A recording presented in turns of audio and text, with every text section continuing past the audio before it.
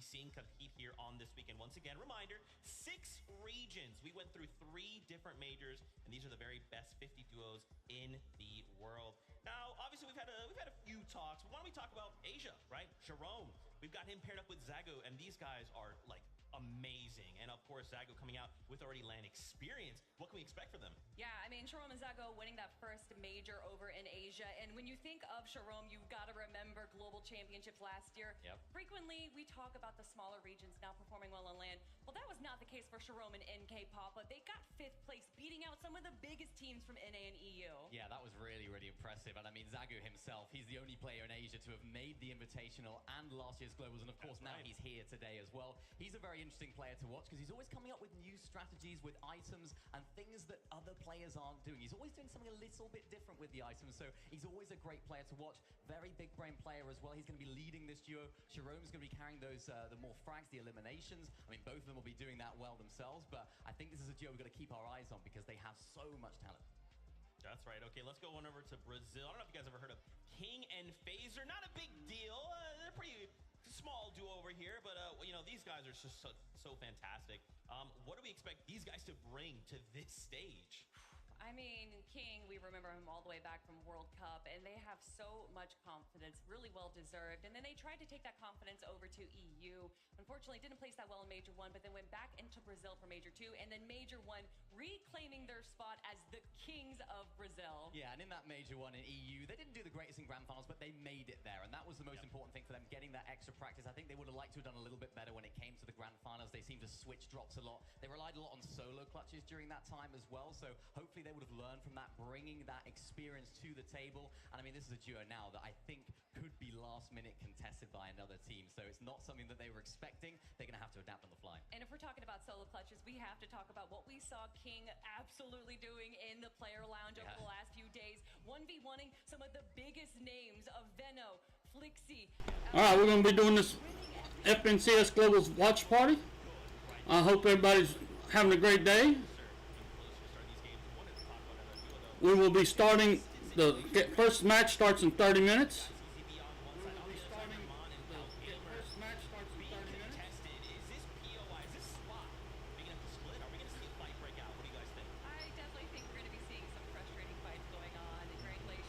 Y'all let me know if this is too loud or if y'all can hear it at all.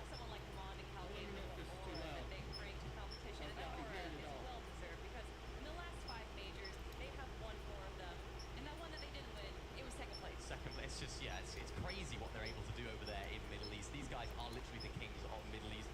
Calgame is the aura king of Middle East as well. He seems to just claim the drop spot. Nobody wants to contest him. But over here now, Grand Glacier, CZB and Nathan, okay, planning here the entire chapter. They've been doing very well from there as well, and their results, their improvement has been noticeable all the way through to Major 3, where of course they qualified here today. I think that experience is going to be really, really useful for There we go.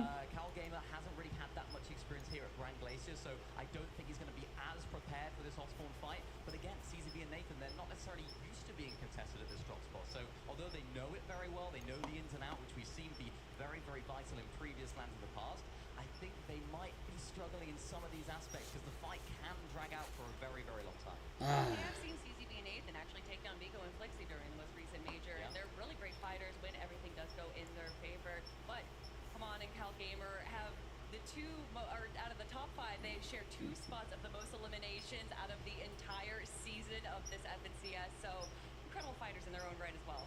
Yeah, I mean, we're just trying to drill a point home here. This is 6 regions, the very best of those regions, all coming together on a single stage. I mean, how do we manage, right? I'm like, hey, I play in NA, I'm used to NA, and then suddenly I've got a BR team, an EU team, an OCE team. How do we manage that? Practice, scrim, VOD review, doing anything you can to prepare, as this is the first time that all of these players are in the same room together. They have had a few days to get those scrims in, but even then, we know that some of these teams are holding some strategies back. Oh, 100%. I mean, they had some practice scrims, they were doing some practice games. All right. To Vico, I was like, oh, do these actually reflect what you guys are going to be doing? Is anyone actually doing it properly? They're like, no. Nobody's playing it as they're going to play it. They're keeping all the strats under wraps, making sure that nobody knows what they're going to do. So it always brings a little bit of excitement, particularly on day number 1, because this is where all the prep work that they've done for the last 2 months really pays off. And I love that you bring up Vico, right? Vico and Flixie. I think for a lot of people, they are probably the favorites to win it all, right? To bring home this title, FNCS Global Champions. What have you guys been able to kind of like gleaned from just hanging out with them this weekend, kind of watching their play? I mean, going from Major 3, getting that first place spot right there, and that was the first time that we saw them paired up as a duo this season. And they didn't take a single tick of storm damage. That just showcases how prepared they are. And a lot of that to do is with where they're landing in Reckless Railways. They do like to go for that forecast tower, of course. So knowing exactly where the zone is going to fall definitely helps you not take any storms there. Yeah, and if you know about Peterbottom Boy, you'll know a lot about this team in terms of the way that they like to fight, right? This is a very, very elimination-heavy duo. Vico had the most low-ground eliminations of anyone in any region in the entire chapter, so very, very elimination-heavy in the end game. And of course, even going for that forecast tower, nobody wanted to fight them for in Major number 3. They had that forecast tower for themselves in pretty much every game, except for the time when it didn't spawn. When it didn't spawn, they literally just went to the next door forecast tower, brought the team off there and said, we're having this one as well. But I don't think it's going to be that easy for them this time, Bryson Bolton. That is right, Bryson Bolt over in NA East, or NA Central, I should be saying. They were able to take that away from Green Ritual, who were originally landing over in Reckless Railways. And Green Ritual, who have been landing there all year, were like, nope, we're not going to go up against Vico and Flixie. Yeah. We're going to move our drop spot. But Bryson Bolt's a relatively underrated team. We keep saying that they're kind of the underdogs, but honestly, they have had a great, consistent year this year. Yeah, it's true. I've been watching. For that forecast tower, they're definitely going to make Vico and Flixie work for it. And that's scary, right? We kind of talk about these contested situations, those forecasts we heard from them. Clicks, now we're talking about these guys. How many duos are going to look to just claim this? This is so vital to some duos' play style. Because of who is going for those forecast towers, I honestly don't think too many people are going to be fighting for them. I think it's worth it, though. If you're a team that is maybe not doing so good after day number 1, day number 2, you can clutch up with that. Hey, Zolan! No mobility matter. People don't have ability. Maybe you have the underworld dashes, but hell yeah, he doesn't have them. So being able to know where those zones are in advance allows you to position yourself in a good position, especially when you have that early storm surge damage. So I don't know if this is too loud or not loud enough, if y'all can hear it. Towers are making it a key element of their strategy, because if you have it, thank you. literally have an advantage over. Much appreciated. I still got you up, my friend. Although there might be players going for that. All right, that's awesome. Thank you. In the early game, they don't really go for the eliminations. They're just going to go for the tags, so they'll never put themselves too much at risk of getting eliminated. Interesting. I love hearing what you guys have to say for it. I also want to hear from Flixie and Vico themselves. Adam Savage is standing by. What are they going to say?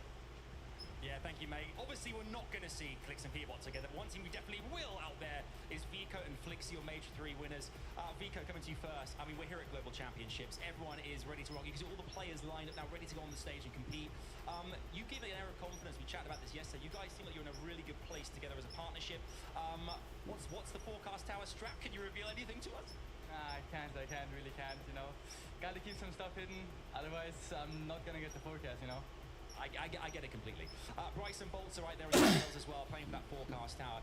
Flixie, how do you go about business? I mean, how have you kind of predetermined how you're going to manage the 12 games you've got coming up? I think we're just going to go for forecast, all the games it spawns, and the other games. We have some secret strats we cooked up, and we need to keep that hidden till it starts. Okay, I mean, obviously eliminations is a big factor for you guys. You are ruthless out there. Is that a big name of the game this weekend? Obviously, we see the kind of the points, the 1.5 tomorrow. Is eliminations a big factor here, and how you manage the likes of Storm Surge too? I think eliminations is going to be a big factor of us. I think you're going to see a lot of eliminations for us, so yeah. You see this confidence? They got this confidence here. I mean, I can feel it. Flixie as well. Tell me what it's like playing with Vico, how you guys kind of enjoyed working together, the journey to get here as well to this competition. What's it been like these last kind of few months? Have you really enjoyed working together? And what are the strengths you like about Vico too? Vico is just the best fighter in the world, probably. He just does everything. I just need to IGL and think, and he does the rest. You've also obviously, Reckless Railways currently uncontested. How does that kind of give you guys the advantage as well versus being contested? I mean, how do you kind of go about proceedings when you've got all that space to your POI is just for you right now? I mean, we have all the freedom in the world. We can do whatever we want, you know, not have to worry about people like contesting us or like having to worry about how fast we gotta be. You know, we can just take our time, do whatever we want, and just like as long as we get searched and everything, I think we're gonna do it. And obviously on the elimination feed as well, we'll see which players you guys managed to eliminate in the competition. Does that add a bit of kind of excitement as to the proceedings, so to see exactly who around you managed to eliminate prior to getting to that end game? Yeah, I feel like that Anonymous is office like a pretty big factor, because you can see who dies, you know where everyone's landing, you can just do really good because of that. I think it's a really big factor. Well, we're all very excited what Vico and Flixie are going to do on the map itself here. Can they go all the way? 12 games will tell. It's back to you guys. We're very excited over here. Thank you so much, Adam. Yeah, I mean, obviously, if you guys have been falling for it, you know Vico, I mean, he's won a LAN, so he's got got experience. It's got him paired up with Flixie. I mean, I love that Flixie kind of brings up this point of like, if you eliminate, you kind of know where everyone's dropping. So hey, we've eliminated Zeke. He lands over here. Now we know we can kind of operate in this area, right? Like those little bits of information really go a long way. Yeah, and not only did he win a land, he won a solo land. So it showcases that even if he does have Flixie go down, he's going to be able to keep going strong. And Flixie, an absolutely incredible IGL that can frag as well. This duo, there's a reason why they're one of the favorites to win. Yeah, both players sort of previous to their FNCS win had always been sort of like up and coming. It was about time for them to win an FNCS. I feel like it was right that they were just about to win FNCS there in Major number 3, and they absolutely popped off with it as well. Even just speaking to Vico's mum, who follows him around all these events, Mama Vico, big shout to her. I said, are you nervous? She's like, nah, I've done this. I've been around. She follows him around to all the events, his biggest fan. And I love to see that. I love to get to speak to all the players and, of course, the parents that are here as well. I think it just brings a whole new vibe to the arena as well. The difference between doing that and online as well. I feel like there's also got to be like a little bit of trash talk, right? Like you think that like the parent, like you know, just think about like a situation where you got Peterbot and you got Blake, they're kind of going head to head, and the folks are just like, hey, it's great to see you. How have you been? Like we're here together, hanging out again. They're just like, dude, I'm gonna beat you. I'm gonna contest you. And the forecast is fine. They're like, hey, do you want to just grab like food later? We can hang out. You know, crazy stuff, crazy stuff. I wanted to highlight here really quickly experience, right? We talked a little bit about that LAN experience. Last year's Globals wraps up.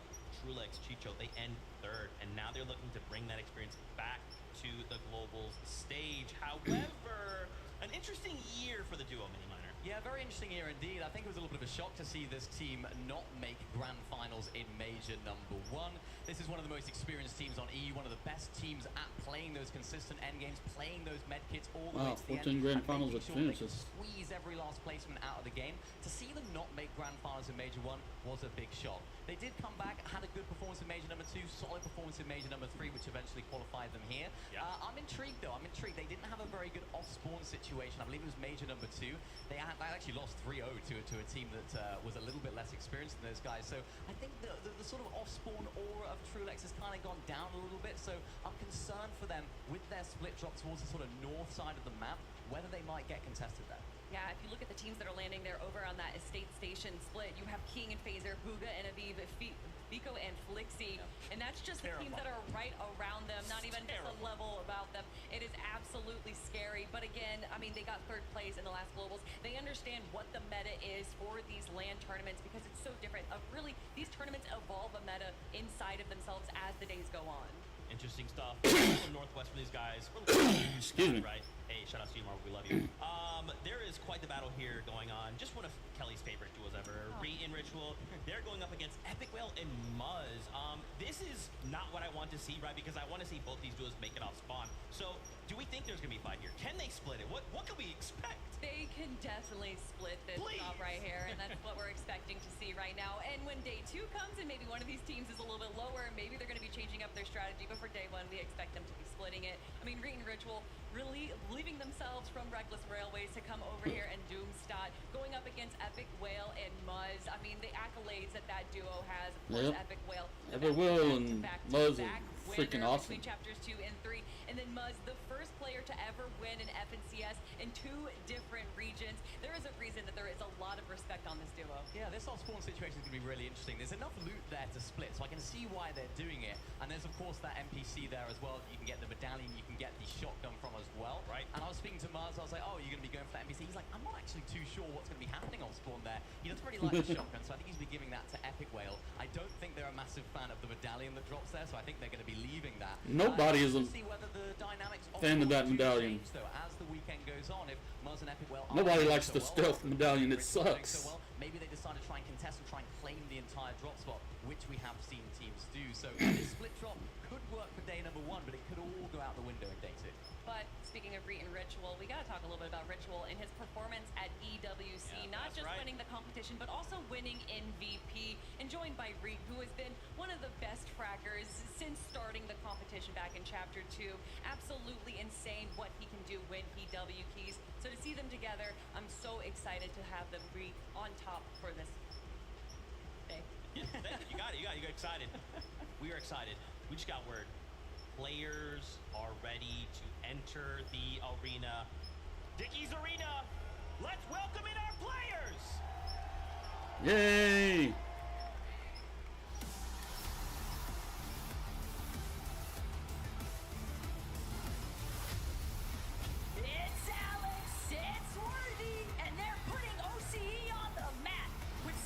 FNCS titles in the bag already. Now they want that FNCS trophy. Let's give it up for Andalex and Sato. The French pride is here. And with the Ultimate Club story coming out of Major 2, they're looking to keep the momentum going for the next couple of days. Everybody make some noise for Baka and Pars. Coming in hot from Major 3, and now they're ready to challenge the competition because it's a shot at the big prize. Casper Alright. and Grissom have arrived. These two might be new to the land setting, but watch out because they're not here to play around. Now, it's time to prove yourself. Walking in now, you got John and Michael. Haven't seen that team Major before 2 yet. champions, and they secured their presence with us this weekend. But can they go all the way?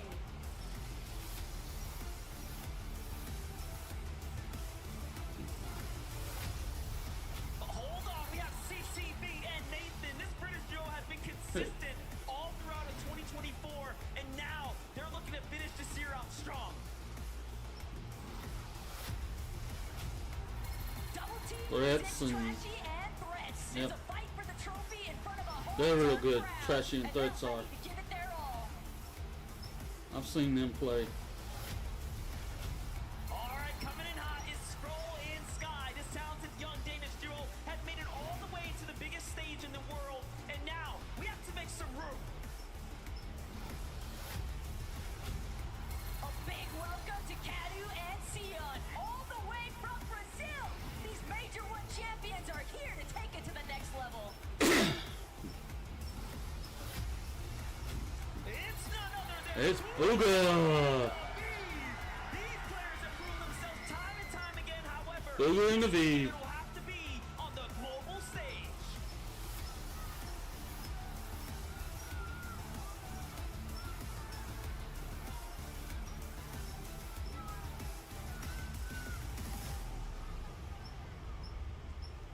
Our first 10 duos take the stage.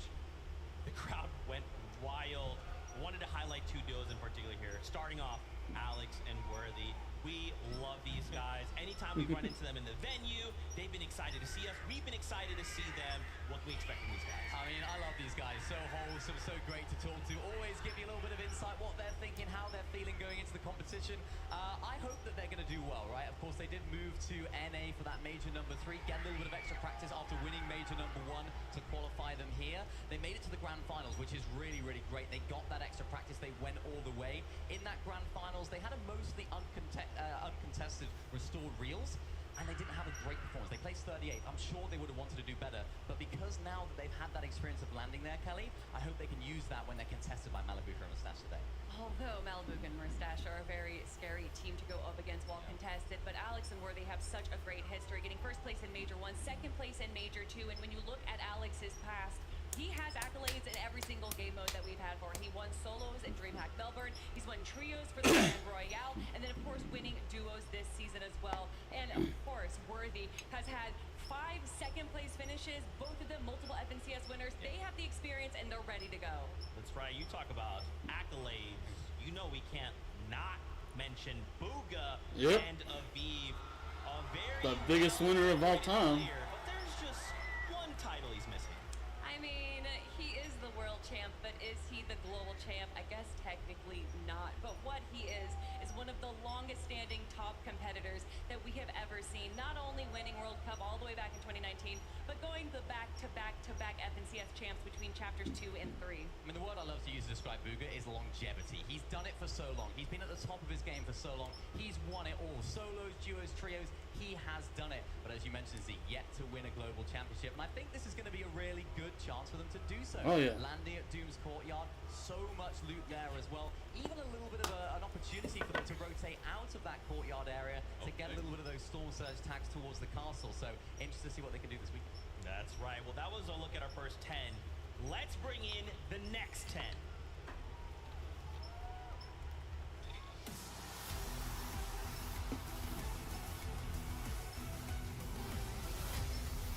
Say hello. Epic will. This is And what Mug, your yeah. champions look like, but which They- man is next on the to-do list? Can They've they got a good secure it? chance.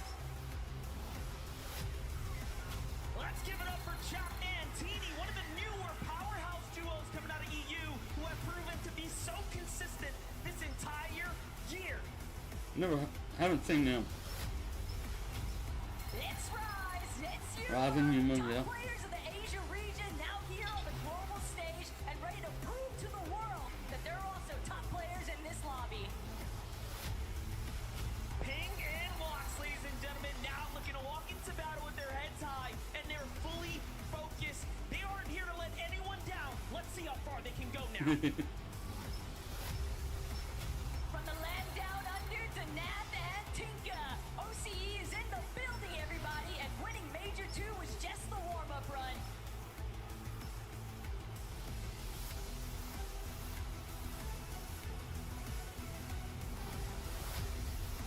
It's none other than Quanti Okay. and Gold. The best of both worlds coming together now from Brazil and NA, and now they're ready to test their true strength. Let's send them some energy. Bienvenido, Throne and Crown Soon. The KPI boys moved to the Middle East for Major 3, but they didn't just take part, they took over. It's double trouble. Raid and Ritual. And Ritual, one of our favorites, Yep. are now officially in the building, and they are here to see what they can do on the global stage. Straight out of Germany, it's Reason and Badil. The big stage is not a problem for these two, as they are the definition of confidence.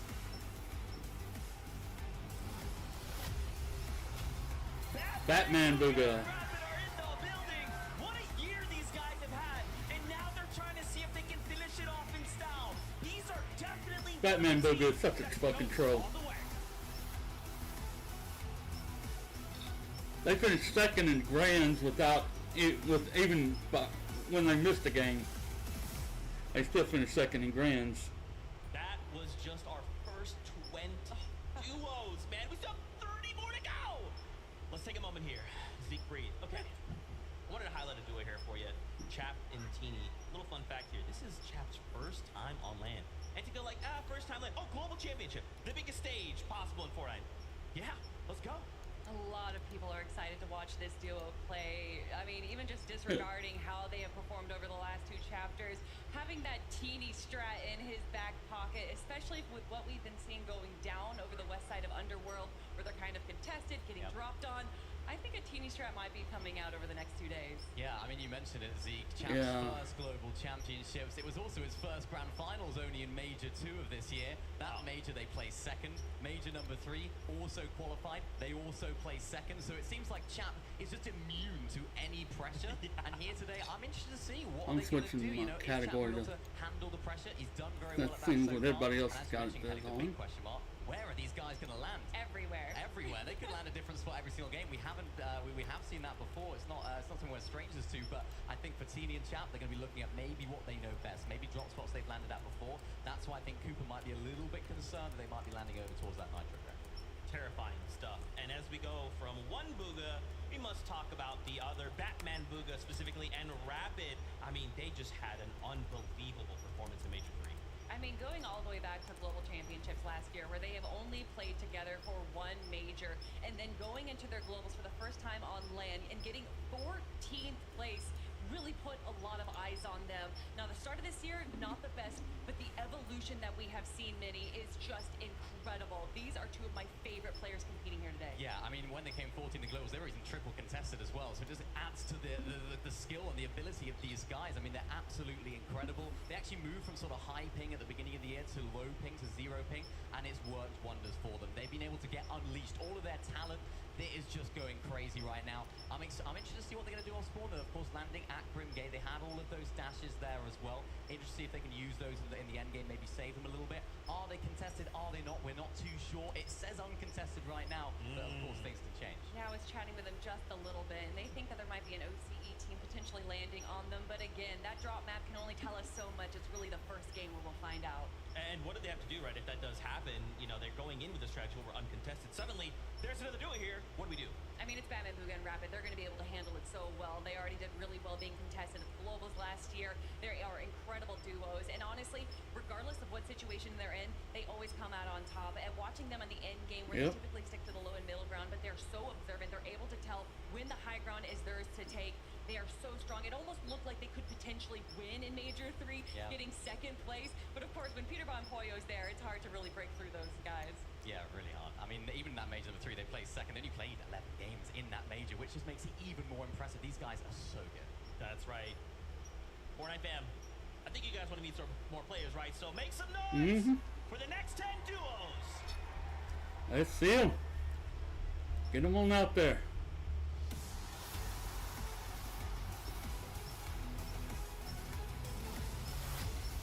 Let's hear it for Swizzy and Yapko. Coming together for this event, this duo is on a mission to impress They're the pretty good. world. They've got the skill, but can they make it happen? Here comes the pride of Middle East and Dapper and FKS, some of the most dominant ME duels of all time. And it's actually not their first land, but it might just be their first trophy. It's Trulex and Chicho making their return to the global stage, only this time they are in it to win it. Last year they placed third, and now it's time for first. Let's give it up for Kei Shoro and Keiki. The Brazilian stars are coming onto the global stage for their first time in their careers, and it's time to lock in for real now. Big welcome to Chiefs and Chris coming together for this event, but these guys mean business. Both have proven themselves worthy, but now it counts for real.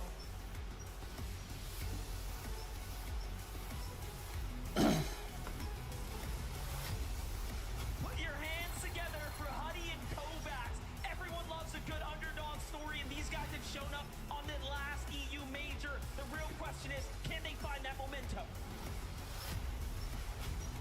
Coming in hot, it's going to be Dukes and Sphinx. Championship material right here, but this weekend is not going to be easy for anybody. All the way from Japan, it's Bobby and Larpex.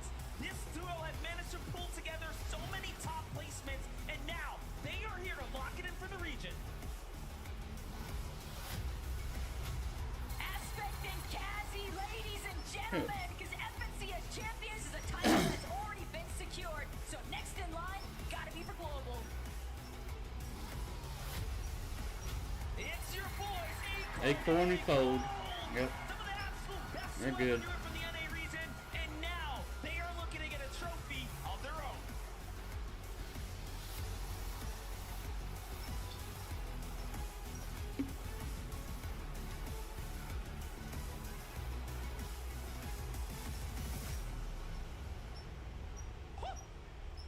You guys feel that?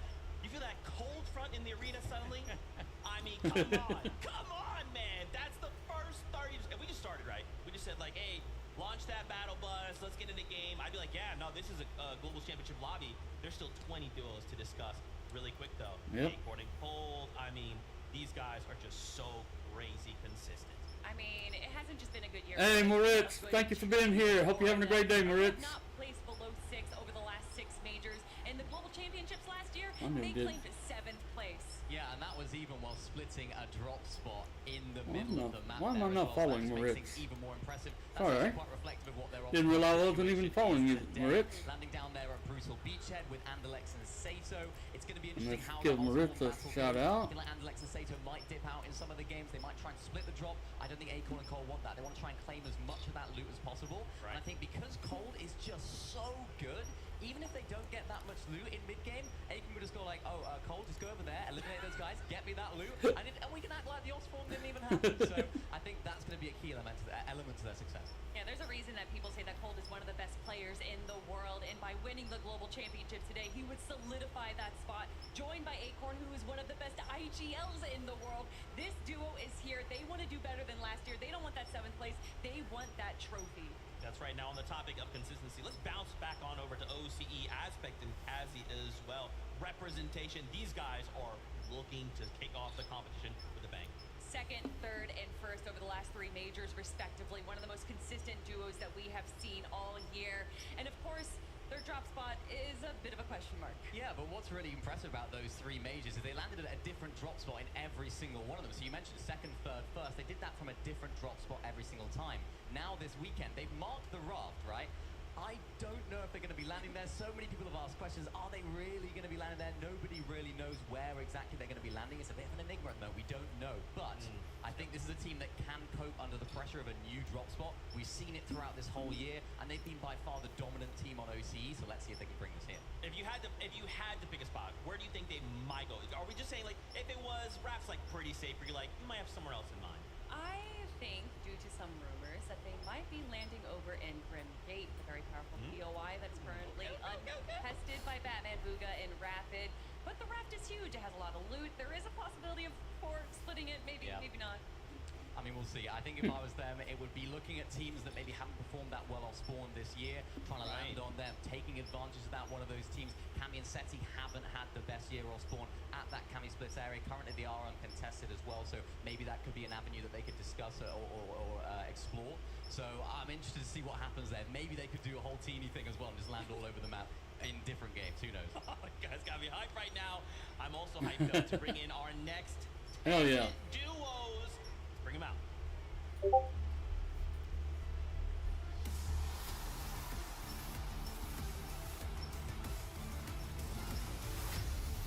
Everybody watch out because it's Queasy and Thomas HD. Some of the best to ever touch the game, but they lack a trophy in the collection, so now's their chance to change that.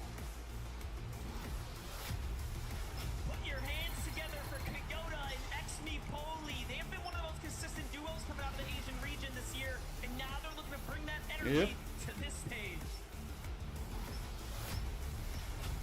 Big welcome to Shadow and Virgo, ready to put their abilities to the test this weekend because these guys are not here to go home empty-handed. It's Kyrus and Shari, everyone, just making it across the line in Major 3. Now they're here to lock it in and make up for that because they will be hungry for the victory and the trophy. Visuals and parades in the house. Last minute magic, and that's what I'm talking about. Short time to adjust, but diamonds are made under pressure.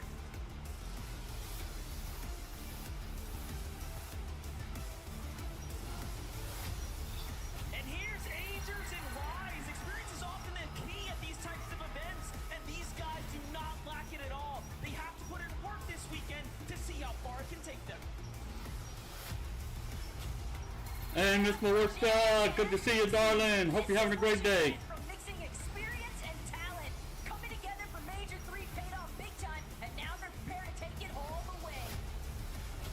Coming in hot is Ed and Persa, always on top of the leaderboards in Brazil, and now they Yeah, it's all kids. It's all, they're under 20. Most of them are 15, 14.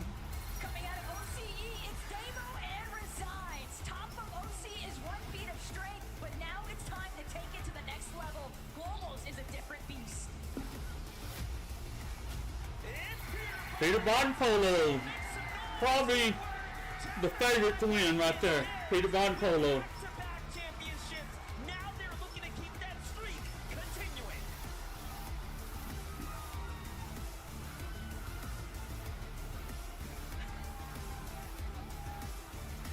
Somebody in the audience wearing a Peely costume. Man, I don't know how much more my heart can take. Yeah. We've got another 10 duos here, but let's take a moment to talk about these 10 that Peter came out. Bot's I wanna highlight 8 one of the here. best in the world by far. Holy, these guys are widely regarded as Yeah, that was funny seeing Peely in the audience. Now, everyone else is looking to have to deal with them. How are we doing that? I mean, we were looking at Aspect and Cassie just a few minutes ago, and literally the same placements over the 3 majors: a second in Major 1, third in Major 2, and first place champion title in Major 3. And honestly, I am so excited to watch this duo. They have been competing in Fortnite for a very long time, only since 2019 Winter Royale. Yeah, these guys have been by far the best Asian Yep, team this year. they're all So, kids. So consistent. I'm interested to see what they're going to do today. They're landing at the north side of the map. And they make us look area. I think what we've been seeing some from some of the like Asian crap. teams as well as what we think is going to happen. They're going to land on that main Oh, yeah. area, try and third party that Rebels Bruce fight, get some early Storm Surge damage, and then play the game out as they like to. And the way that they like to is very low ground heavy, very consistent, not crazy amount of eliminations in mid game, but in end game, that's where they thrive. So I'm expecting lots of consistency from these guys. I'm expecting lots of end games. Okay. What's this? I got my notes here. It just says Wheezy, Thomas, HD. That's true. They're Very pretty, true. They're pretty all really good. I mean, Queasy getting second place in the Invitational with Venna way back when. Nope, I definitely didn't have none of that. I was out working my butt off and playing outside somewhere. I mean, and that was 2 years in a row as well. Major one this year, missed out by 1 point. Major one last year, another point. So it was so unfortunate for him. This could be a really good opportunity for them. They're finally uncontested. I feel like Thomas is always. I didn't have my first computer till I was almost 28. But I'm interested to see what they can do. They're landing at the north, Yeah. the south side of the map, the sort of southeast Got area. my first PC at the end of 97, early 98, right before I turned 28. Because Thomas HD is just so good with that pistol. I was speaking to him, he was saying, yeah, we're going to be carrying one of those pistols, and I was like, yeah, mate, I hope you're carrying that pistol, because that's your job in this duo. But no, I'm really excited, because these guys have all that LAN experience already. They have all the experience of playing online as well. We're expecting big things. Well, we've only got one thing left to do, and that is introduce The final 10 10. remaining duos to Dickies Arena. Y'all better make some noise!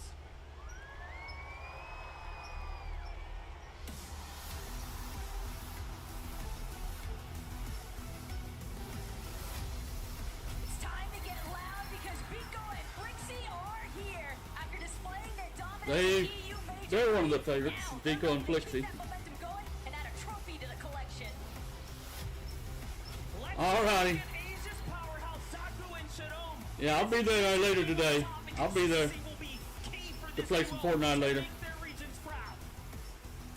Played some earlier with Jordan. We won, I don't know how many games. We won a lot of games this morning. These guys are not new to the global stage, but the question now is how far can they make it together? They are back. Malabuka and Mustache coming back together as a duo this year and taking home an FNCS championship was huge for their region. All the way from ME, it's Cal and Haman. These guys have been at the top of their region for several seasons, so the confidence is there, but it's showtime now on the global stage.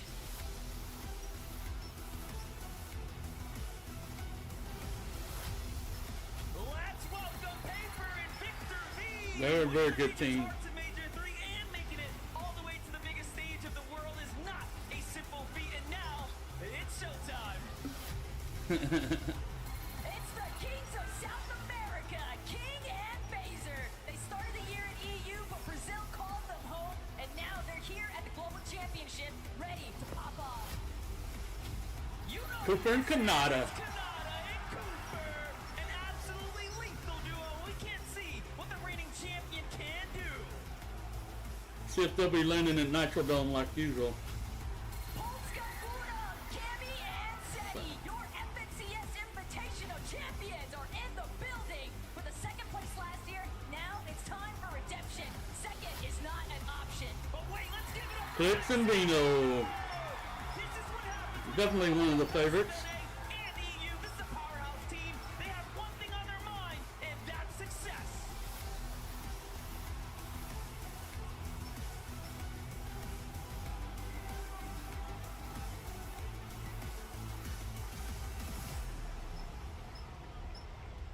Dickies Arena, I mean, come on! This is who we'll be seeing compete. These are 50 of the best duos in the world. Are you not entertained?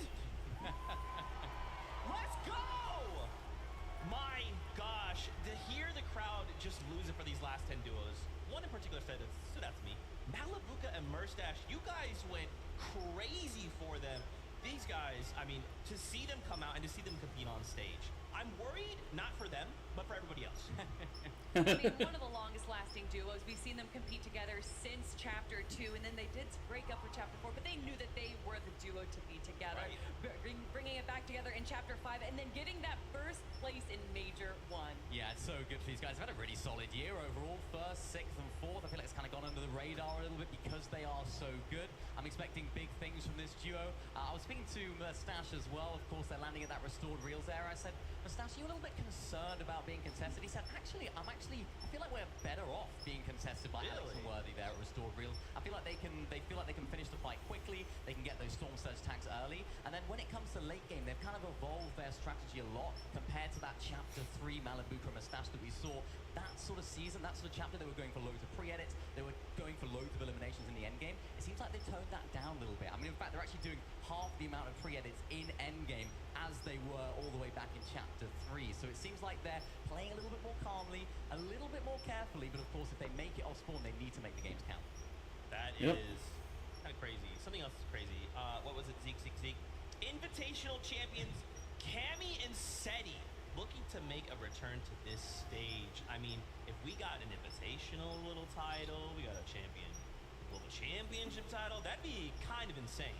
I mean, they're already regarded as the land goats. Yep. As you said, winning the Invitational, getting second place at the Global Championships last year. And although they may not have had the best major last major, this season is looking so good for them. Absolutely. They love the low mobility meta. They have an incredible drop spot on the middle of the map. Everything is kind of working in their favor, Mini. Yeah, it's a really, really nice meta for them. It's a really nice situation for them. As I said earlier, as I hinted at, my only slight concern for them is if someone decides to land on them off spawn. They haven't necessarily had the best time off spawn. They had a good major 3. It was third in that, or major 2, I should say, third in that major. But in the other majors, they haven't quite had the same success. They've only won 20% of their off spawn fights in those 2 majors. So intrigued as to what's going to happen there. I don't know if they're going to get contested. We're not too sure yet, but please do not count these guys out, because when it comes to the big stage, when it comes to the bright lights, when it comes to in-person events and low mobility metas, these guys always have some great strats cooking. So no matter what they've done this year, throw that out the window. It's time. Their time is now. And we've already seen them evolve over this season. We know them to be low ground kings, but over the Cash Cups, they actually won 2 victory royales from the high ground. It just shows how diverse this duo is, how prepared they are, and I'm wondering if they can do it again. Okay, and we kind of got to look there at Seti. You can tell the nerves are starting to set in for some of these players, right? You can always say, like, yeah, I don't have nerves when I go into this, but when you have this crowd roaring, when you're under these circumstances, there's those nerves, they start to creep up. How do you guys feel like these players are doing? Some of them, obviously, they look locked in, they're ready to go. They're enjoying the crowd, but they're thinking, I've got to win. Tournament jitters are a real thing. You'll see players that are very comfortable in their own home, playing on their own setup, and here they are in a foreign setting around a bunch of people. Nerves can definitely play a part into it, but there is so much opportunity for these duos to learn over day 1, and then with that 1.5 for day 2, they can really evolve and kind of get more comfortable with the setting that they're in. Yeah, and it's going to be interesting to see, because I think around a third of our players competing today are actually making their first international LAN appearance. So it's going to be interesting to see how those guys do, how they handle the pressure. I mean, the camera was just on Cammy and Seti right there. They seem very chill. Seti, I thought, was asleep for a second there. Thankfully, he isn't. He's awake and ready to go, which is great. It seems like they're very chill about the situation. They've done it before. They've won it. They had second at the last Global Championships. They've been around the block. They know how to handle the pressure. It's all about how they can transfer that into the game. How can they use that little bit of an advantage that they have over the rest of the lobby that maybe hasn't had the same success, that maybe hasn't had the same experience as these guys, to really elevate their game and set them apart from the rest. I wanted to circle back. You had kind of talked about the meta a little bit. Now, obviously, being back on a Marvel season, we've seen the meta shift a little bit away from just like massive storm surge towers, DMR shots to kind of get surge. What can viewers at home kind of expect to see with what's in game currently? Well, with this low mobility meta, we're definitely going to be seeing some storm surge powers as well, because with low mobility, you can't really rotate too quickly, obviously. Although there is the flaming hoops, we still have Fizz and everything. There is opportunities for players to rotate. I think we're going to be seeing a lot of players alive towards the Zone 3, and we're probably going to see some major storm surge. Yeah, I mean, these are always stacked. These in-person events, these LAN events, they are always stacked. So storm surge is going to be so important for these teams.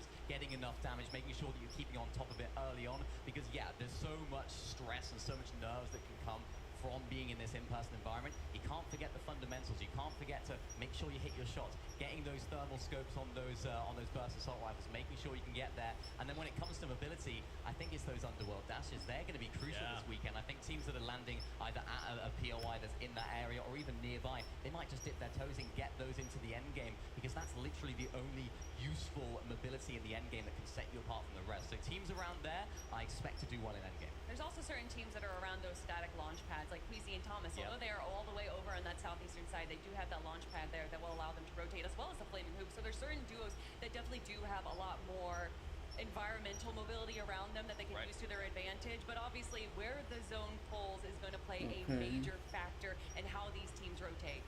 Okay, you bring up Queasy and Thomas. We kind of touched on them a little bit. I want to circle back. So we bring together 2 Titans. You know, they've had so much experience separate, and now bring them together. What does that look like on this global stage, right? Like, are they where they need to be to look and say, look, this is it. This is our year. We're going to walk away global champions. I think so. Honestly, I think that they've had a lot of practice. Queasy's already proved himself on the land setting, getting second place, so close to first. And of course, I love that moment. Queasy, dropping on Cammy and Seti. Really, a lot of people still regard that as one of the best FNCS land moments to date. And I think that it is possible that we see Queasy bring out another strat like that. They do not want to get second place again. Yeah, they really don't. And Thomas is still looking for that FNCS title. And I kind of wanted to pick his brains a little bit. I said to him, does that affect you? Does that sort of linger and be like, oh, I still haven't won FNCS. It's been so long. I've played for this amount of time. And he said, no, I don't really look at the performances, my past history like that. I look at every single FNCS. I take it as it comes and try and do the best that we can, which I really like. And Hey, Spider. Good to see you. I'm doing good. How are you doing? Play together all the way back. How's it going today, Spider? Stuff like that. So they're no strangers to each other in this environment. So this is going to be a very experienced duo to look out for, and a very experienced duo that seem to put themselves in the right position at all times. Queasy's really, really good at that. He's one of those players that is, of course, going to be taking the more IGL role here, taking the lead in this duo, and making sure they're in a good situation. We haven't seen them play Hype too much, so I mean, a lot of people are saying like, Queasy is the Hype king. It's been a little bit 50-50 for I think it's awesome that it's been being sponsored by NASCAR. Queasy thinks they should be going up on Hype every single game. I don't think we're going to expect to see that, but they have it in their back pocket if they need it. Sorry, just to bring out even more numbers, not only has Thomas been missed out on first place by just a single point, he's gotten second place 3 times and then third place 4 times. Wow. I mean, when you're talking about consistency, there's a reason that Thomas HD is considered one of the best aimers in the game. Yeah. But he's aiming for that first place now. Yeah, it's interesting that you kind of like that he thinks about it, right? Because it's easy to look at those numbers and go, well, you've never won. So like, but no, you're so unbelievably consistent that literally season to season you are adapting and almost punching up, right? Look at Peter Bot and Poyo. They're just coming out saying, we're just dropping 1,000 points. No big deal in the season, but for someone like Thomas HD with that experience, that's crazy to think about. I mean, if you want to talk about world records, Queasy and Veno getting 6 victory royales out of 12 last year. I mean, these guys just pull out these crazy strats, are able to pull out crazy plays, and I want to see it on the big stage this weekend. I know that it's going to be probably a little slow for game 1, but we know a lot of these players aren't sharing everything with us because they have some strats in their back pocket. Yeah, that seems to be the common theme when we're trying to talk to players. Like, oh, so what are you going to be doing and when that team contests you? Where are you going to be rotating? They're like, you think I'm going to tell you? Like, you really think I'm going to tell you? And I can't get anything out of them. So that's what's so impressive and what's so interesting about these LAN events is everyone's in the same lobby. We get to see how teams, we do our VOD review, we do our preparation. The other teams will do that as well. We get to see them in their own home environment, but we haven't seen this lobby ever, right? So it's going to be so interesting to see how they mesh together and how some of the fights go down early on and later on. Yeah, that's a really scary thought, right? Because even think we've had a number of practice games leading into this, right? And some of these duos have said, even in those situations, I'm not going to reveal anything, right? Someone like Bugha's been like, well, I could play, or I could just kind of keep everything in the back pocket. You will get nothing from me. Yeah, watching these scrims and not having Bugha's name in it, it's been a little bit, not concerning necessarily, although I do think practice makes perfect. Getting any kind of practice in before the competition, but it's Bugha, it's World Cup Bugha. I'm sure whatever he has prepared is better than what I can think of. I mean, I tell you who was looking good though in the practice scrims was Acorn and Cold. I think they had like 16 eliminations in one of the games. They weren't backing down. They wanted to fight every single person, and just even maybe they're not bringing out the strats that they're going to use. Maybe they're not bringing out those rotations. Just their ability to sort of fight with each other, have that synergy. You could see glimpses of that in the practice games yesterday. So it seems like they're on top form. I'm excited to see what those guys can do as well. But is that a bit of like painting a target on your back, right? If you're willing to go out that far and just go like, hey, we're willing to take the fight, dude, we're kind of willing to show you who we are. Think of someone like Peterbot, right? Just so confident, just willing to say like, hey, wherever you are, if you want to come contest us, we'll be right here. So feel free to roll on over. That could work against any of these duos. I mean, it's great that we were just talking about Acorn and Cold and potentially contesting Peterbot and Poyo because they did try that in the Grand Gate era and immediately left because Peterbot and Poyo absolutely dominated the competition. And I mean, this duo right here, Peterbot and Poyo, there is a reason that they have just been so consistent. They have conditioned the lobby, like we said. Yep. There was a moment during Major 2 where they were splitting height by zone 10. I don't even understand how that's possible, how you can hold height from 2 different positions, just beaming down the rest of the lobby below. No one was even looking up. I think players, though, are going to be looking up to them. Yeah, I mean, statistically, they've held height for the longest amount of time out of any duo this chapter, so I expect to see those guys up on height. And to your point, Zeke, about how their confidence goes into this, I think they feed off wants to feel like he is the best player in this lobby. Nobody comes close. And I think the way that he talks about himself, the way he carries himself, I think really aids his gameplay. You can see that when he's walking out. He's like, yeah, I belong here. I belong on the big stage. We've had second, first this year. This is our time. And I think that just plays into it. Some people will crumble under that pressure, but Peterbot's got so much experience now at winning. I think he believes in himself, and having that undisputed, undeniable belief in yourself is so, so vital when you get to this big stage. Okay, you kind of said something that piqued my interest. We're talking about high ground, right? Yeah. Maybe there's people that are tuning, they're like, okay, you've said high ground, I don't know what that means. High ground, low ground. Maybe break this down a little bit for us, because I don't know, like you guys that follow, you know, there's a lot of high ground teams, and there's only one high ground. So how can we expect that to kind of... Only one of them can have high We're ground. all looking at high ground going, okay, are you going up? I'm going up, and then we're all thinking the same thing. We're looking for that perfect time. Well, obviously, by having the high ground, you just have such better angles, better visuals of the rest of the lobby. And there's a lot of that goes into kind of controlling high ground. Some teams take it a little too early. They use those mats. And then when they see these high ground teams kind of switch to wood builds, well, that's when teams are going to try and chop them out, try and steal high ground from them. So it's almost a little risky to take high ground a little too early because you're going to use those mats. But with it being a low mobility meta, stealing height is going to be a lot harder. Yeah, it is, and I think that's where those underworld dashes are really going to come into play. Pop of Fizz, get the underworld dashes, save them to the end game. I think teams that land in that sort of area can definitely take height. And as you mentioned, it's a low, no mobility meta, so a structured height take is more what I expect to see here. When we have mobility in the game, we had various different mobility across the last few seasons and chapters. You can literally just look up, say, I don't think they're too confident up there. Let's just dash our way up, and we're on height. So I think now we're going to see teams like Cammy and Seti that have taken height in the past, previously known as a low ground team, then sort of evolve their play style to take height when they need to. They're very structured at that. They're very, very good at it. They know how to get to that front side of zone and then make sure that they can claim height. So it's not necessarily you're going to be a high ground team or a low ground team. For some of these teams like Cammy and Seti, they have it all. Yeah, and speaking of teams that like to take height, Clix and Veno. Clix, when he was playing with Epic Whale and Epic Whale, he was taking high ground way too early, around zone 9, and then constantly getting chopped out. But joined by Veno, who has reined him in just a little bit. They did such a good job during Major 3, controlling high ground, especially in day 1. Okay, yeah. Let's circle back. Clix a minute. Let's take a moment, right? Let's give him a moment to kind of talk about this duo. How are they for us? You've touched on it a little bit. Can you maybe break down just a little more for me? What has Veno brought to Clix, right? We've seen Clix kind of pair up with a few different duos, and then obviously we had Queasy and Veno for so long. Yeah. And then you're suddenly like, okay, wait, Veno, you're leaving EU to go compete on NA. You're already used to competing in EU, and now we're going to change all of that up, and you're going to play with someone like Clix? Are you crazy? It's honestly, we've already talked about it, how well paired it is. It's honestly looking almost like a trio competition where you have the IGL and you have the Fragger and then you have the support player. Yeah. But you just mesh IGL and Fragger together, and that's Veno. And Clix plays the perfect support. Watching them play in Major 3 was like watching a dance. Constantly in Veno's shadow, Clix was ready to prepare for him. And watching some of these plays that they made in the endgame, where Clix would shoot towards the box, the team would get distracted in one direction, and then Veno would quickly rotate into the back and 1v2 them. It was so exciting to watch them play. They had their strategy down to a pat, but even when a wrench was thrown into that, they were able to evolve, they were able to adjust, and I think even though they might potentially be contested here today, I don't think that's going to throw them off their game too much. Yeah, well, remember, Major number 3, their debut season, they were looking strong to win the entire Major. I think it was the last 3 games where things didn't quite go too well for them. I think for Veno, he didn't have a very good start in terms of EU's performance with Tayson. He, of course, played Major 1 and Major 2 with Tayson. You imagine this is like a Titan duo. I mean, you can see on the screen right now, he is ready and raring to go. He's been in this situation before. But as I was saying, he was playing with Tayson, didn't quite work out. He's looking at other options in EU and thought, well, not really any players that sort of suit me here. This is not, I don't want to be going into Major 3 not 100% comfortable. And I think that's why we saw him move over to NA. And as I mentioned earlier, Clix is just the perfect teammate. At the beginning of their sort of journey together, things were a little bit rough.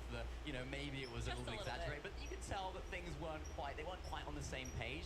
But now, though, when you watch them in Endgame, the way they play through these tasks, the way they're hip to hip, as you mentioned, making little strategies, little plays in Endgame, it's so good to watch. And they're a really, really exciting team in Endgame. When they're playing those mid-ground lanes, it's so good. We also have to give a shout out to their coach. Blood Eggs has just done such a good job making sure that they are ready to go, making sure that they are focused, because they are pretty emotional players.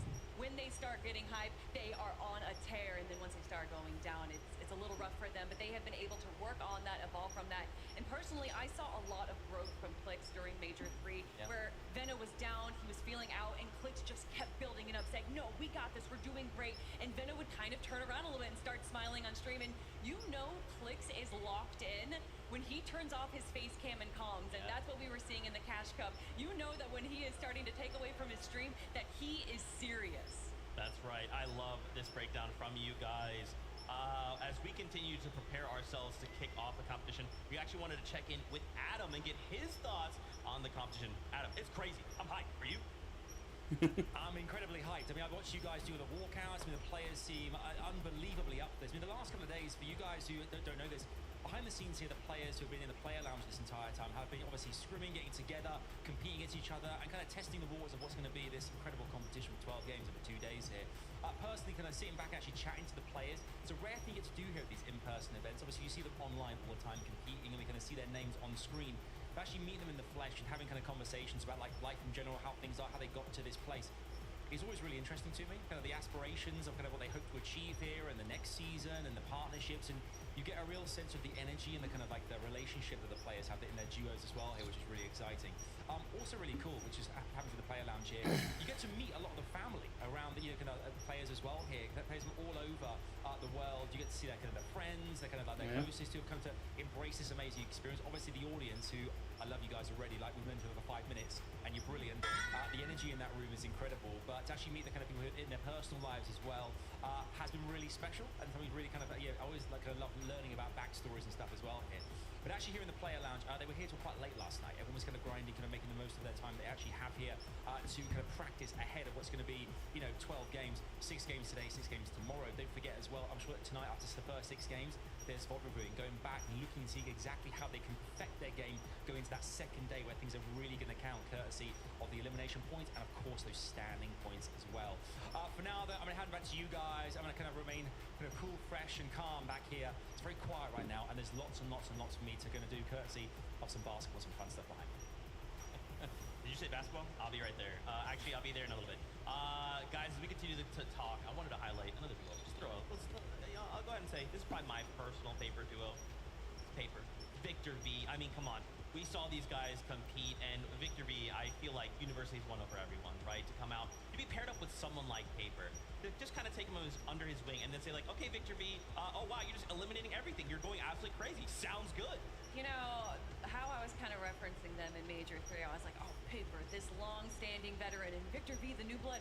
And then I actually look back, and Victor V's been competing for quite a while at such a young age, and to perform at the level that he has is so impressive. And I mentioned one coach, I gotta mention another, Victor V's dad. What an incredible coach. That little video that they released before the Global Championships, I am absolutely in love with this whole team of Paper and Victor V.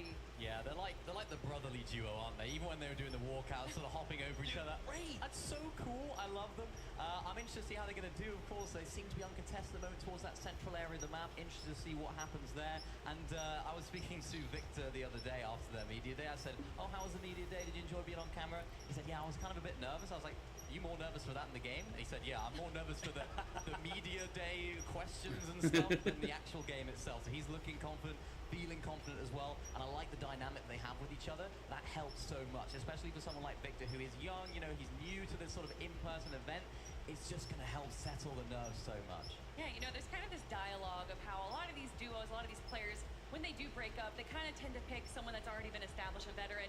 And the question is, why are they picking these kind of young blood? Why are they picking these like young WP Kings that could really evolve, especially if we have a very established IGL? And that's exactly what Paper did. He knew, he already read the strategy book, and picking a Victor V clearly worked out in his favor because here they are on the global stage. It's just wild. I mean, once again, we just want to continue to remind you guys how much talent is on this stage, how many majors we've gone through, how many duos fought to the very end to try and make it here to compete on this stage. And now they're going to compete in front of all of you for a title to prove that they are the best. And now that we're kind of like mixing regions, it's not even just like, hey, which region is the best? No, it's just who's got the title and who doesn't. I mean, I think when you talk about regions too, what's so exciting is that when these smaller regions really do pop off, we were already talking about Jerome and MK Papa, but I want to know who is going to be popping up today. Are we going to have one of these smaller regions really showing up the rest of NA and EU? Yeah, I mean, for me, that was King and Phaser. I thought these guys were going to be the best of those smaller regions. mindful, so much experience on stage. They won major number 3 as well, so they seem to know how to play in their home region as well, as we already know. I think that was kind of a little bit of a question mark now. They might be contested by one of our teams, so they already had a really good drop spot. I'm intrigued as to how that off-spawn battle is going to go, because I don't think it's necessarily going to work in their favor at that particular middle of the map drop spot. And speaking of other smaller regions, well, we already talked about Hamon and Cal Gamer, but FPX after that one team to take away that one win from them in Major 2. Yeah. So another incredible duo here that might be showing up, although they are contested as well. Yeah, they are. They're sort of like that mini Olympus area, just the north side of that. I'm intrigued about what they're going to do there. Whether one of those teams decides if they do win off spawn, maybe they go towards that north side of that Grand Glacier area. If the fight does take a little bit longer, maybe that could be a good opportunity if they get some Storm Surge as well. Even those static launch pads that are nearby as well, they can get up on that hill, base up a little bit as well. So they have so many different options at their disposal. And I mean, Cal Gamer and his teammate as well. What a duo to talk about, because I love the way that Cal Gamer carries himself, right? He's one of those players who's just like, he's so cool. Like, he never shows any nerves, and you can see why. He is so good on Middle East. I believe he's got the highest amount of damage this entire chapter as well. So he is one of those players that can perform on LAN. It's all about what that off-spawn situation is going to do, because we saw it at the last Global Championships, contested in both the upper and the lower bracket, and they didn't make it to the grand final. So I'm hoping now they can hopefully fix a few of those off-spawn mistakes. Okay, I want to circle back here. Bugha of Thief. All right, let's talk about this guy, Fred. No, the guy, yeah, you guys can cheer. It's okay. It's okay. Yeah, Bugha. I mean, dude, you know, when we think about Fortnite, if you're someone who's like never heard of Fortnite at all, but someone says Bugha, you're like, yeah, I know that guy. Yeah, I know Bugha is, right? I want to see this guy win a global championship title. To just have like every single title imaginable, like it just would cement him forever, right? He's already regarded as like this incredible player, and when you have as many like accolades as him, like people would just, they would trade it all to even have like even half of those accolades.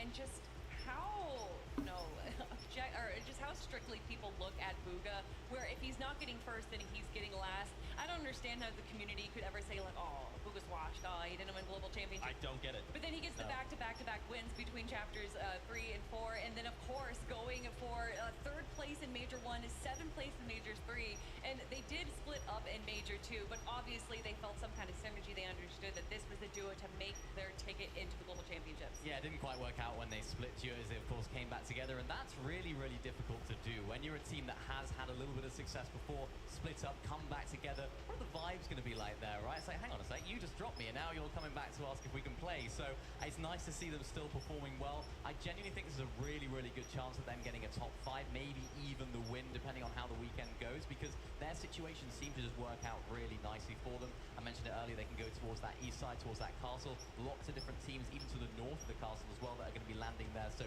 interesting to see how they can sort of manage those early Storm Surge damage. And even if they do get a little bit of their loot stolen from that gas station to the south of their drop, I still don't think they're going to be in trouble. I still think this is a team that can pull it out of the bag. Much like Acorn and Cole, when it comes to the end game, they're still going to be looking stacked because they can find those eliminations. Yeah, I mean, Bugha, an incredible IGL, and then Aviv grabbing all of those eliminations as well. And the loot, like you were talking about, the loot that they walk out of that POI is absolutely ridiculous. They are stacked by Zone 2, and no one wants to face them. Although, a cute little caveat for the moments that we got to see in the Cash Cups, where he saw Peter Von Poy. Bugha and Aviv were currently in first place after game number 5 for the reason was Cash Cups, but Peter Von Poy, you know that they won that win, win before the Global Championships, and so they literally left the forecast tower, the only time that Clix and Veno got that forecast tower, and wanted to chase Bugha and Aviv, and Bugha and Aviv saw the token, saw that little glowing around, they knew that that was where the coin was, and ran away. But again, it worked out in their favor because Bugha and Aviv came out on top.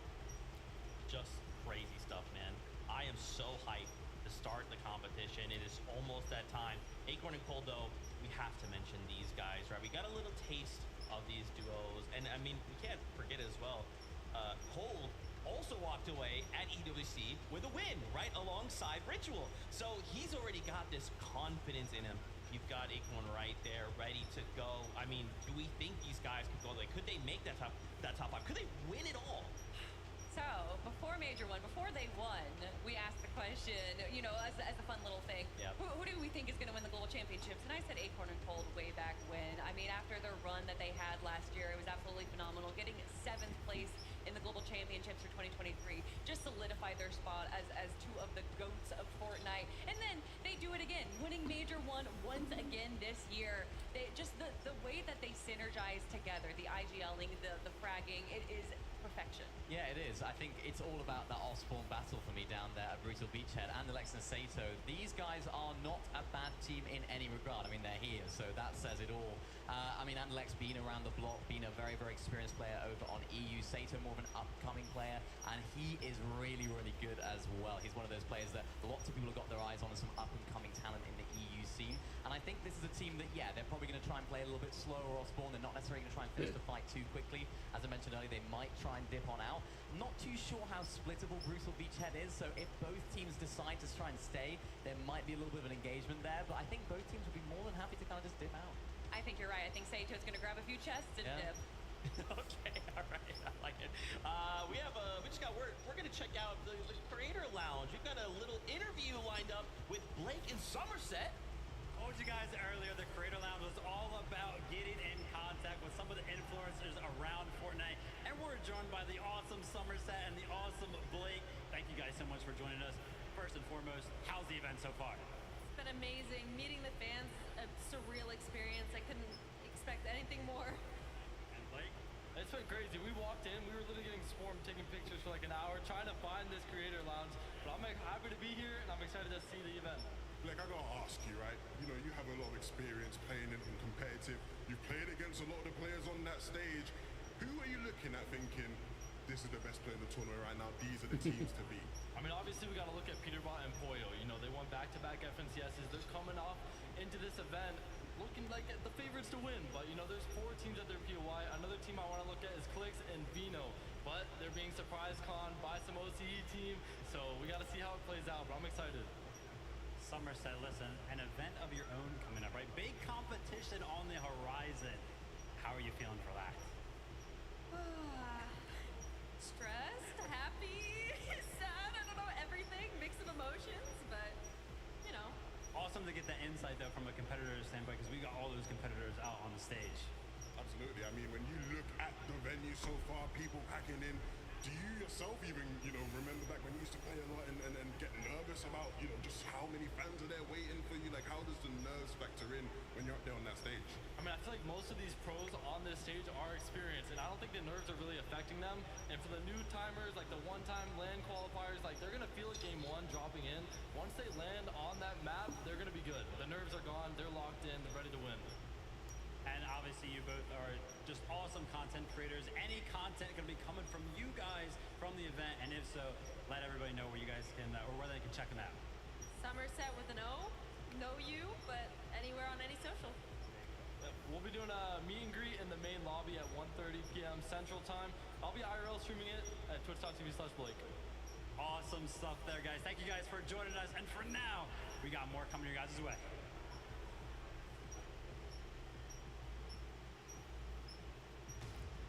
First match will be starting soon. 9 minutes. Or, well, they'll be coming back from break in 9 minutes.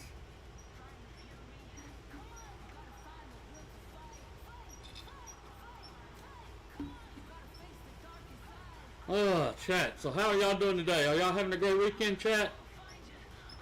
I hope y'all are having a great weekend. Let's get some more people in here. Come on, everybody. Get all your friends, your family, your pets, your lovers, your neighbors. Go grab people off the streets. Get them on in here. We want more people in here for this viewing party. Let's make it into a real party.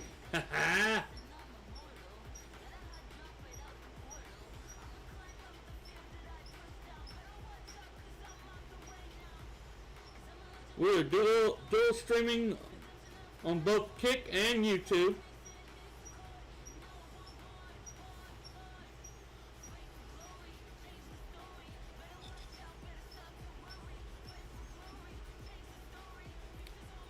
But yeah, we're gonna have fun today. This is all about enjoying watching these amazing people do their thing.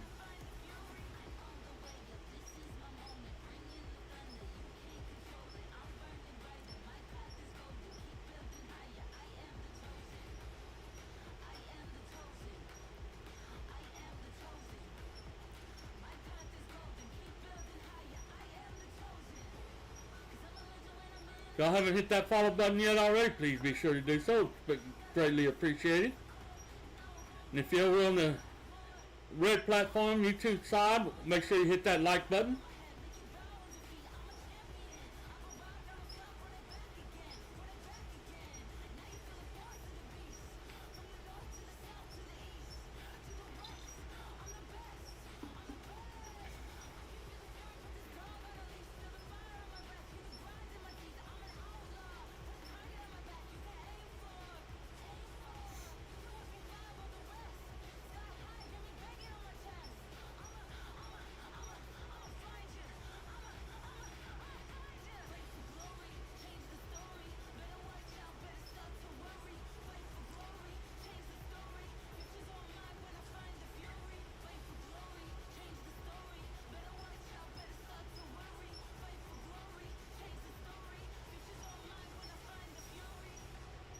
Oh, alright, come on.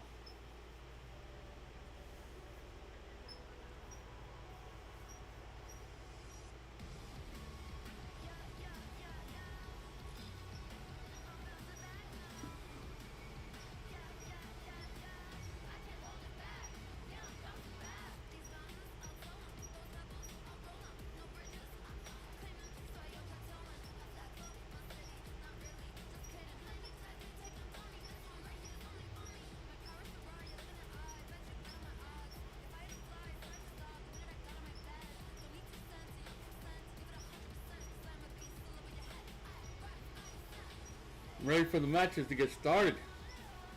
They're going to be doing 6 matches today and 6 matches tomorrow. We'll be there tomorrow to watch them.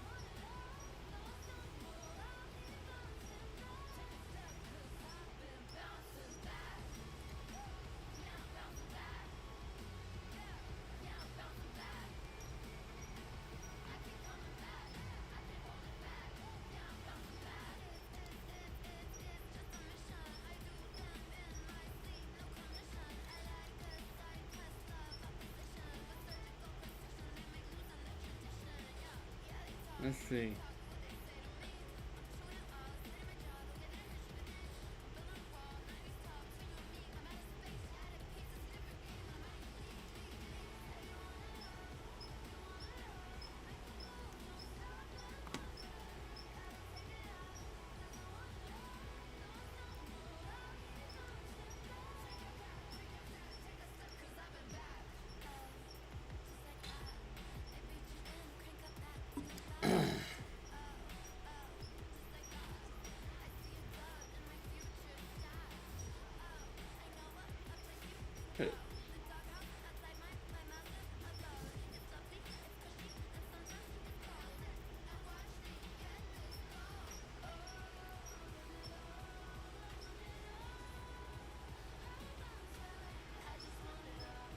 Oh, goodness, chat.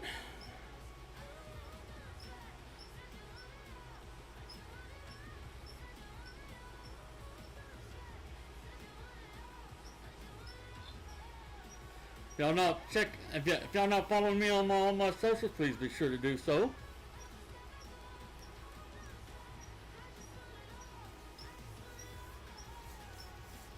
Join my Discord. You'll always know when I go live. Twitter also. I post clips and videos on YouTube and TikTok. Always check those out. Facebook. I'm everywhere. Just follow me everywhere. Instagram. Hey, you know the deal. Follow me on all my socials. Stalk me like a crazy ex-girlfriend.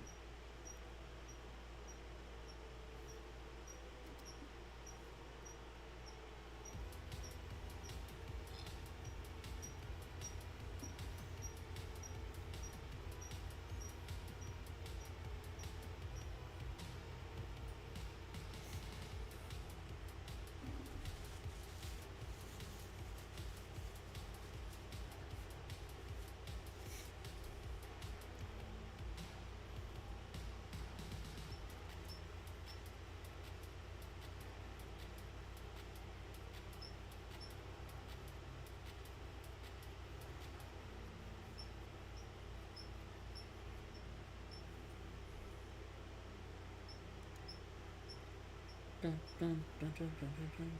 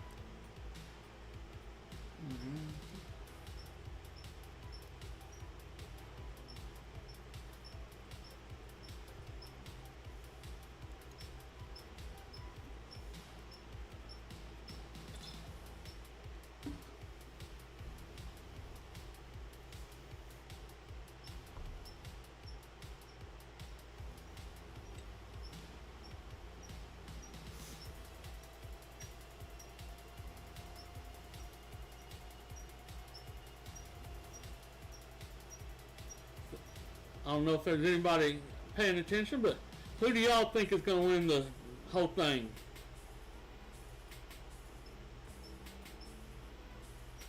I think more than likely it'll probably be Peter Biden Polio, but I really hope Clicks and Vino get the win for the championship. I hope.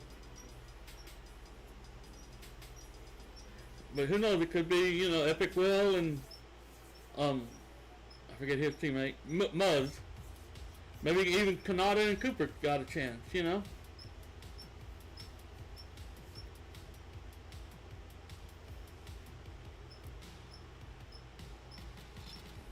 Booga and V could do it, or Batman Booga and Rapid could do it. You never know.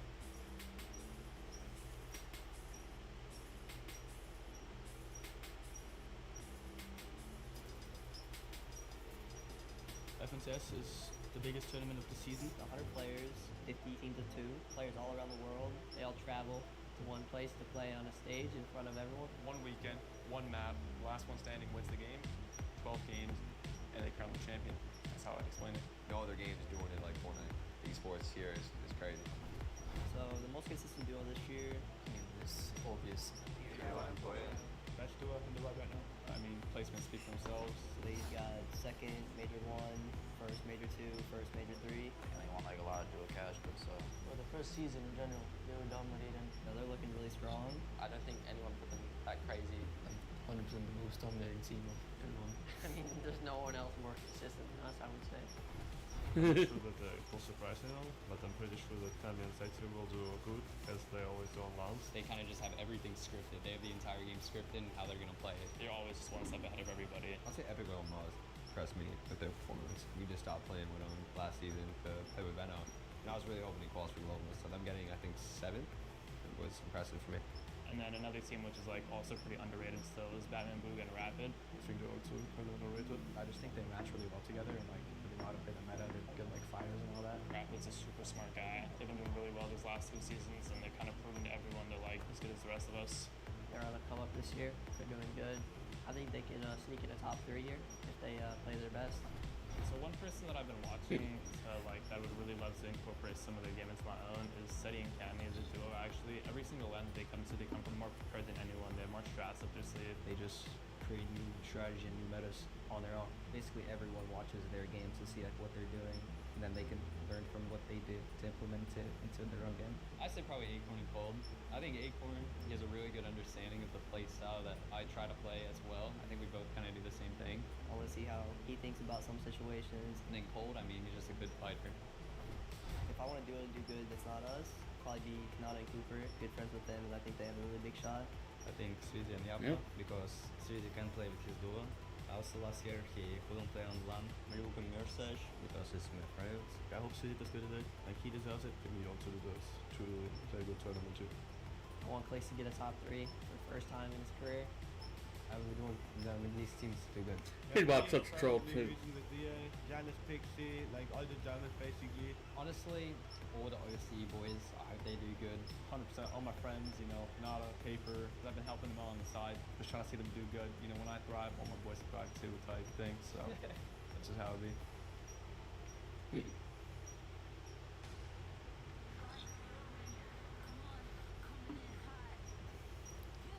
Another 10-minute break. Oh, freaking hell.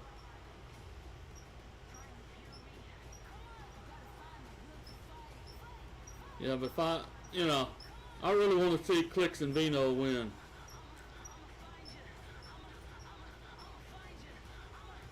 Although, like I said, I think there's probably a 70% chance that Peterbot and Polio win it all. But it'd be awesome if Clix and Vino were able to get that championship.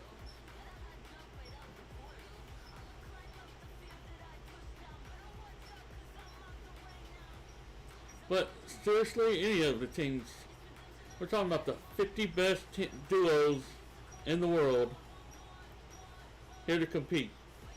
Any of them could do it.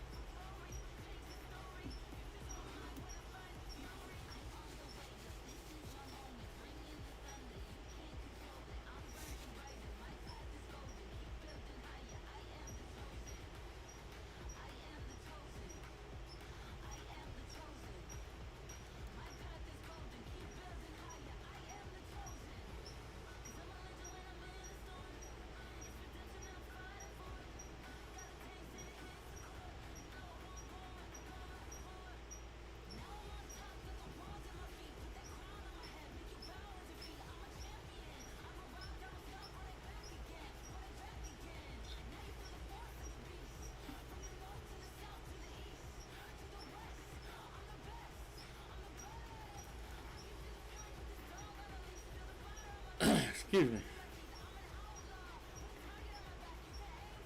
Alright, hopefully they'll be starting the first match soon.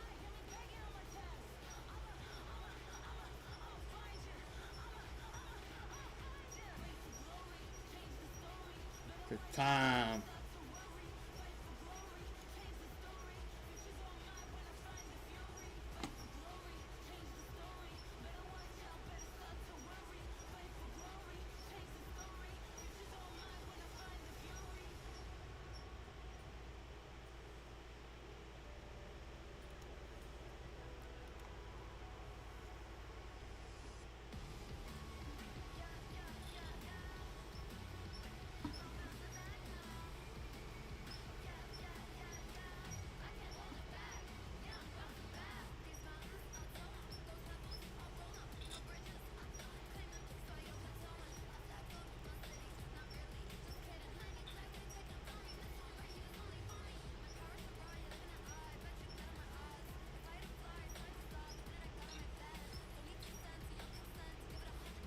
Oh, goodness.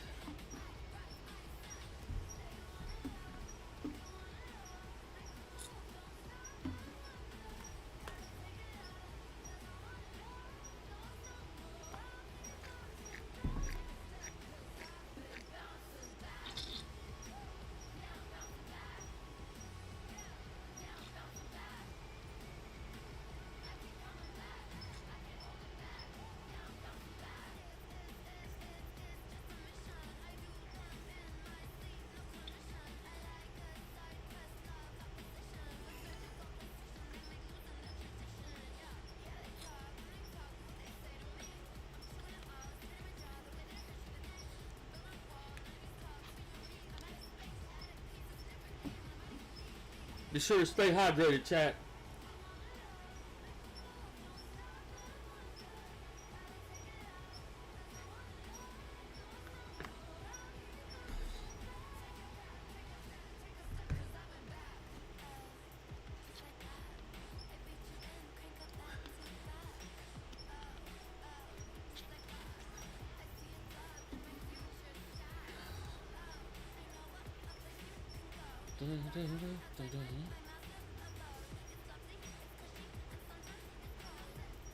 Wow.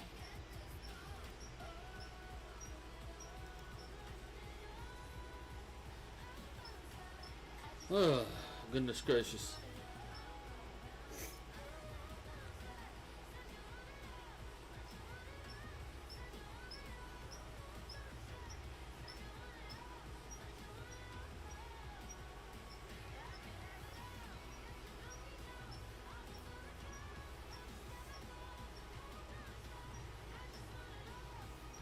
How did that move over?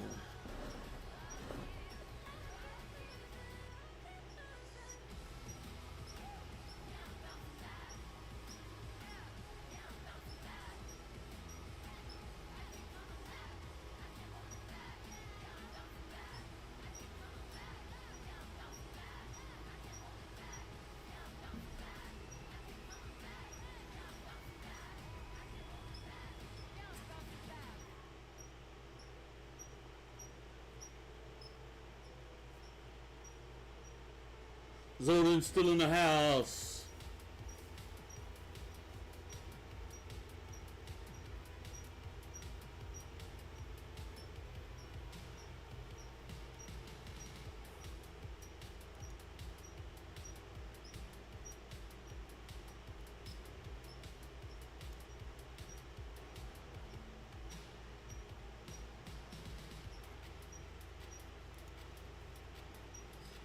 Hey, Horse! How you doing, Super Horse? Oh, no worries at all, my friend. What you been up to?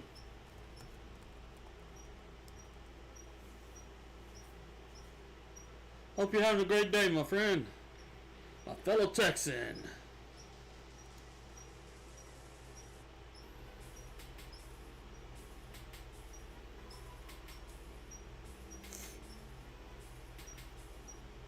I understand that. I definitely understand that. Although this summer was hot as hell. Thankfully these last 2 weeks have been nice and cool. Comparatively.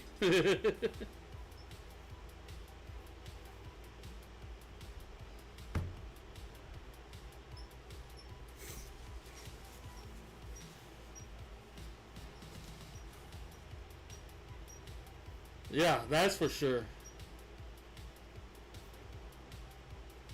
That is for sure. I hate those hot, real hot temperatures.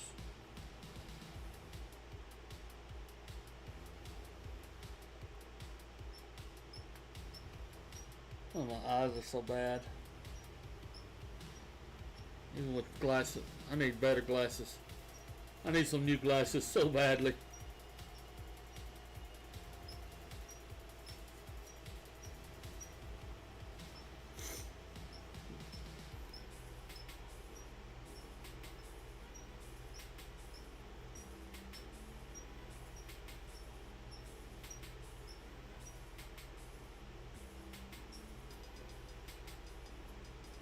That's what I'll do.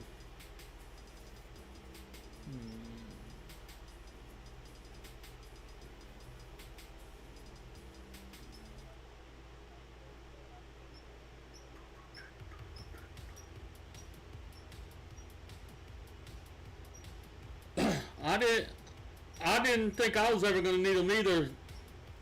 But it was, what, let's see.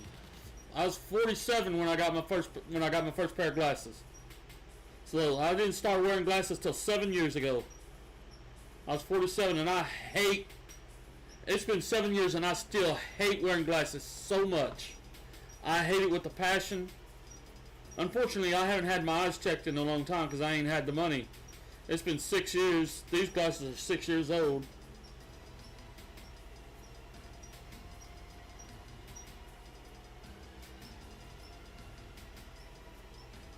Yeah. I could tell, you know, I got my first pair of glasses at 47. I could tell the couple of years before that I was going to need them. My eyes were starting. I was getting to where I couldn't see that great, and that's good, you know, especially far off. I have more trouble seeing far off than anything. But yeah,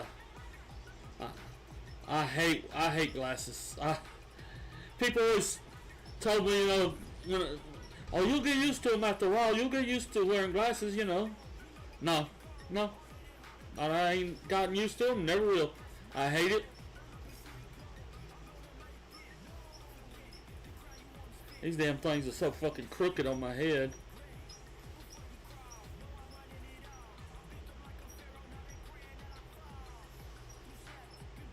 Alright, come on. When's the first match? What the fuck, man? They keep changing the countdown.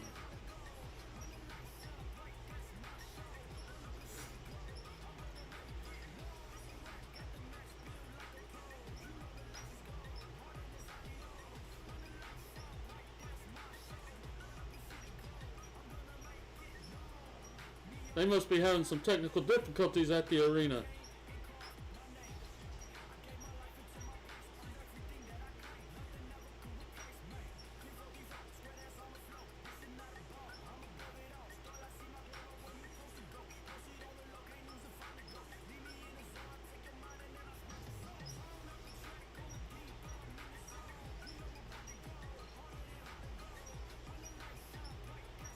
That's true.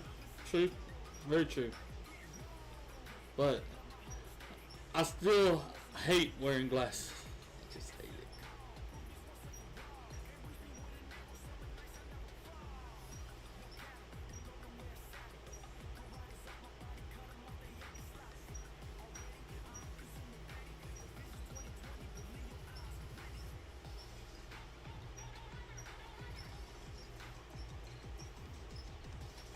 Well, oh well, shit happens.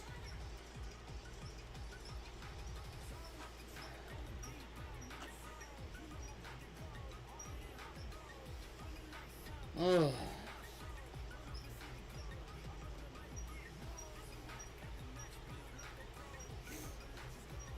I need to get this on the road.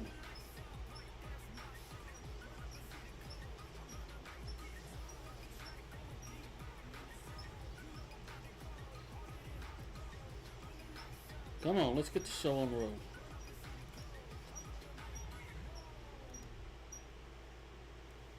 Do-do-do.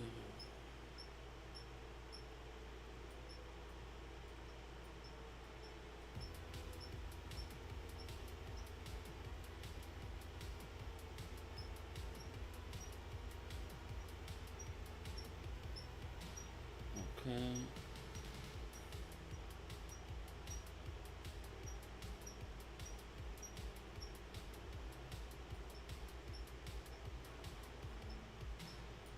Oh, wow. Thank you, Super Horse. Much appreciated.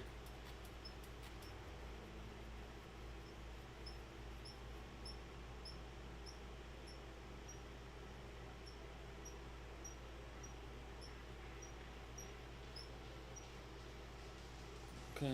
Oh.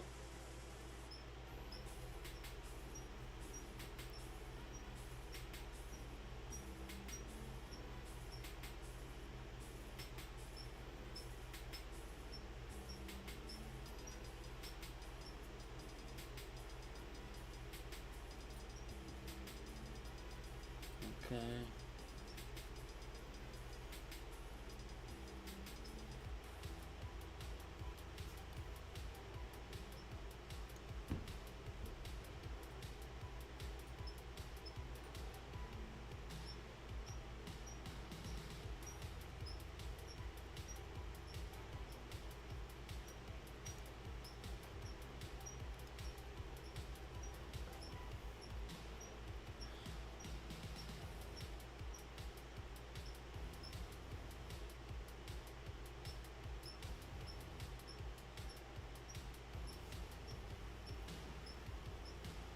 Hey, Black Eyed Chicken, how you doing, my friend? Hope you're having a great day.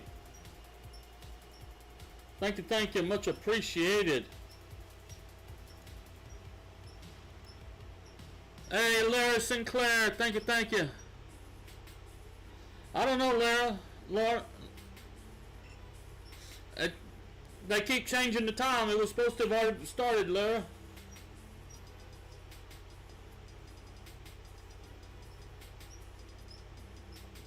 They've done a bunch of interviews and stuff. Now I don't know what's going on.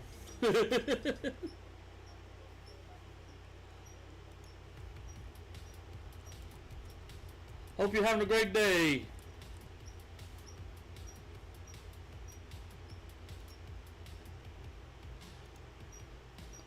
How's your weekend going?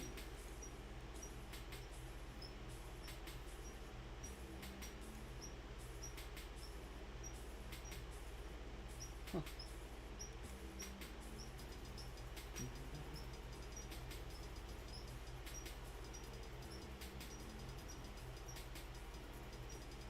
And anybody that's interested, we are dual streaming both on Kick and YouTube.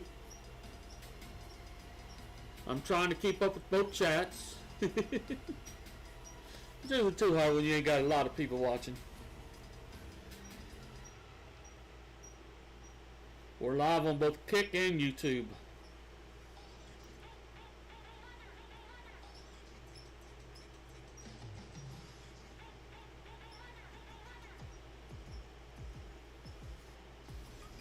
I'm ready for the matches to get started. Come on now.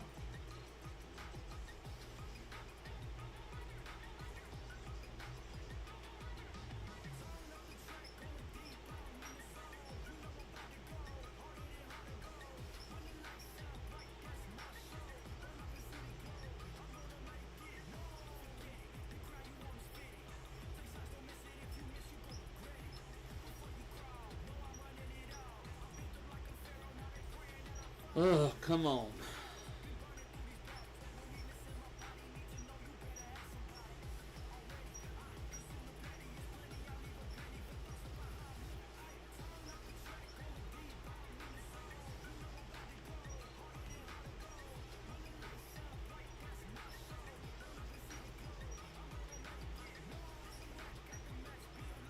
Okay. Ugh.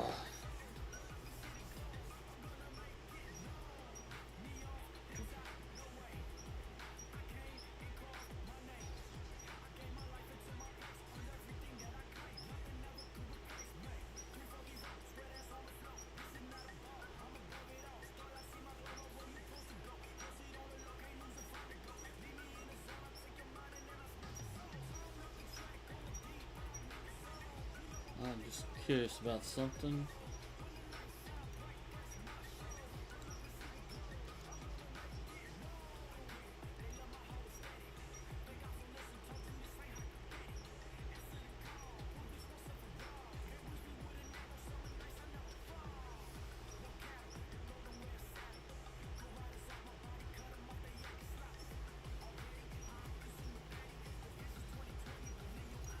Hey.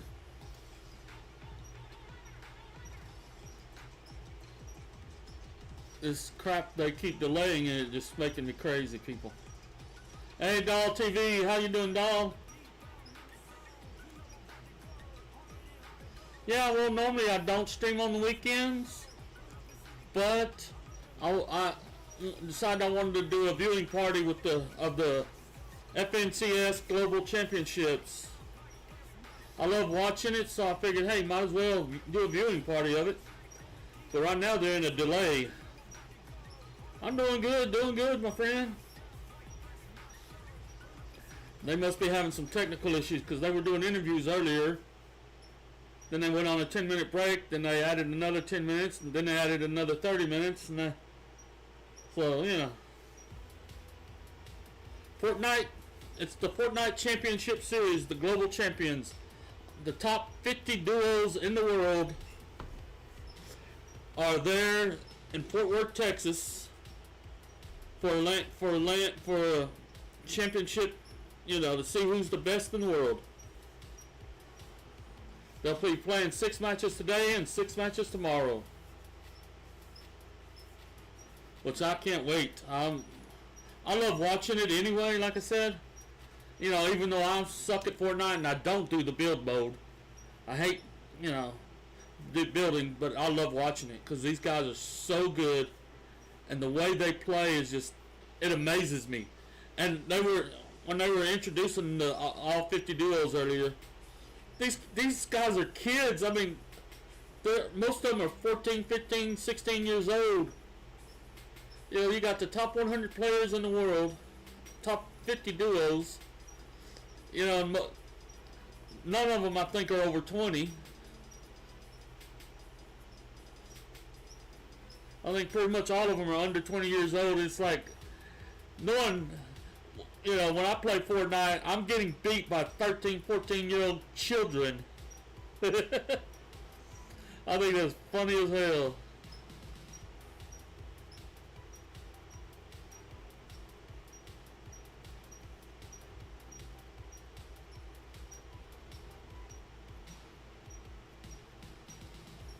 No.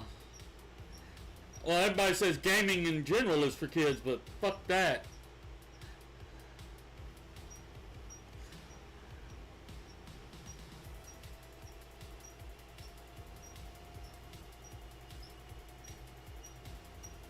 Just the kids have better reaction times, and they've been playing it longer. Most of them start when they're really, really young. I'm old, I don't see very good anymore, my reaction times are very slow. And I got a crappy computer, that don't help none either. Just out of curiosity.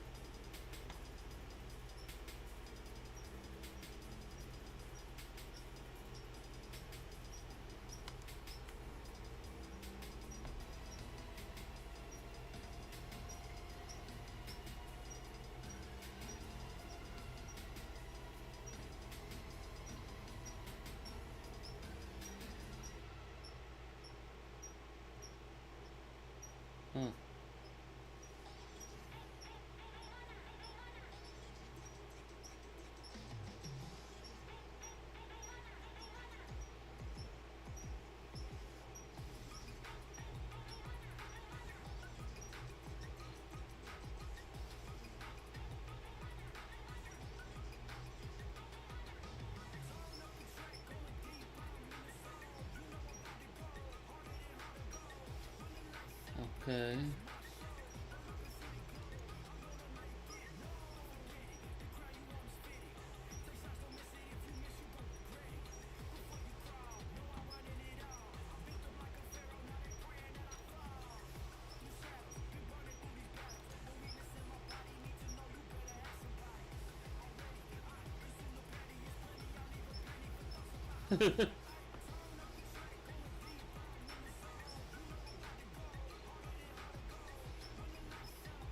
Oh, goodness.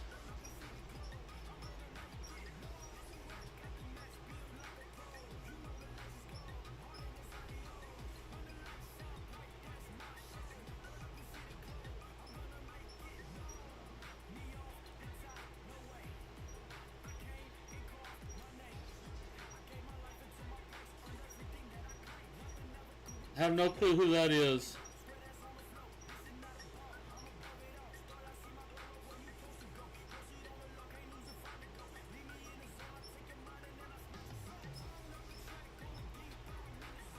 I know who Mighty Mouse, the cartoon character, is, because that's from my childhood. Here I come to save the day. Mighty Mouse is on the way. I don't really watch MMA or boxing or anything.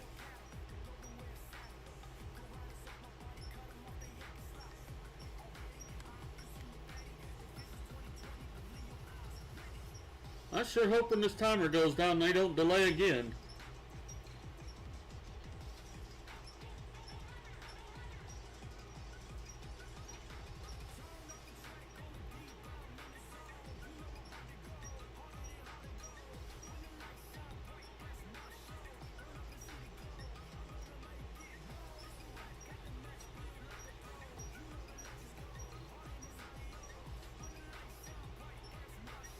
I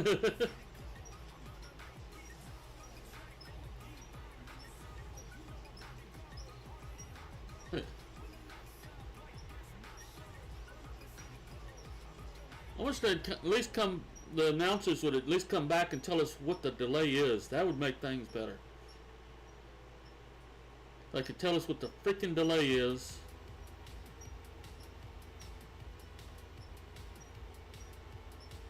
Oh, yeah. When the first raid hits, Season 1, or the first Mythics. Race to world first.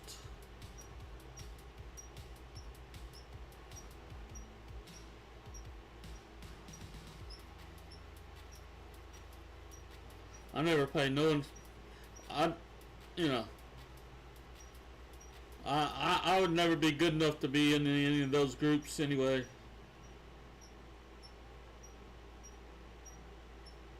I think it'd be Liquid. Ain't they one of the ones that compete all the time for the world first?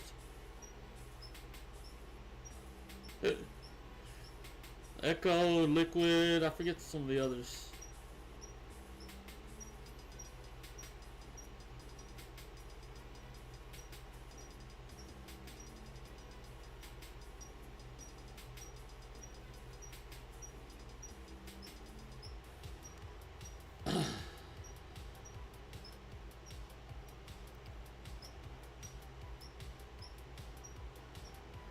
Yeah.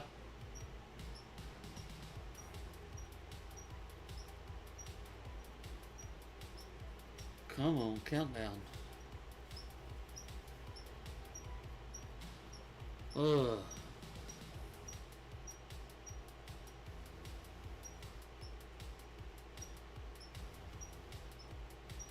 Method, yeah, I forget about Method. Yeah. Well, a lot of the best players have joined those organizations.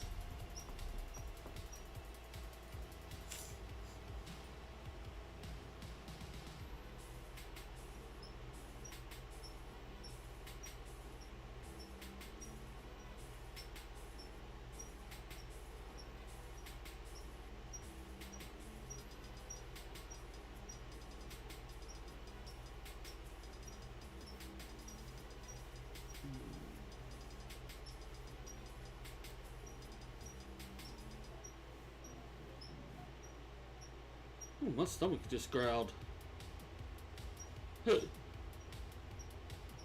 I ate this morning. Of course, that's been 5 hours ago. Might have to give me some chips or something to snack on.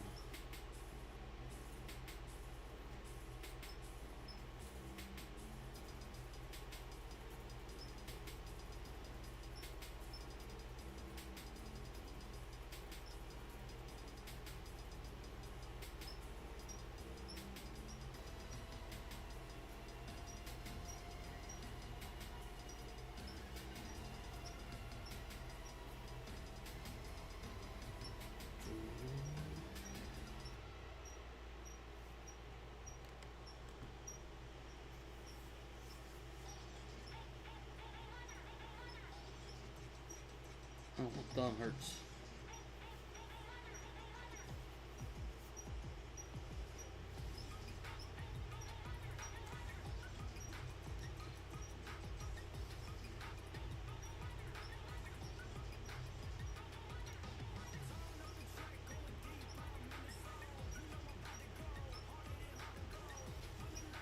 Let's see.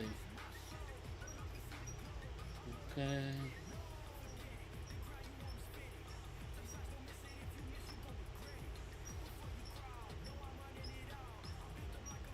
I think I'm going to run to the restroom real quick while this is still in delay. So I'll be right back, chat. Don't run off. Be right back.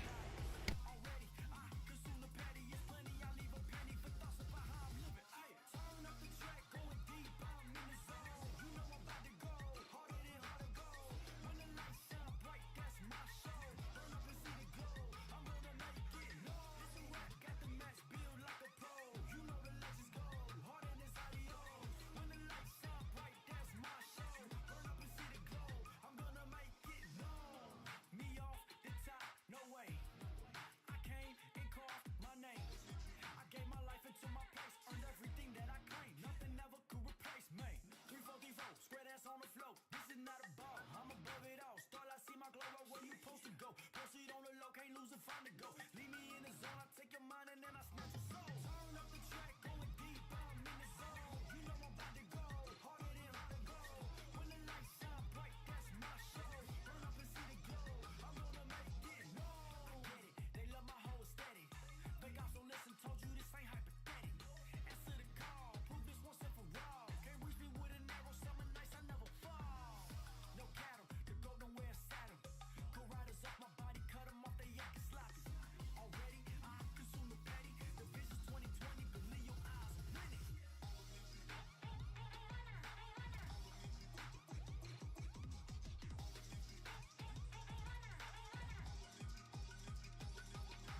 Turn up the track, going deep, I'm in the zone. You know I'm about to go, harder than hard to go. When the lights shine bright, that's my show. Burn up and see the glow, I'm gonna make it known. This is what got the match built like a pro. You know the legends go, harder than this adios. When the lights shine bright, that's my show. Burn up and see the glow, I'm gonna make it known. Up the track, going deep, I'm in the zone. You know I'm about to go, harder than hard to go. When the lights shine bright, that's my show. Burn up and see the glow, I'm gonna make it known.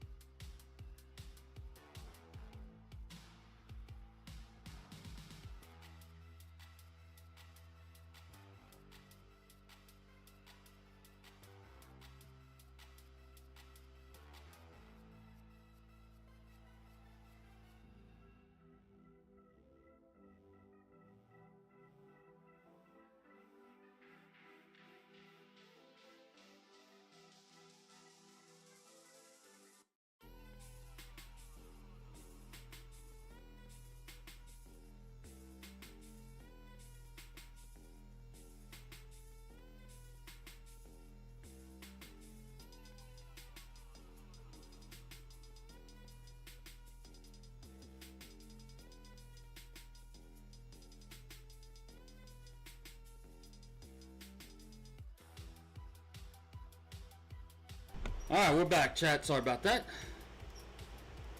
Whoops. Alright, let's get my earbuds back in.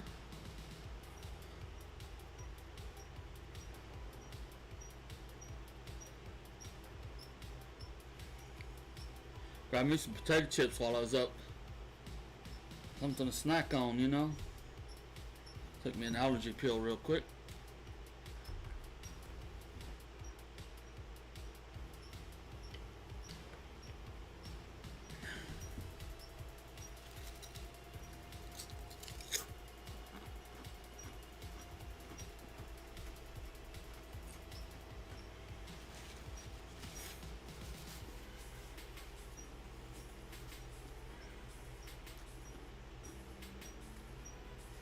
Hell yeah, Zoran.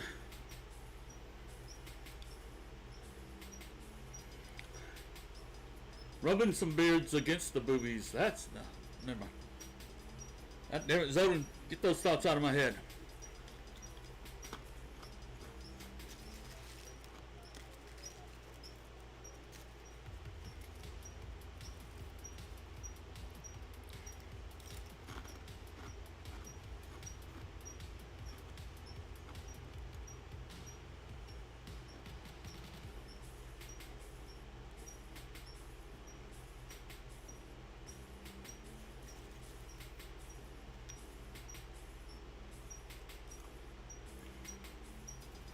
Hopefully, there will not be another delay.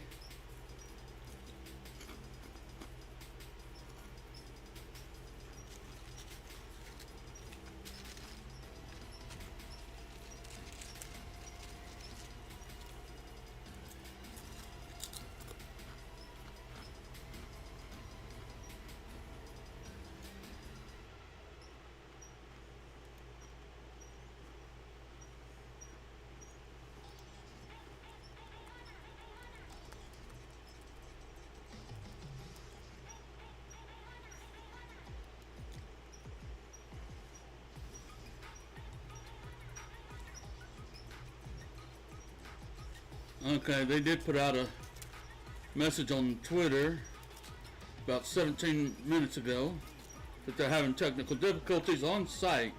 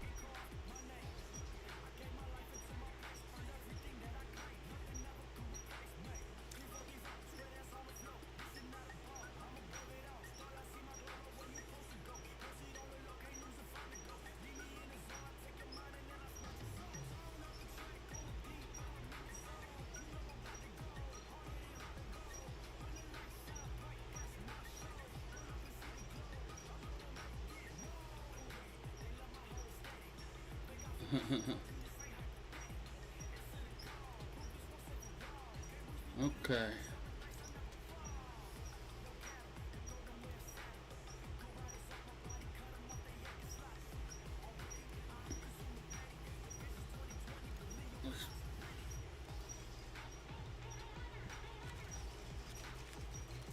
Oh, my knee is killing me today.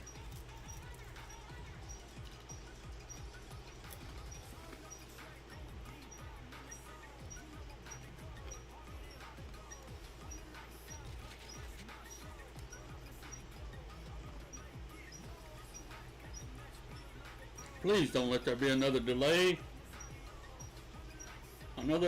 Hopefully they get the on-site technical difficulties fixed.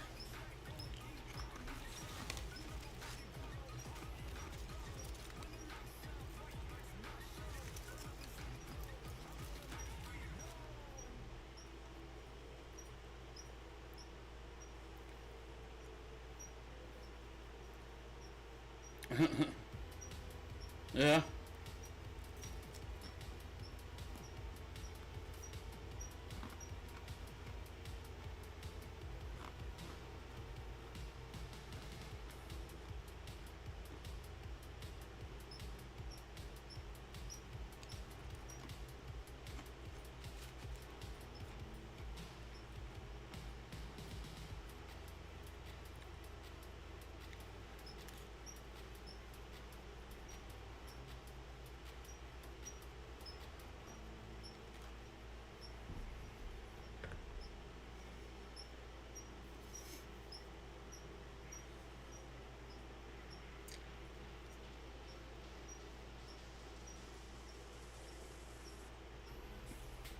Hopefully the timer don't go up again.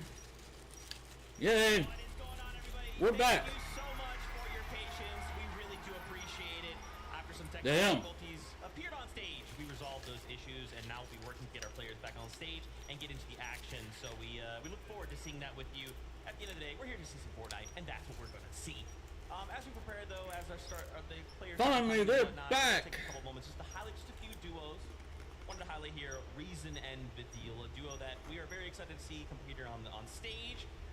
There's some Reason fans out there. Yeah. A lot of them. That's the joke. There's a lot of me.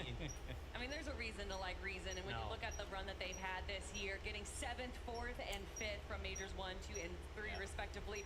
I mean, it's crazy talking about the consistency that all of these duos have brought here today, and to see them being competed. It's kind of cooled off here the last couple of weeks. Excited to watch Reason and Vidil. Yeah, really. Today it's right now it's only it's 1:30 in the afternoon, and let's see, let's switch that to Celsius But this is a team throughout the whole year have performed really well. so I can tell you what it is. And you're With a 7th, 4th, and a 6th, really consistent. right now it's only 29 degrees.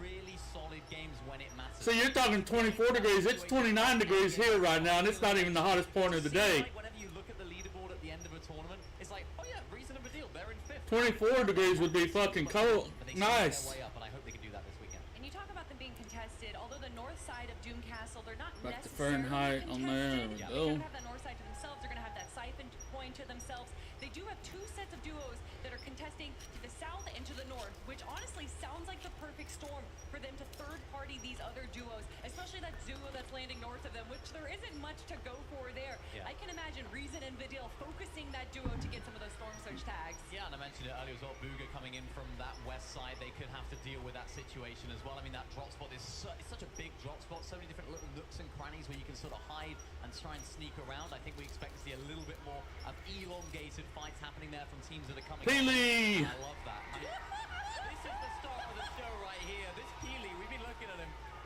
I love it. I love it. He's been doing some emos randomly. I don't know if he's doing it for anyone or he just naturally does them. He's just pulling out emos. He's doing it for everyone. He's doing it for everyone in the arena, this Peely right now. This Peely is giving us all the energy we have, and hopefully the energy to the players as well. As you can see, they are starting to come back into the stage, get onto their setups, and as we get ready to get into game number 1. That's right. We are just so thankful for you guys, the fans. We really do appreciate your patience.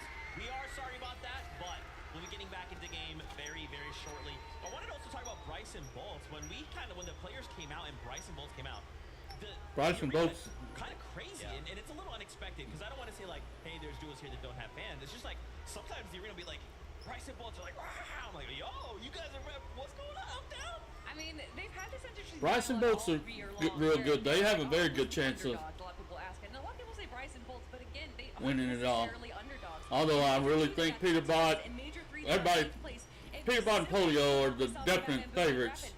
But I really hope Clicks and Vino win. I want Clicks and Vino to win. 12 games. Who knows where they would have been if they had all 12 games? I remember last year Globals as well, Bryson Chubbs, they were a team that took us by surprise. Right. They did so well. I think they won a couple of games as well on the Grand Finals day. It was one of those where it's like, where did these guys come from? But that's what this global championship stage can do. It can put you on a little pedestal. It can be like, look at me, I am a professional, and I'm a very good professional player at that. And I think that's what I look at when I look at this duo. This is a duo that have that experience of doing well, Bryce in particular. So I'm intrigued as to what they can do, particularly with their drop spot now. They're wanting that forecast tower. We broke it down earlier on. Vico and Flixie are trying to not let them have it, but they're more landing towards the forecast tower. So what we've seen, some teams like basing up on that hill, trying to stop Vico and Flixie trying to come over.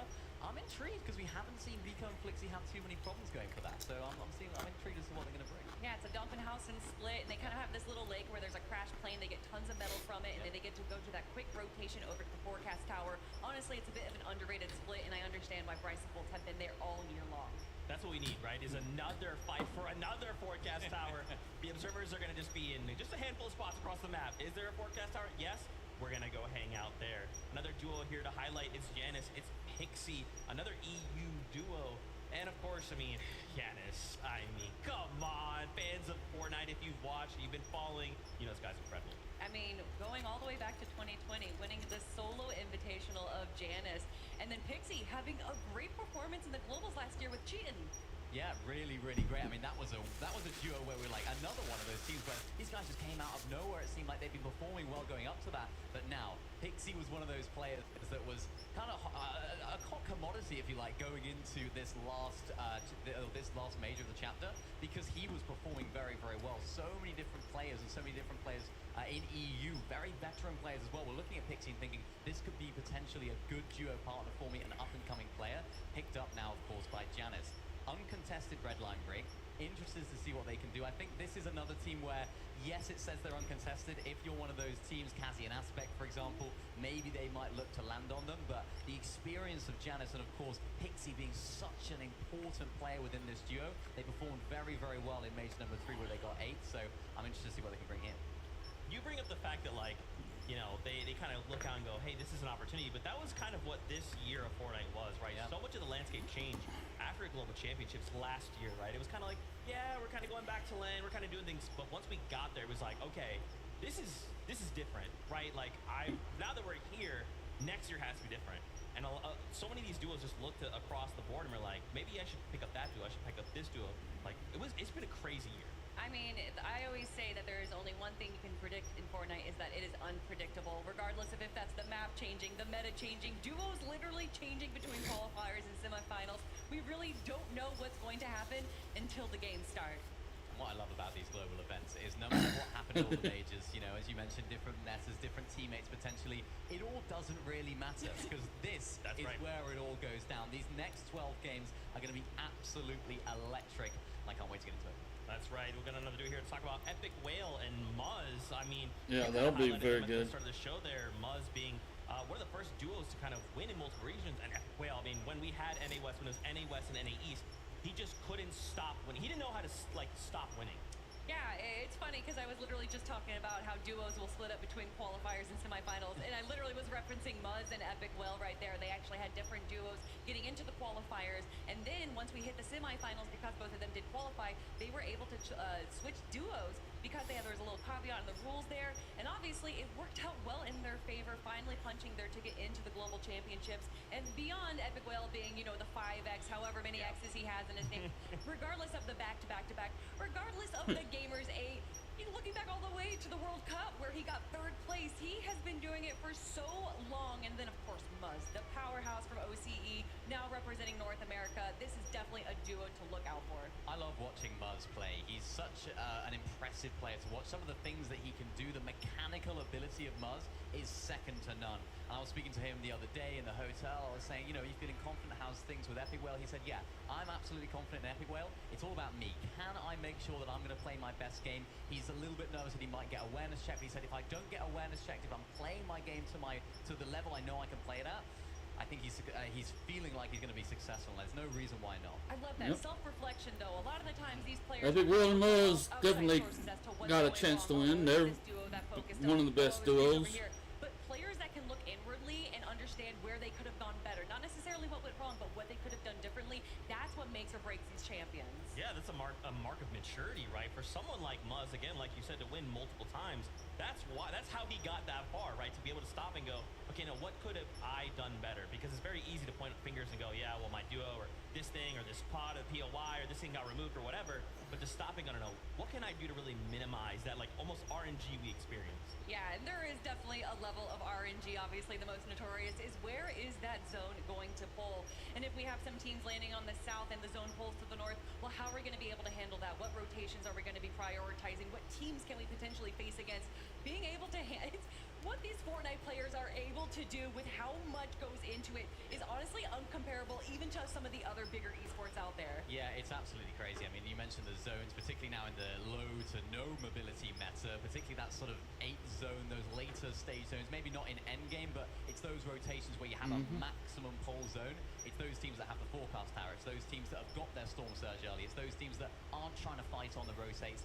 They're the teams that are going to try and put themselves in the best position and find the Yeah, because in the competitive scene, they don't have the jetpacks. It's so much easier said than done. Just be like, oh yeah, just go front side, go around teams, don't get shot, don't go into another team, don't box fight. But it's so difficult to do in practice because there's so many different things going on in your head. Oh, we need a bit of damage, let's hop in there. Maybe that's not the best decision to make. So the low mobility meta really shakes things up. I'm interested to see how the players can can see how they do it. About the only real movement they can get is Fizz. They were uncontested. Great. We know we have to hit 555 materials, right? Wood, brick, metal. Yeah. We have to go and we have to get our loot. What weapons are we doing? What's our surge strategy? Now it's zone 1. We got to start getting in position. We are low on surge. Surge is on. What tags are we getting? Oh no, someone's boxing on us. It's all just so dynamic moment to moment. And what's been so exciting with this season is that usually when we see loadouts from major to major, it's the same weapons in everyone's loadout. Yep. But this major, between the shotguns that we have, the ARs that we have, the pistols as well, there's a lot of variety actually. Yeah, there is lots of different loadouts. He spoke about Thomas HD earlier on with that Monarch pistol, expecting some big damage coming out of him this weekend. There's just so many different varieties. Even the new shotguns, of course, you mentioned. Lots of different ways that teams can not have necessarily just one best shotgun, not one best assault rifle. Lots of ways to express yourself in the game. Are you more of a close box-to-box player? Do you like to play a little bit further away when you're taking fights? And that's what I'm interested to see a lot of our teams doing. How can they show their identity this weekend, applying themselves in the new strategy and the new season? Do you guys feel that, like, in that moment to moment, right? So let's say we're going to have this surge strategy. We're going to need this loadout. Does that change moment to moment? Does that change zone to zone? Yes, 100%. Obviously, you need those long-range tags. You're going to go for the ARs. having to get those storm surge attacks, of course, but once you get closer, once you get to the end game, you're going to go fighting box to box. You want to make sure that you have your favorite shotgun, and really depending on the player, you might see Sovereign, you might see the Gatekeeper, or you might see that Hammer Pump. Yeah, or even those dual-wield SMGs. Those things are absolutely crazy. I think a Yeah, lot of they teams, are. a lot of players will be looking to pick those up towards the later stage of the game. When everyone's a little bit closer, you don't necessarily need that range of the assault rifles, of course. It seems like the burst is the most common one for the players that are trying to get the storm surge tags. It's not quite as good in bot, so expect to see a lot of teams trying to switch that up going into the late game. Is there maybe a weapon or two, or an item, or anything that, you know, if these off-spawn situations don't happen? Oh, you know what? Oh, guys, I'm getting word. Getting word. It is that time. Once again, from the bottom of our hearts, we are so thankful for your patience. That's right. It's game time. Finally. Listen up to our casters for game number 1. It was supposed to happen an hour ago. W's, because we're ready. It looks like the game is just about to kick off here. Let's jump into match number 1.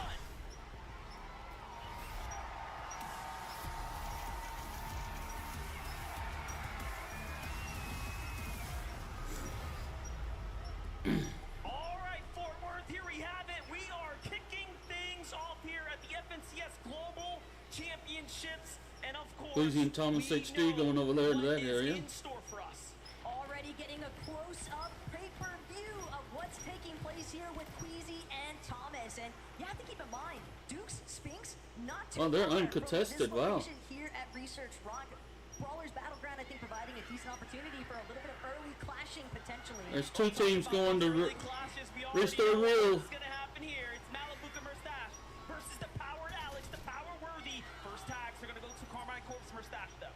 Yeah, that was a big shot implemented there by Mustache. It's going to provide a lot of pressure as well, just enough for him to be able to group with Malibuca. They've already found a Flowberry Fizz. They're getting the shield online. Worthy and Alex know that they've got to be fast on these Avengers chests. Yeah, this is not the only contested team, right? There are going to be other fights happening here.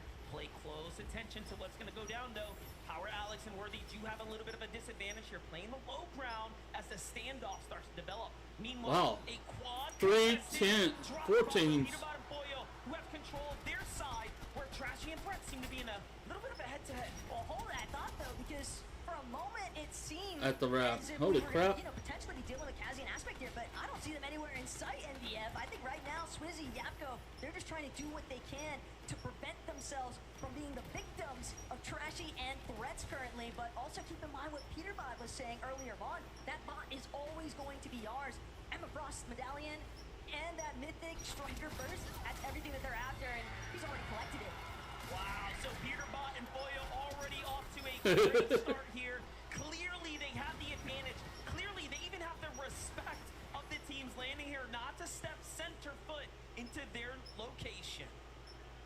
It's only Three a freaking matter of teams time, at the though. wrap. As soon as that reveal medallion actually procs, there's going to be 15 seconds that Swizzy, Yapko, Threats, Trashy, they're all going to be marked here at the raft. So escaping might not be the solution. They're going to have to fight their way out of this. We've seen the interviews. We've seen, you know, Trashy and Threat's perspective on this. They already know that they're going to have a problem with Swizzy and Yapko, and that Peterbot and Boyo will just be waiting for their opportunity as the time continues to tick on. You can see they're doing just that, ready to possibly pounce here in the coming moments. But Vino and Clicks, y'all, are here, and they are indeed contested. The moment these names lit up on screen, you can see the crowd going crazy. I mean, a clear fan favorite for good reason. And I think the most incredible part about it is just listening to Clicks talk about the fact, hey, we just found out Resigns a and couple days ago, Damo. yeah, we are going to be contested. Are contesting But for them? Damo and Resigns, you have to also factor in, this is familiarity for them. Sandy Steps has been their home as well. Yeah, this is a lot of respect coming from both sides. Clicks and Vino, of course, just feeling out the playing field right now, playing the outskirts, meaning that no team can, you know, rotate from behind them, whereas Resigns and Damo are content with their side of the map. Oh, you got two teams over at Grand Glacier. Teams are on the set here. Haman and Kyle Gamer now up against the likes of CZB and Nathan, who's underneath them. And CZB and Nathan, I think, definitely one of those teams that I think a lot of people would view as that potential underdog story. But the interesting aspect is knowing that they are going to be contested here at Grand Glacier. And what we're seeing a lot of right now in the players that are just having these small... Hey, Donnie Boo, how you doing today? Hope you're having a great day, Donnie Boo. And what kind of dominoes effect that might have after the fact. And also, just look at how many players this is about as intense as it can get.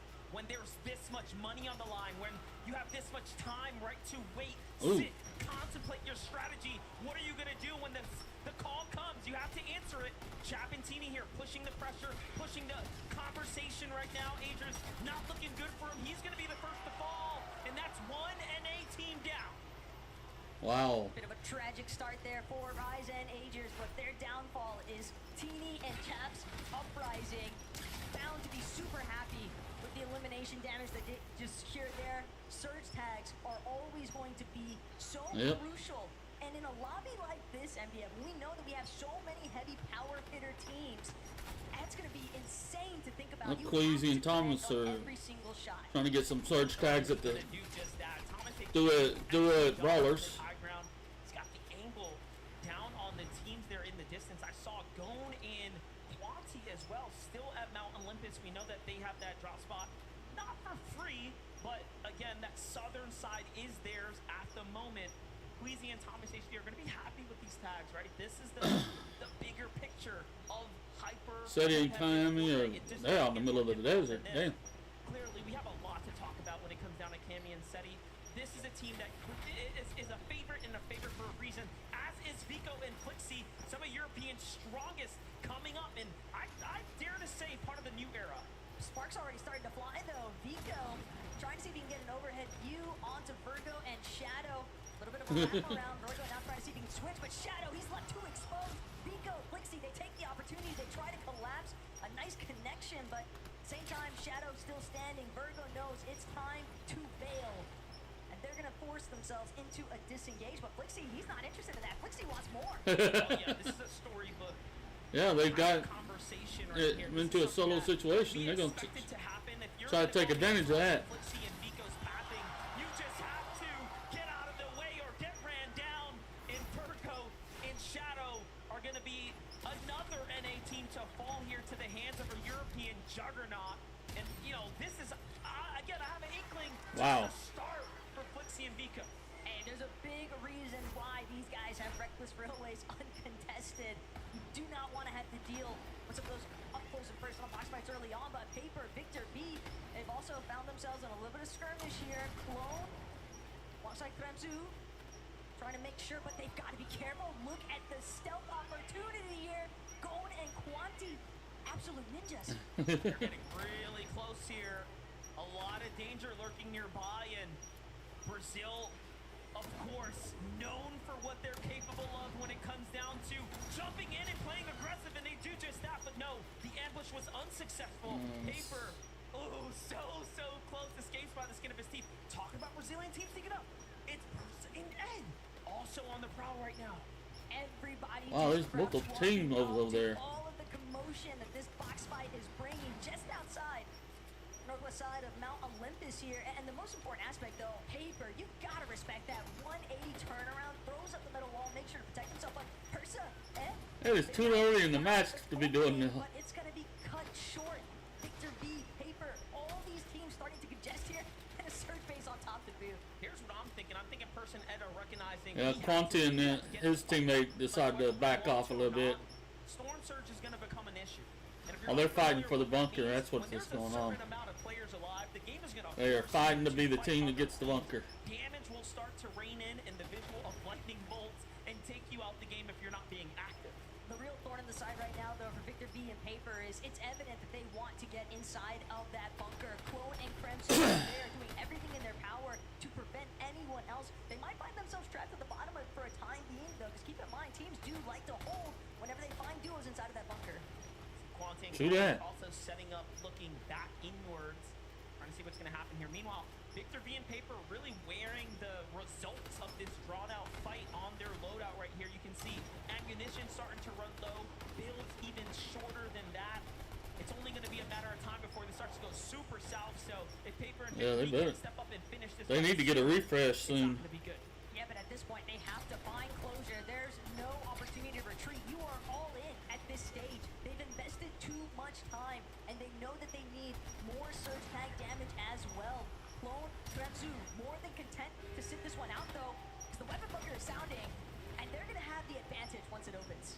Yeah, if they get to jump down there first and, of course, secure the goods, there's going to be a lot of loot that's going to be given out to Clone here shortly, but Paper and Victor V don't want that to happen. You can see how much more urgency, right, is put behind these shots now as they're trying to push in.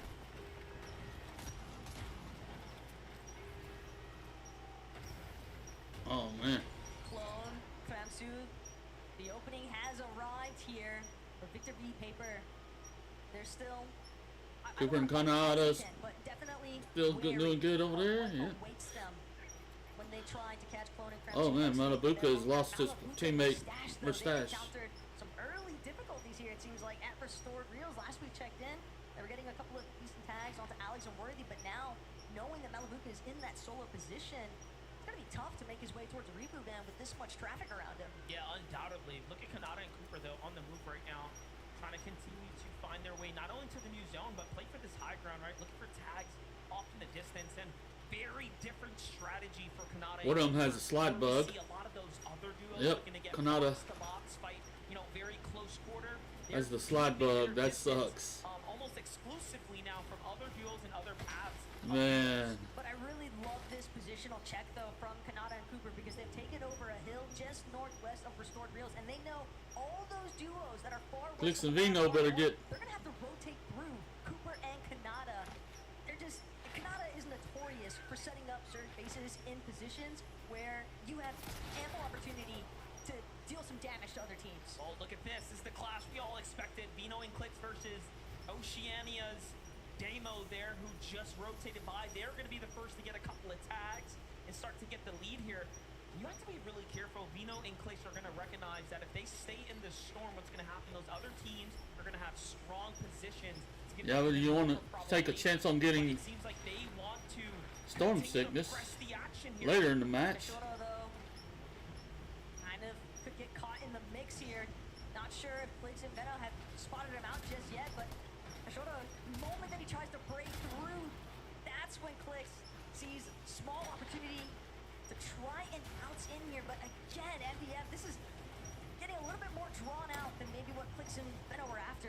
Yeah, because Andalix and Sato were still here. They thought it was just a solo, but now they walk into almost a spider's web here. Sato and Andalix do have heals as well, so they can kind of sustain themselves for quite some time, but I'm not sure how much Andalix has to work with. Meanwhile, the GOATs of the region, the Kings of EU, the most consistent duo in the world when it comes to LAN performances in the recent years are here. Every view we pan over, it's like sharks in the water, Damn. apparently. The fact that Cammy and Seti and Mamasai, they just stroll on over so casually, but they recognize there's no real openings for us to taste this one just yet. Let's prioritize our positioning and set because they can always set up to intervene. Kashoto trying to do what he can to escape, but Vano's going to shut that one down in no time. His first elimination goes to Clicks. Vino's gonna be the first to claim it alongside Clicks here for a big elimination, and that's gonna set themselves up in the right pace here. Still, pay attention on the other side, Kanata and Cooper. Completely opposite situation now as we talked about them keeping their distance. Visual and Braves are gonna step up to the plate. Let's see if they can hit this swing at bat, but nothing just yet. Something important to consider, though, Visuals and Braids, this is our duo that came in at the final hour. Just last night, they discovered that they were going to be participating on the global stage. What's their prep time look like in comparison to everyone else?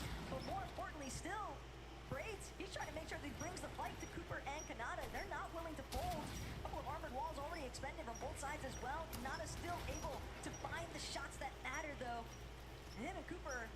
Hey, Spotter's still in the house. Trying to forcibly create space. And this is not just any backup duo here. This is a team that is very much tenured and familiar with one another. They, in fact, have duo with each other throughout the year. So, again, not your regular backup team. This is a very, very scary team to be fighting right now. And a huge opportunity like this is not going to be taken for granted.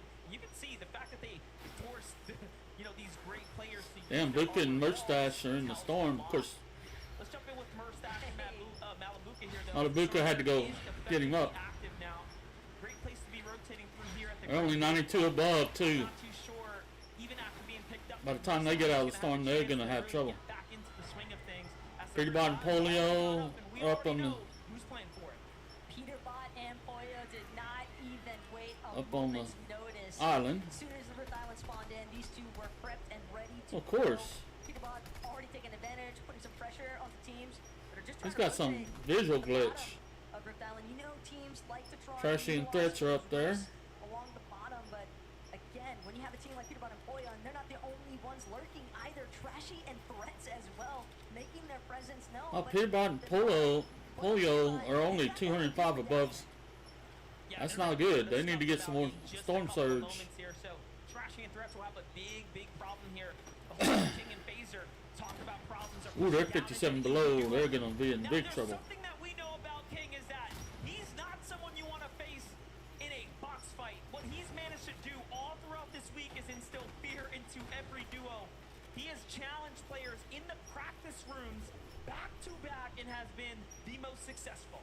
But the way that you're mentioning that, it's all about the solos, and this is a duos game here. MDF King trying to see if he can get a little bit of revenge damage onto Reason or Badil, but currently, Germans, Yep, they're he's the ones holding high. suffering Storm Surge. He's gonna have to start burning through some of these small shield potions, and the real issue is once those shields crack, Badil, Reason, more than close enough to hear it, but they also need the damage, so the key is inevitable. Yeah, they're only 11 above, so they don't have much. Surge right now, and should King's team get a tag, the Surge is gonna flip. They are the team quite literally above them, and it doesn't really get much closer than this, and this is the most opportunistic time for King to take down a duo here. But Reason, there it is. Opportunities start to shift here. Reason and Badil now. Pressure starts to loom on them. Craziest part to think about too is that they've still got to watch their backs because Rift Island just lurking in the distance, slightly higher elevation than themselves. Holy crap. Oil, they were definitely 107 below, King and... they could track down anybody for some additional tags, Wow. knocks, elims, ideally, but Those they're one of these screwed. gotta get a go on here. MDF, they can't afford to just sit idle. It's either fight or get eliminated. Here it comes. I'm seeing two shots coming from both sides. Freezing goes for it first. Radiel on the other side doing an excellent job, but a trade comes out. King's weak, and he's going to be the first to fall. Reason and Radiel come out on top. And They're still 61 below. Holy crap. Stay alive for now. Crazy though when you think about how many teams are getting caught inside these box fights inside of the Storm. Oh, damn. Mustache and Malibuca are 161 below. It's incredible to think that they're still 156 above that damage Oh, no, they're above. Despite Okay. that hiccup of Malibuca having to make the reboot van play in the first place. Well, it looks like Peterbot and Polio left the Seem like island. primed and interested potentially, but instead it's just going to be heading to the top of Rift Island. Malibuca might get face though. He wants more damage. Little does he know, though, there is Trashy and Threats up here. It's Xset right now. Still They're in the looking nearby. storm. I'm very curious as to why they haven't gone yet. And we might just find out here soon if they end up opening the box and taking fire. But no, Malibuca takes flight first. He's going to get pretty far off. Will it be enough, Taco? It's not looking like the math is going to math here. Wow. As Malibuca's going to be the first to fall. He tries to get as far as possible. Murstache will have to land on him and save him now. The problem though is that we're looking at two tick zones currently. Monster and Murstache. He can try Yeah. his best effort, but I fear he might need. Ain't got no white heels. Makes it into this next edge of zone. He's still gonna have to deal with all the teams that are already based up, situated, and ready to take advantage of the players that are late straggling in. Yep. This refresh from Bino and Clicks now as they manage to find themselves a little bit of a cachet from some leftover action between Casper and Yeah, but Clicks needs some white heels. being in this fight, and still you have OCE's Damo and Resigns almost on this warpath with them, continuing to be that thorn in their side, if you will, for lack of a better phrase. But back on over to the focus here as Clicks is looking for action here. Those are his walls. It's Acorn, it's Cold on the other side. A very scary team to go against. In the warm-up games yesterday, in the scrims, right, in our practice lobbies, they pulled off a incredible 16 eliminations just to show the lobby what they're capable of. The real issue is just knowing that for Clicks and Menno, Clicks, he just needs some white heels. And you're not going to get that at this stage unless you're able to take down another team successfully. Murstache Whoa. and Malibuca, though, have pulled off a miracle at this point. And The fact that they're still in the game. They're a little bit worse for wear. They're battered for sure, but they're still kicking, and that's all they need. Malibuca had to go into the storm to res Murstache. Huge difference there as far as their survivability Looks like everybody's in major need of White Hills. In the action here, one of those, it's Peterbot and Boyle staying active here. Down goes Cheats from the high ground there. And they are doing what we expected them. Very healthy, extremely material capped, and now picking up points. That's a runaway train potentially starting to take form. Kovacs and Huddy. Meanwhile, other teams like Huddy and Kovacs just trying to see if they can find an angle. Yuma Rise under a little bit of duress here, but it's back to Clicks. 49 players left. Trying to see if they can finagle 26 their way teams. out of this awkward position that they found themselves in, boxed up right next to Acorn and Cold. But again, Acorn and Cold, they've got a decent amount of materials to work with. More importantly, still though, I think that they are certainly willing. So there's a couple of duos. I mean solos. Oh yeah, yesterday has absolutely Right now. proven that they can take on any team without a problem. Talk about good teams that are still standing right now. Teams that we've been kind of following the story. Victor V and Paper. Paper a little worse for wear. Seems like a bad peak's going to go ahead and put him on the backside of this engagement here. And Vino facing the struggles of taking a lot of damage here as well. Not being able to recover now as they don't have whites. Still has a couple of flow berries, but again, will that really? Yeah, they need some enough? White Hills badly. Now starting to surface as well near their area. Ritual though, Ooh. takes some big tags, left that wall open just a moment too long. But Ritual free, come on, coming out of Doomstad. Got to be dealing with Epic Well and Muzzle on. The fact that this dude already has 3 elims is rather impressive, but Malabuka as well, still holding his own. Shari's got a little bit of an angle. I'll turn off my cam for now. Malabuka's gonna look to try and see if he can find a more aggressive push from underneath. Meanwhile, Mustache again, just trying to make sure he's able to take from the storm. There we go. It's too little, too late. Just barely makes it in. At least Malabuka can go for the revive. You know, all So it's things not showing considered, the more HP when he blocking stands any up. of the It screen. went down, so it's not all too bad here, but it is definitely time lost. Zordin still in the house. Back into the box they go. Back behind him is another duo Ooh, as well. 38 below surge. He's going to be sent back to the lobby, and he hits the one that matters. Wow. Malabuka and Mustache are clawing their way out of this hole here, and unfortunately, it might not be enough here. Nope, he's not gonna. So close. Ain't got no White Hills. And he's got Storm Surge. Yeah, Storm Surge took him out. Literally met their end. Zero business making it that far in the first place, though, but that is the kind of power that Malabuka and Mustache can bring. Well, here's a couple things to celebrate. Placement Vico and points has been Flixie. reached. We are inside the top 25. Anyone alive now is going to start to be rewarded with more and more points. This is where things start to almost compound for you, so you want to stay up. Vino is down right now. Flix has a very important decision to make here. Do you save your best mate or let him get sent back to the lobby so you can just focus in now? Seems like he wants to go for the save. Armored Rolf going to be the saving grace here for a moment, though. Instead, Vino makes the call. Leave me. Continue to play the game here. Yeah. There was just way too much pressure coming from the other side of that wall. A fully intact duo, and that duo being Queasy and Thomas HD. There's just no. Look, Clicks is 16, 37 below surge now. He might have been desperate at that point, and Clicks finds himself in a similar situation.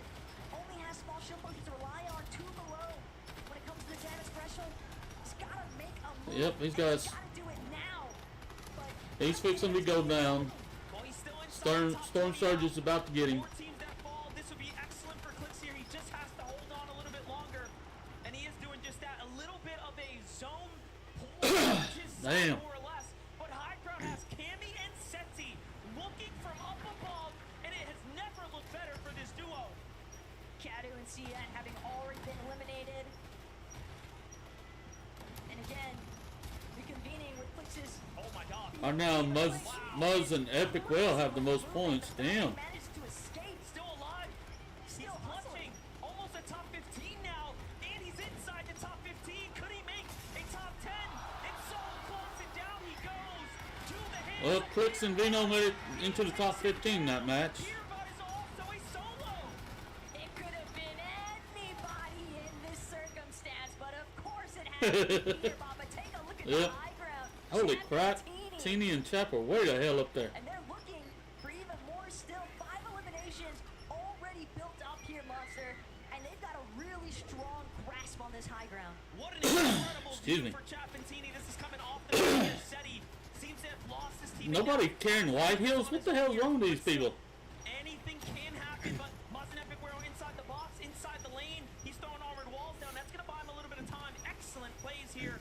Seti. No time to play with this Storm, though. He just cannot afford it. Said he's doing everything he can to try and scale his way up this mountain. And now he's just trying to for placement. He's just gonna get all the more efficient the higher he climbs. The more pressure he Ooh, Epic Wheels and Moses out. He's gonna find himself in a situation. Peterbot goes huge there though off the Seti. 8 eliminations now for Peterbot and Boyo here. Peterbot still going. Nearly finding another one there. Just moments away now from a top 5 here. Peabody with 2 freaking health, and he's still just. What the hell? It was so close, but now the focus comes into who will win game 1. Ooh, Acorn and Cold are still in it, and still in game 1. Duke simply to sabotage, losing his duo Sphinx there to Peterbot, but Acorn and Cold, the fact that they are still intact. Yeah. Balls as well to work with here for Acorn. Chapentini though, they're trying to see if they can look for an opportunity to collapse. Pico Flixie off in the distance as well. The mid ground starting to really pile up here. Well, look at this. High ground starting to run out of material. Vico and Flixie, this is the pick for me. The team that I knew, you leave them uncontested. They're just going to put in dangerous work here on the field. And it is starting to shape up. Acorn and Cold at a saving grace on the low ground. On the outskirts, putting pressure onto Japan's best. Rise and Yuma, who also has 7 eliminations. Yuma sends up against Acorn. Finds a beautiful tag there. Loses teammate, though. Finds another exchange. It's back and forth here. Anything can still happen. All these teams Oh. scurrying to the low ground though, they're sabotaging each other. Oh, he just took out Acorn. Yuma's still standing tall, but now Chapentini from the high ground, Up. they're just gonna collapse, and that is just another elimination to add to the count. Vico Flixie versus Chapentini. It's a battle of Europe. A battle for the ages indeed here. 5 eliminations still for Teeny and Chap. Things are starting to rack up. Teeny, the first to go down. Chap's also weak. They jump in. They close the First round goes to The Victor Royale will go to Chap. Chapentini. Could it be more deserved Wow. the way that they held down That was a hell of a match. You could tell that they were aiming exclusively. Game 1 out of 12. Well, 6 today and 6 tomorrow. Granted, you have to keep in mind there's somebody on the ground that can help out even more so. Dallas, would you please give it up for your game 1 winners? Chapentini, do you want to step up for me here, fellas? So everyone can see your glorious faces. Let's kick things off here. What a great start. I mean, you guys, obviously, game 1, a lot of pressure, bit of waiting around the beginning, but in front of these fans, to walk us through the Damn, that was game, crazy. How did things pan out for you guys? Good. We're the best players. It's easy. Best players, easy. I mean, I love the confidence there. You as well there. I mean, your teammate here, you guys worked to get Vico and Flixie in the last seconds there. You had the high ground. Is that what really counted there? Of course, we're only playing for height, and that's how you win games. That's it.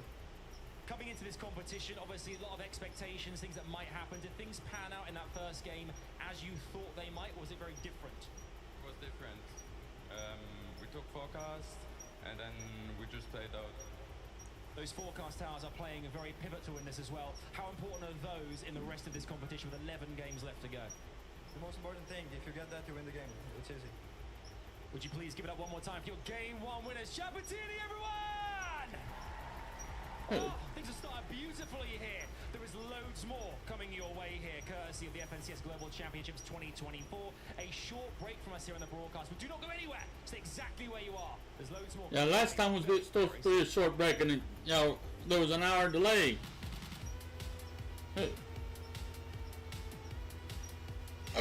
Goodness gracious.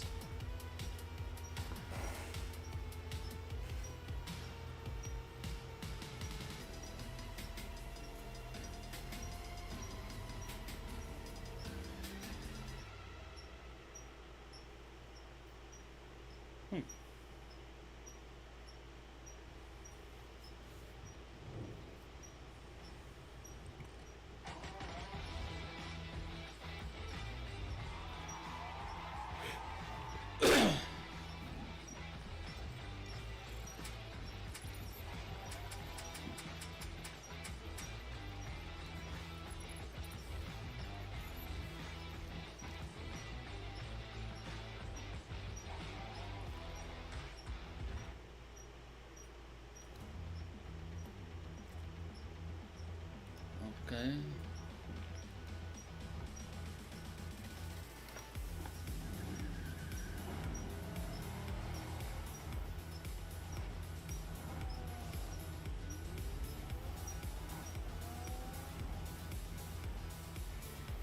So no cold fuel.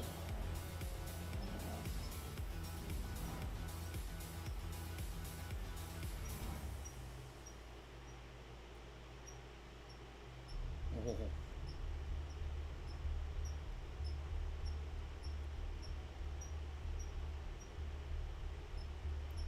Dickies Arena in Fort Worth, Texas.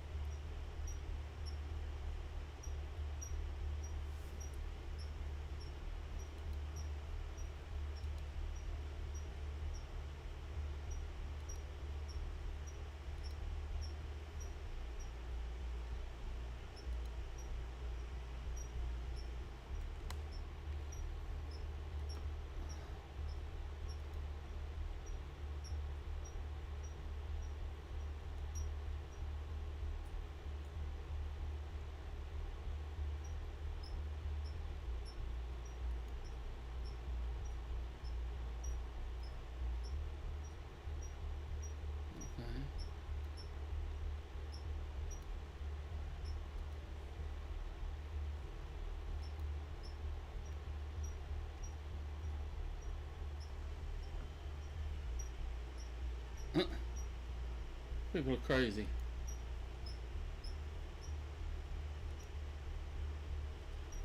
Alright. That first game was freaking exciting.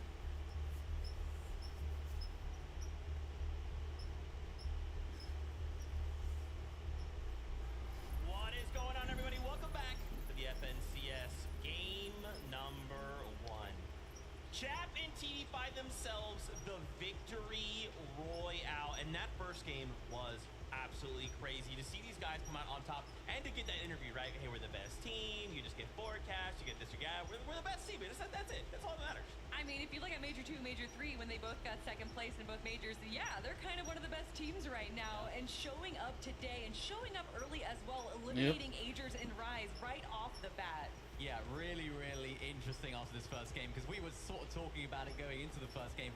Where are these guys going to land? What's their strategy going to look like? We didn't quite know, and now we get a little bit of an insight into what that's going to look like. It seems like they're really prioritizing that forecast tower. Another thing that we focused on at the beginning of the show, they want that forecast tower, and that's the reason why they're able to get height right here. You saw Cammy and Seti sort of shaping up to try and take height and holding it in that sort of 8-9 zone, but they didn't get that next zone. So Teeny and Chap took the opportunity really well because they knew where it was going. Also, to be able to hold height for as long as they did, all the way from 9, once again, the forecast tower, allowing them to know where to move that height and use or save up those much-needed mats towards the end of the game there. Absolutely phenomenal. What a great way to start the competition.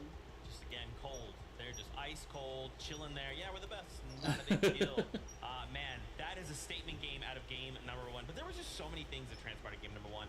Just so many solo performances that all took place. I mean, we saw there for a moment, even Rise and Yuma making a top 3. 8 eliminations? That's terrifying. We can't let that happen. Yes, we can, and they did. And I want to see it happen again. Rise and Yuma representing Asia right now, showing that, oh, yeah, it's NA versus you. You got to watch out for Asia as well. Yeah, these guys are really looking good right there. 8 eliminations clutching up there in the end in those final few moments. The crowd erupted as soon as they got that final elimination. Wasn't quite enough to get into that first or second, but they've got to be happy with that start, particularly on this stage. That's right. I want to highlight Peterbot, man. I don't know what Peterbot is about, but I do now. In those final moments, you know, Poyo goes down and you have the solo clutch, and he pulled it off. And for Peterbot to take down Clix in game number 1, you know that there was definitely some emotions going high right there. But Peterbot, if he is down into a solo, I mean, he's honestly a duo as a single player. Yeah, exactly. I mean, both of these players have the ability to do this, solo clutches. And in big events like this, 12-game formats, these solo clutches are going to be so vital in getting these guys into a really nice position. I must say, this Burst Assault Rifle x Peterbot is a crazy combo. It shouldn't be allowed because he's so good with that. And then even towards these endgame situations, taking out Seti there at that final few moments just to keep himself going. Of course, too little too late towards the end, but really great start from him. I mean, their strategy is just so clean from the start. Landing reps, getting the coin, getting the mythic AR, going over to the forecast tower, and then getting the Rift Island as well in that game, allowing them to just have a little bit more mats. And Acorn and more Cold, importantly, Epic Well, getting and that mod Muzz. weapon bench so that I saw Damien Polio Seti, modifying Dixon his Sphinx. weapons there, getting exactly what they wanted so that they were prepared for the end game. Wow. I love seeing their third place. Nico, Flixie, a second place. They didn't even need the Victory Royale, right? The fact that they made it to second place, you've already done too much. You've already let them get too far in the game. Yeah, I mean, they started it off so strong as well, getting eliminations onto Shadow and Virgo by Zone 1 there. And then, of course, just dominating the low ground as we know them to do. Yeah, Oops. exactly. Another really solid performance for these guys. We've seen them do it previously. This is exactly what we expected. Low to mid ground, finding those eliminations. And towards the end there, it was the final 2v2. It was kind of like Major 3, where it was two of the best teams in EU going head to head. Of course, two different, very, very different play styles. These guys are not necessarily going to be going for height every single game. But of course, what I noticed there was a little bit of a change in rotation. They went towards the north side of their drop spot. Interesting to see whether that's going to change throughout the day, whether the forecast tower fight's going to affect that. But really nice start from these guys. That's right, guys. I know you want more action. We can talk more about this, but let's just jump back into it. MDF, the best taco. Back over to you. Yeah, that was a very intense game, obviously, as we're coming out. You know, I couldn't even believe it. I almost, you know, just threw the whole mic off the headset. I was really into it for a second there. Yeah, and the craziest part still, of course, we have two EU teams duking it out to close off our first lobby here. That was crazy. And match number 2 is ready to go. Match number 2. All right.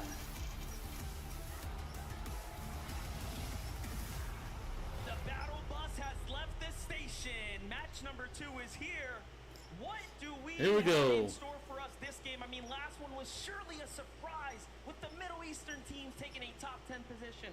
One Asia team up there as well. And of course, those that you expect. The best from NA, some of the greats from EU. Yeah, and Acorn and Cold, they haven't necessarily had it easy. Oh, they're time about it Acorn and either. Cold are You're landing at it brutal. Beachhead. You know, you get like the Let's see. out of Alex and Sato, and this Alex and Sato? Don't know very them. difficult though for Alex and Sato because you can tell the commitment is there, but if they want to take this fight to Acorn and Cold, it could be a really difficult one to actually close out in quick fashion. We have Oh, to all excuse me. credit to not only Clix and Vino for Clix's performance to stay alive and secure a top 15, but Damo and Resigns who found even more placement points, ending just closer to that top 10. So a very impressive performance for teams that were contested that game actually. When you start to do the math on that, that is almost unprecedented. Well, it was almost like Damo and Resigns were trailing Yeah. Clix and Venom the entire match, and if they hadn't actually stumbled upon Wow. Kishudo as a solo, I almost wonder if things could have maybe gone a little differently there because that's You'd what really think got more them would tied carry up White in Hills. position, but again, hindsight's always 2020. Currently, we are focused on the now champ and Kanata and Cooper. lingered around the Nitro Dome, but Kanata and Cooper close by means that all they can really look for here is just trying to prioritize their mat count. Yeah, we do know Kanata and Cooper like to rotate closer to Agers and Rise. Oh, there's already two duos that are out. So they didn't get to secure that fight, and they found themselves in a completely different battle up against Visual and Braids, and it really didn't go their way. Shortly afterwards, Braids ended up falling to Epic Whale Muzz, so pretty interesting, you know, zone dynamics starting to take shape here, and that's really part of the high level of Fortnite. Game to game, micro-adjusting, right? They all know what went well, what went wrong, and it's about adjusting in the real time, but here's Seiyun, here's Kadu against Casper and Prism. Little stands off here, so Yeah. it seems like this game, similar to match 1, is gonna kind of take its time rolling into the eliminations. Yeah, Janice almost seemingly happy about the fact that these teams Damn. kind of caught wind of each other because that allowed for him to just slip on by, head on out, red line rig, make sure that he doesn't get caught in the mix. He's clearly just trying to make a play for that reboot max. I didn't see Fixie anywhere near, so almost makes you wonder at the same time. It's going to be a difficult situation for a lot of these teams. Here's Cammy and Seti. They have angles, they have a little bit of high ground. Meanwhile, King and Phaser getting active right now just outside the Rebels' roost. What is happening here? They seem to be finding their groove right now. It's Visual and Braids once again who are giving some of these duos a really difficult time, making them all second guess whether or not they should be sticking around and fighting them. So, you know, that's impressive. Yeah, but this is also a really smart disengage from King and Phaser, recognizing the fact Sky Scroll still nearby as well. Rebels Roost is a little bit Hope he too wasted one of those confident swishes. for their interest at the moment, but even hanging around the underworld could pose some issues because they didn't stick around for the fight. Don't know how much surge damage they've actually been Batman able to Boogie and do on this Rapid. stage. And once we start to get into that big game They rotation weren't- aspect of the Didn't make it too far in the first game one, necessarily anticipate to struggle with which is this kind of damage. surprising. Very interesting. We get to Let's see kind how of they do in Batman game two. And Rapid here at the Grim Gate. This has been their drop spot for quite some time, coming out of Major 3, of course, with an excellent performance. You know, if you start looking at the paper trail of Rapid and Batman Booga, everyone's marking them up towards the top 3 as far as the NA teams are concerned. True. Talking about top 3, it wouldn't be one without Cold and Acorn. They're just putting teams down. This time they do finish the fight up against Andalex and Sato. They don't let them escape. But now something that Sato and Andalex are potentially going to have to start considering is if this keeps going in favor of Acorn and Cold, if they continue to take the fight to them, do you switch for day 2? But I think we still got a few more lobbies to work through before that really starts to become the real question mark here. For Stash Malibuca, though, starting off somewhat on the right foot here at Restored Reels. One elimination already. Curious if one of those is onto either Alex or Worthy. Yeah, something happened there, but Bolton Phew, excuse me. a little build-off happening here. It's Yeah, sorry about that, chat. intensive early game fight for, Wow. given the situation, a zone 1 sky base going on here. This is going to be a full-on reset if it doesn't end fast. It's up against Vico and Flixie. You know, obviously, our second place coming out of game 1. Bryson Bolts. Very much fired up. Very much They didn't do much the first game. They need to step it up. The forecast tower, the weapons bunker that spawns nearby Dupenhazen, where Bolt and Bryce like to land. And this is something that, you know, they were willing to test Reed and Ritual for when it was Reed and Ritual at Brickless Railway. So now Vico Flixie having taken over that position. And it's funny because you asked Vico in the player lounge last night, hey, what do you think about the forecast tower? He's like, that's my forecast tower. You ask any of these players who are actually trying to contest, they'll always tell you the same thing. That's my forecast. And yet, Vico, Flixie, they find themselves stuck because Bryce and Bolts either need to get eliminated or forced out here.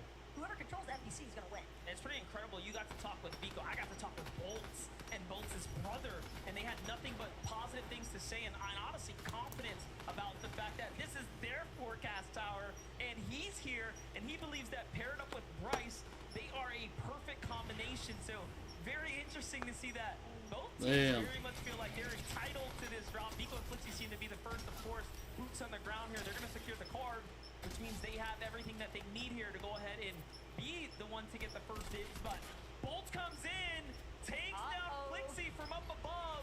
Whose tower is it? Vico might have that key card, but how long can he really hold on to it? He's trying to just get out of dodge at this point, creating as much space as possible. But you know, Bolts and Bryce, now that they've isolated Vico by forcibly eliminating Flixie, they're going to chase him. They do not want to let him escape with that forecast key card. And this is not just an elimination. This is not just a player. That is someone who holds the keys to every single storm for the remainder of this game. It is worth so much. Oh, he dropped the card.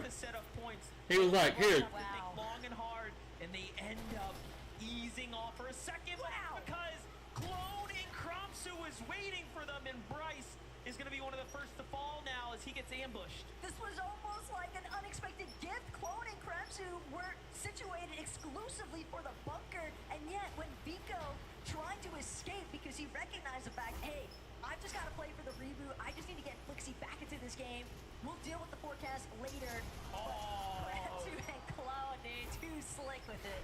Wow. That was just dirty right there. Look, Bolts has the card, so he actually ends up finding Vico potentially here, or no? Vico dropped it. Yeah, he ends up dropping it just so that he doesn't, bring that heat with him. So very, very interesting turn of events here. But sure, you might have forecast secured, but at what cost? Because realistically, if I'm Kremsu, I'm not letting you escape. And that's the thing, Vico knew that there was no reason for him to try to hold on. He did not have the materials to feasibly escape unless he gave up that key card. I actually love that we got to see him drop the key card as well, right? Just saying, hey, look, you can have it, man. My hands are in the air. White flag is waved. Go ahead, take it, and he plays for another day. That just really shows you what this tournament means, right? That's not an interaction you'll have in any regular game, right? There's just something so prestigious about the Fortnite Global Championship that Spider's still in the house. respect to one another like that. It's incredible to watch. Wow, this is looking like a menacing situation building up currently, though. Clicks, Veno, Acorn, Gold, Chap, Teeny, Gammy, Oh my Zeddy. gosh. I don't think we could ask for anything better at this stage, but fact of the matter is, all these teams are just fixated on one thing, and it's likely the weapons bunker. Yep. And here, it's opening up right now, and Clicks and Vino the first to fold as they recognize, hey, there are 4 teams here. This is not the greatest idea. They double back to the campfire. They'll get their chance at the bunker, right? They'll be able to pick up some scraps, get their attachments. But first, sit things out, let things settle. I like that flyby though, Janus and Pixie, so it looks like Janus's rescue mission was a success. He was able to make his way towards a reboot van, but again, you have to start to wonder what kind of damage was he able to collect prior to losing Pixie. And now, Reckless Railway is heating up one more time because Vico double back, Yep. brought Flixie into it, but now Shadow and Virgo trying to see if they can pose a threat. Listen, Shadow, someone I've known for a long time. I've followed his career closely. He is a very, very scary player. Once he starts to get situated, game one They're about to get third party. now. Him and Virgo have been nothing but successful as a duo here. But wait a second, Vico and Flixby, as we know, again, are EU's best right now.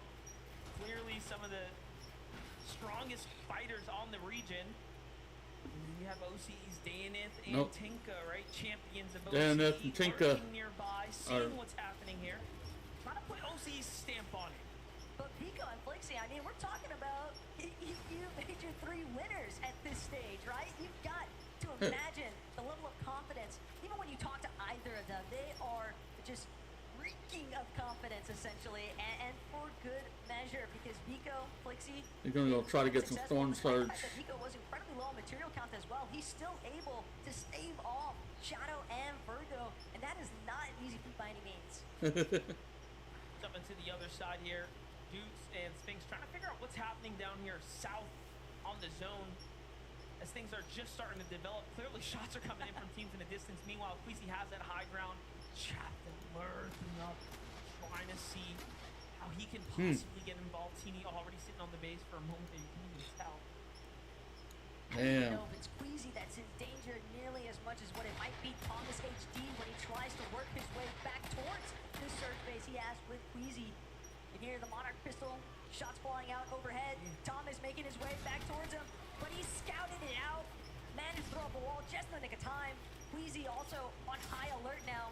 But Chap Teeny, they've made enough noise. Other teams in the distance actually trying to take side shots at them. Oh my Gotta goodness. respect Thomas HD's ability to not only see them and react faster than they can land a shot on him, but to also get up to high Cost ground. them nothing too. Wow. It's too late, and look, they're gonna just go ahead and get off, and they're like, wait, that team, they want to fight? No, we don't need that.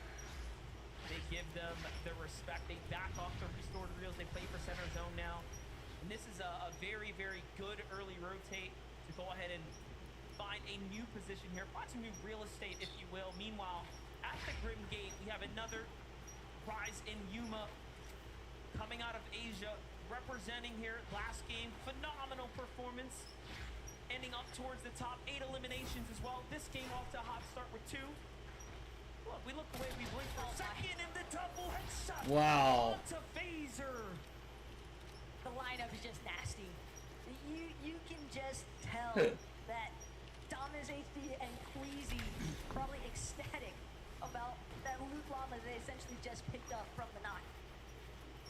Yeah, I don't even know if they want to cross over to pick up the loot at this point. It would end up being all too risky with King nearby, but Captain That was Teeny crazy. haven't stopped their pursuits onto different duos. I'm feeling like maybe they're not getting enough tags in these fights. It can also be so disorienting to other teams in the lobby when you're dealing with the likes of Chapatini because they're just barreling down onto anybody that they encounter. They could care less about the caliber of player that they are dealing with in the process. All they want at the end of the day is the points from the eliminations and to clear out the space to make sure that their rotations Let's maintain see. their smoothness. But Giannis layer below, Chavatini are currently boxed up, and they are not the only ones. Kremsu Clone lurking overhead, Persa Ed as well. Close enough that they could definitely tango if they wanted to. Chavatini, 130 below. Just mentioned that they're not finding the tag. It's very clear, regardless of how many teams they've managed to fight, it just hasn't been successful with this. So far, looking like the best here. Double armor walls come out. That's going to slow down all of their momentum here. And if I'm being honest, I think they have to keep pursuing it, find a new angle, do something else. They can't afford to stop at this point. Teeny's got a new angle here. He's behind Pixie now. The other duo, basically, that's there is Ed and Persa, who are also very, very weak. It's just not looking good for the Brazilian duos. Not looking too good for EU's Jonas. But every behind time. him. Jack's hurt. Back against the wall. He needs to find the one, and it's so close, but he's going to be the first to fall. Pixie. Kind of reminding Chap, hey, we're familiar with each other for a reason, but Jonas and Pixie, they just had too much of an advantage, knowing that the Storm Surge was trickling in, essentially. It just put too much pressure onto Chap and Teeny. They were just taking recklessly aggressive fights, not methodically calculated ones. Reminder, Falcons, Teeny, and Chap were your first place team coming into match number 2. They are now down and out, effectively opening up the leaderboards for other teams to start to climb on up now.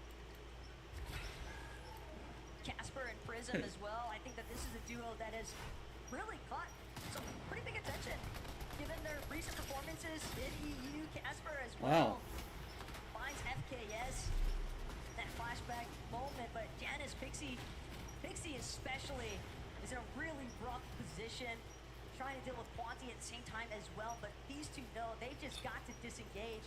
They need an opportunity to get that neck hit off, so Pixie will find a moment here, but Quanti still good pose, pretty big threat. And somehow Janice and Pixie actually choose to leave from this current position. Take a look at Epic Whale Muzz right now. Also below the Storm Surge here, they just need a little tag. Bring your focus down to that bottom right. Yep, they're getting Storm Surge.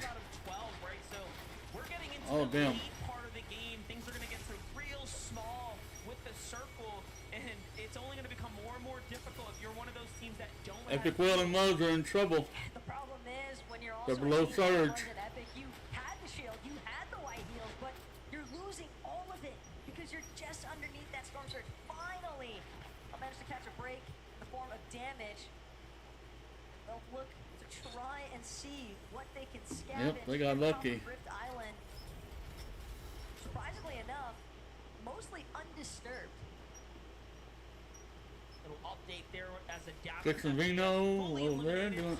10th place is out, first place is out. Cammy and Seti not looking too great right here. Below the damage threshold as well. Again, what that means is that Lightning Bolt is going to start coming down from the sky. They're going to start losing 25 HP over the course of time. Periodically, it'll start to add up. Flixie and Vico, this is why they're fighting all the teams, because they need to. Otherwise, they will be sent back to the lobby for not doing enough damage. Here it is. Vico gets slammed in on from 2 angles, but Cammy gets crushed. Oh, damn. A devastating shot. Vico hits the one that he needs to. Meanwhile, Rise and Yuma jump into the mix here. This is our team in the lead here. Vico, though, is so good. He is putting up got plenty of up against above every Storm single Surge. region right now. It's still defending for his teammate. He's just trying to make sure that he can throw Flixie into a safe position. Revive is clearly on his mind. Armored walls are going to be sent out. Yep. Yuma, Rise, they're hoping that they can try to collapse, but I fear the moment has left them. Vico doing so much when it mattered most to hold his ground. And sure enough, the revive is a success. Flixie has been They're brought back they're into this 640 battle, above now. and that's going to cause They're sitting pretty. reconsider whether they actually want to take this engagement. And that was our current first and second place teams basically to be going head to head. But let's jump in with Clone and Kremsu right now. 32 teams left. Very, very desperate here to find a fight. Clicks and Epic Whale are the team not so desperate, but ready to defend. But no, they lose the walls first. This is not looking good. But they end up finding the shots, and Clicks is so fast. He hits one and then the second before they can even notice what happened to them. Yeah, take some tips from Meta. I mean, he's been forming his own kind of masterclass at this stage.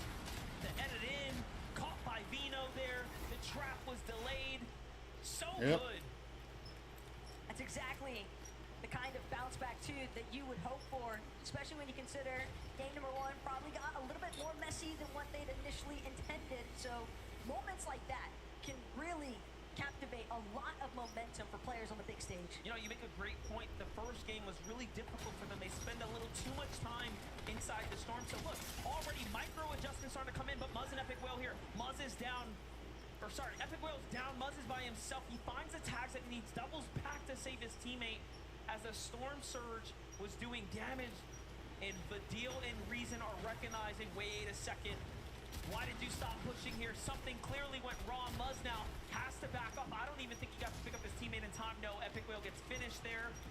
Damn. The development now for Muzz is that he is left by himself with nothing to really work with. I mean, it's all but over for him at this point if Vidil and Reason want to push. At the same time, though, Muzz is definitely a bit of a solo mastermind. Oh, they're way above Sarge, that Look team. for a clutch opportunity. The real issue that I'm seeing right now, though, FDF, Baka, Pars. Muzz has no heals. Holy crap. Where Muzz is currently fixated.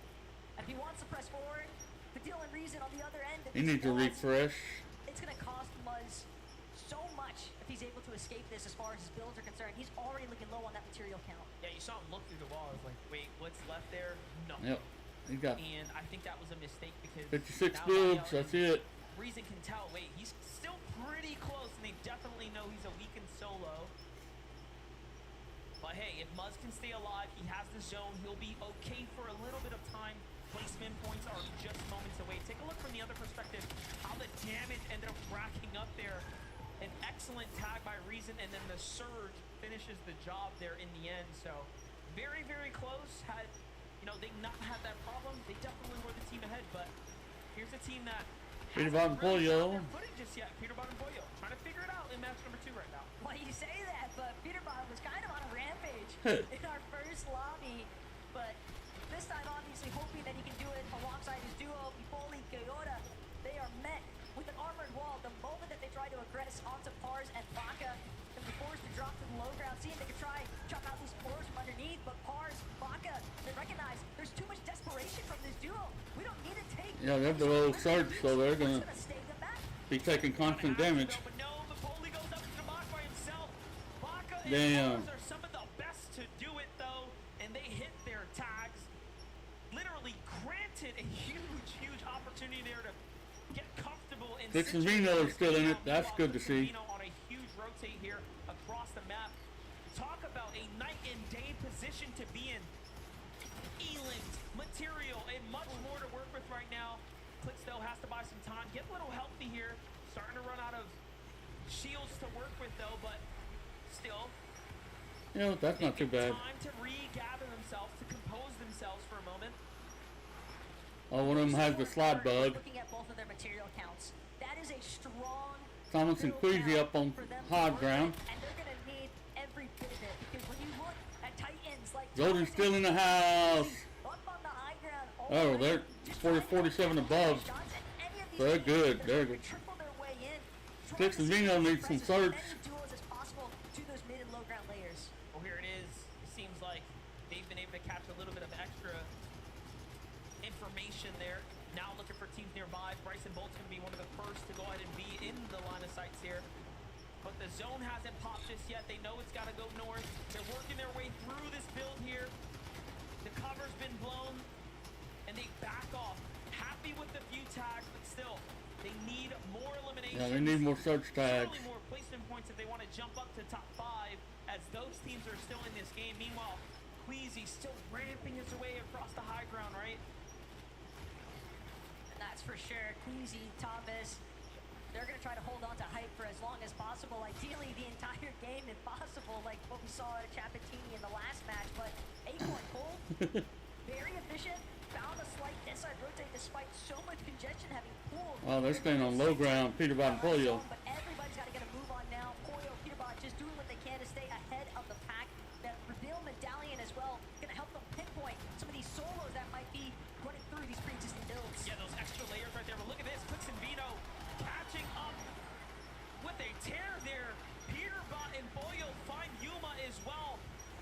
basically taking down some of that immediate competition, right? You want to start dropping those players that are up at the top of the standings if you want to jump over them. It's not going to be easy. It's going to be very, very hard to do, but they are doing it. Meanwhile, the wider shot tells us the whole story. There's an indestructible bridge. Flixie and Vico are still in it. And Vico, Flixie, they didn't manage to find the victory royale the way that they would have hoped in match 1. And now, staring down Flixie just went down. demise here. Flixie gonna get knocked. Vico not gonna have an opportunity either to recover this Wow. one. Just too much pre-existing. Polio's down. Peterbot's still up though. Oh, he just took Acorn down. Oh. And down goes Peterbot. Just like that, it's Cole to the rescue basically here, making up for lost time there. Right, yeah, he better grab that. The real winner here is Cold. He gets more placement points. He gets to heal out now and kind of wait this one out. Meanwhile, Clix is still alive here, working his way through the game. Queasy and Thomas make their way up to the Rift Island. They are looking better than ever. There is so much material to farm back up here as well. It's True looking that. next to impossible for anybody to try and effectively challenge for high MPF, but we see All Clicks is down. Vino's down. Damn. Hey, Gameplay Boy, how you doing? Hope you're having a good day.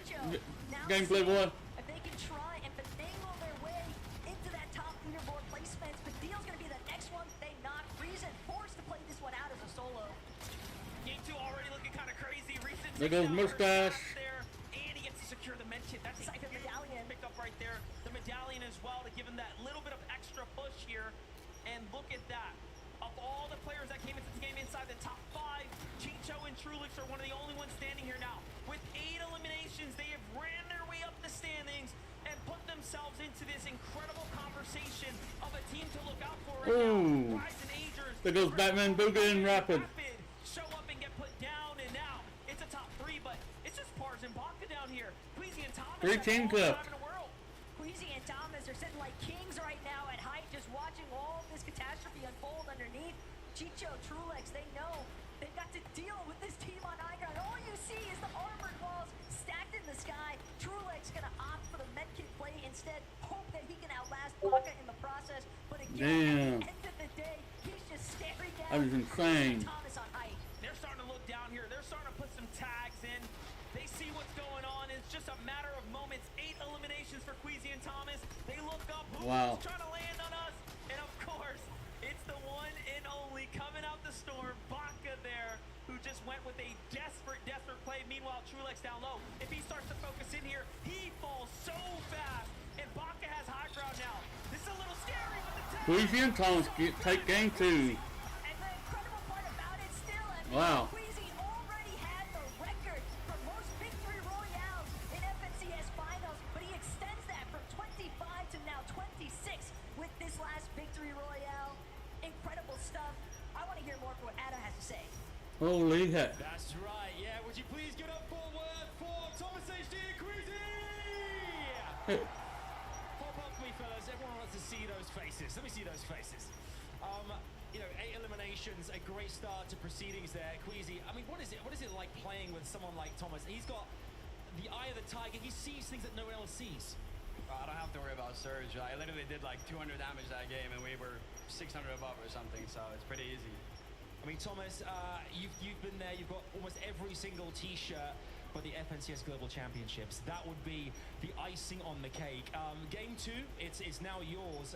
What have you felt out there so far? What do you feel in the lobby and players around you that are kind of causing you a bit of concern? I mean, it's like really nice to play on the stage again. Like, we only have like 2 lands a year, so yeah. I'm just happy we won a game, like, and we can prove ourselves finally. I'm seeing as well, Queasy. I mean, there's a lot of fans out here. Hey, you got cheering you guys' names all the time. And let them hear Fort Worth. Queasy and Thomas HD, let them hear you. Come on! How does it feel to compete as well in front of an audience like this as well? Obviously, there's 10 games left, but are you embracing every second of this alongside your partner? Yeah, 100%. I mean, I got some important people in the audience that told me that I should go height and not die, and that's what I did, and we won the game. Okay, I'd love to see it. And one more time, would you please, Fort Worth, give it up your game 2 winners, Thomas and Queasy! The Doesn't that feel good? Doesn't that feel good? You're in the raw. You guys have been amazing. You guys at home as well have been fantastic. A quick break from us again here on the main show, but do not go anywhere. There's loads more coming away. 4 more. Oh, goodness. Don't go anywhere. No, not going anywhere. Don't worry. Okay, let's turn the cam back on. For now.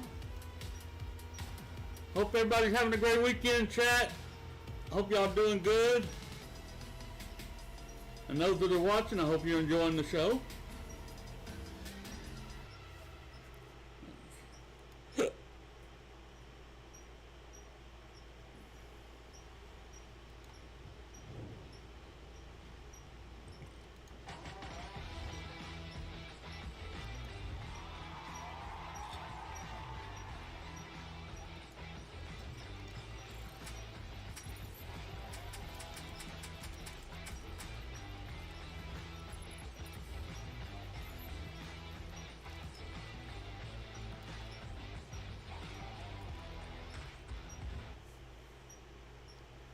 Alright, we're still going.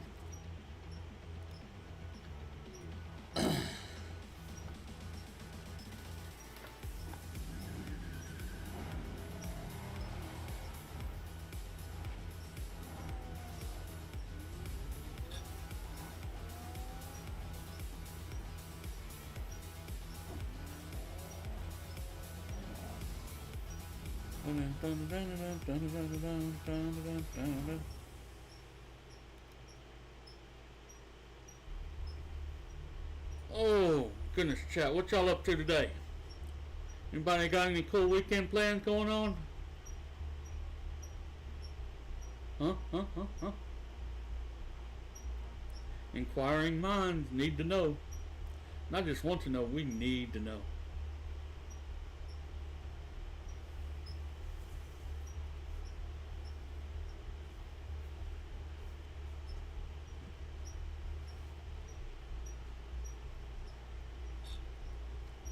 Fixing to start match number 3, game number 3. We looking forward to it.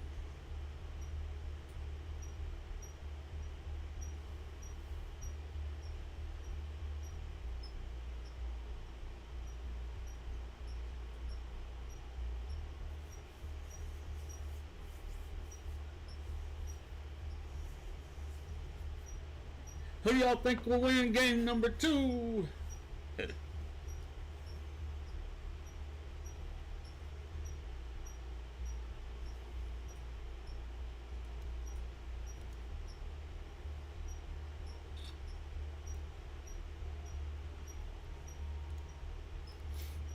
Interesting.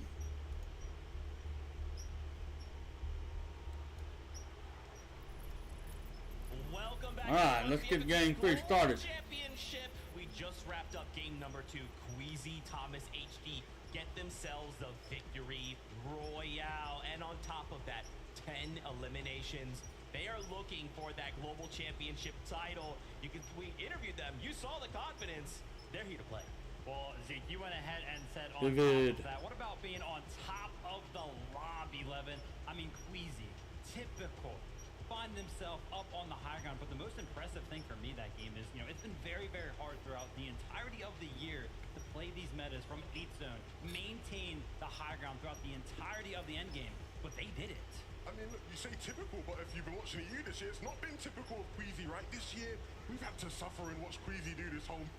Well, in to see him up on high, I think everybody expected to see them sort of be playing on all sorts of layers today, but seeing them up there, right, they looked comfortable. They looked like they're in their element.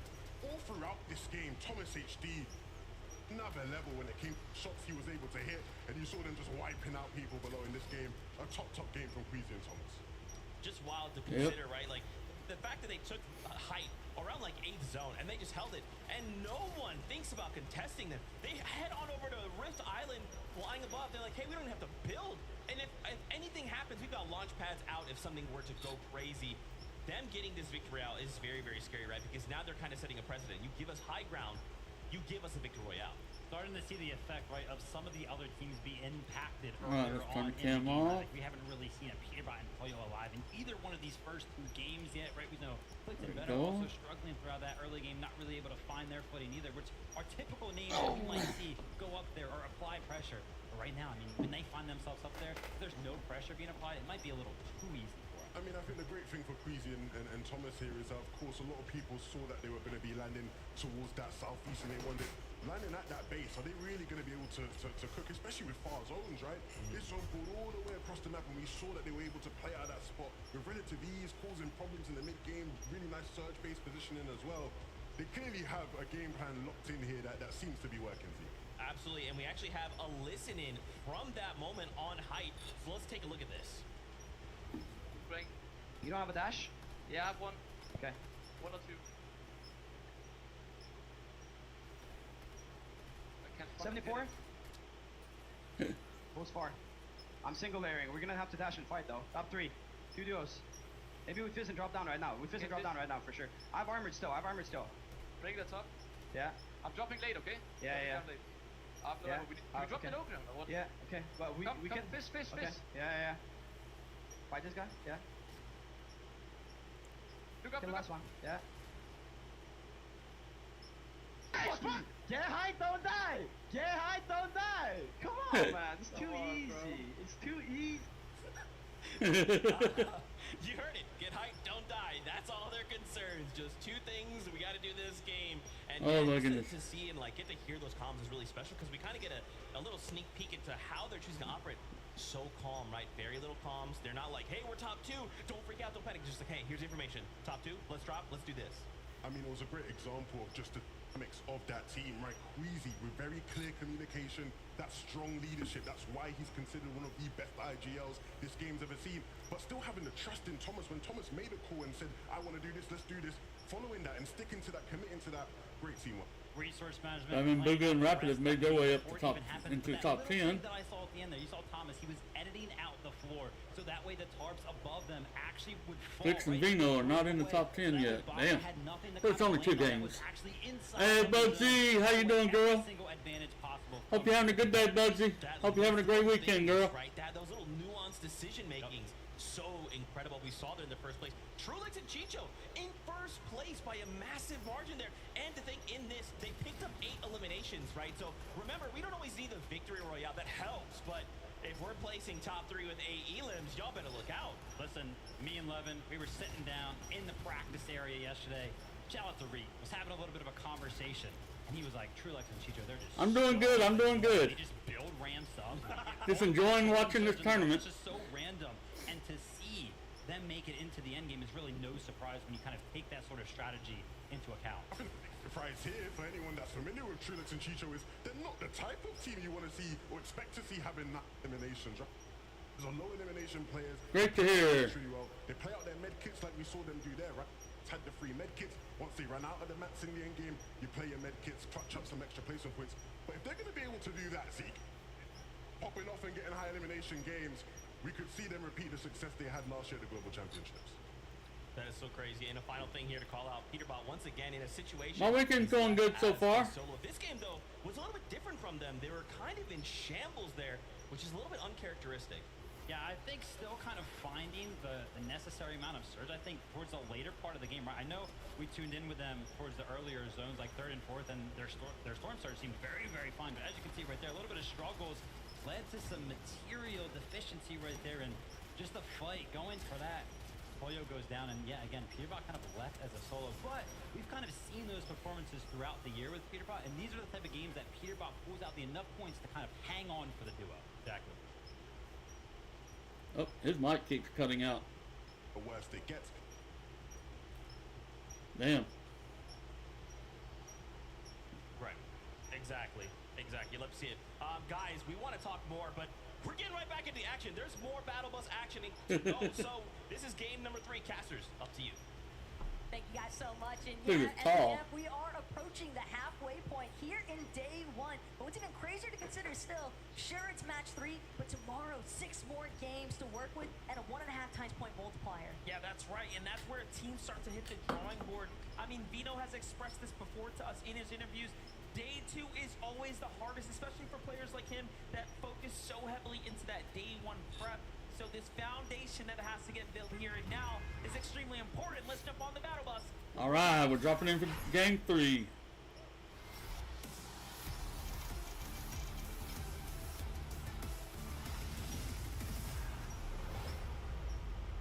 And just like that, match number 3 is upon us.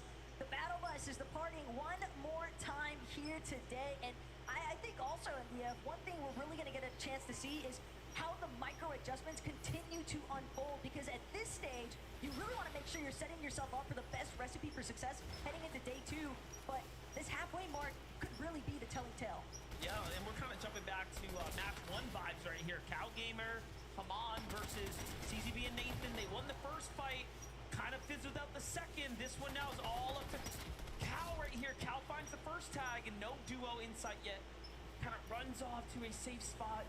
Very smart position to put him in. Meanwhile, Nathan has more time to go ahead and start healing up, but no material. We all know Fortnite's a game of builds and attrition, and if you have the maps, you usually have the fight in the bag. Cow Gamer comes on top for the Middle East. That is a big clutch opportunity there for Cal Gamer, because him and Aman definitely need to start rebuilding a little bit more in terms of that leaderboard. But again, they're not the only ones with that vision in mind. Merstash, Malibuka, Restore Reels one more time. Oshi, Worthy, and Alex. I love seeing them lurk in the horizon, but the way that they've chosen to split that POI is pretty interesting. I want to see more Worthy perspective in Alex there, but we have to see what's happening here between Oshi and Middle East here. This is a really big fight for FKS and Adapter, whom are winning at the moment. Tinka goes down, Dave is down as well, and FKS and Adapter collapse from both angles so perfectly. Look at it from Adapter's perspective, just catches him in the nest there, in the danger web, and it is over before they can even put down a build. Have to love that supportive fire coming in as well. Perfect timing. Phaser and King, though, slight world of hurt here. Phaser trying to do what he can, but at the same time, we'll have to just check back in with him, see how he manages as a solo for the time being, because we've got action heating up here at Restored Reels. So many medkits getting tossed out, but Merstash and Malibuka manage to take this one over yet again. 2 eliminations in the bag, plenty of kills to work with as well, so they'll be able to recuperate nicely. Take a look from Merstash's perspective there. He lands a great tag on the board so fast. Then Malibuka finishes off Alex, who's a little weak there. Almost finishes Malibuka even with the HP disadvantage, proving that he definitely had the better shot. But Threats and Trashy. Trashy's down. Meanwhile, Threats and Trashy have gone up against Peterbot and Boy, and you can see the results of that. Not very good for Trashy at the moment, but Man City Threats, it's one thing that we know is that he's a veteran of North America. He's going to stick around and try to put down some numbers here.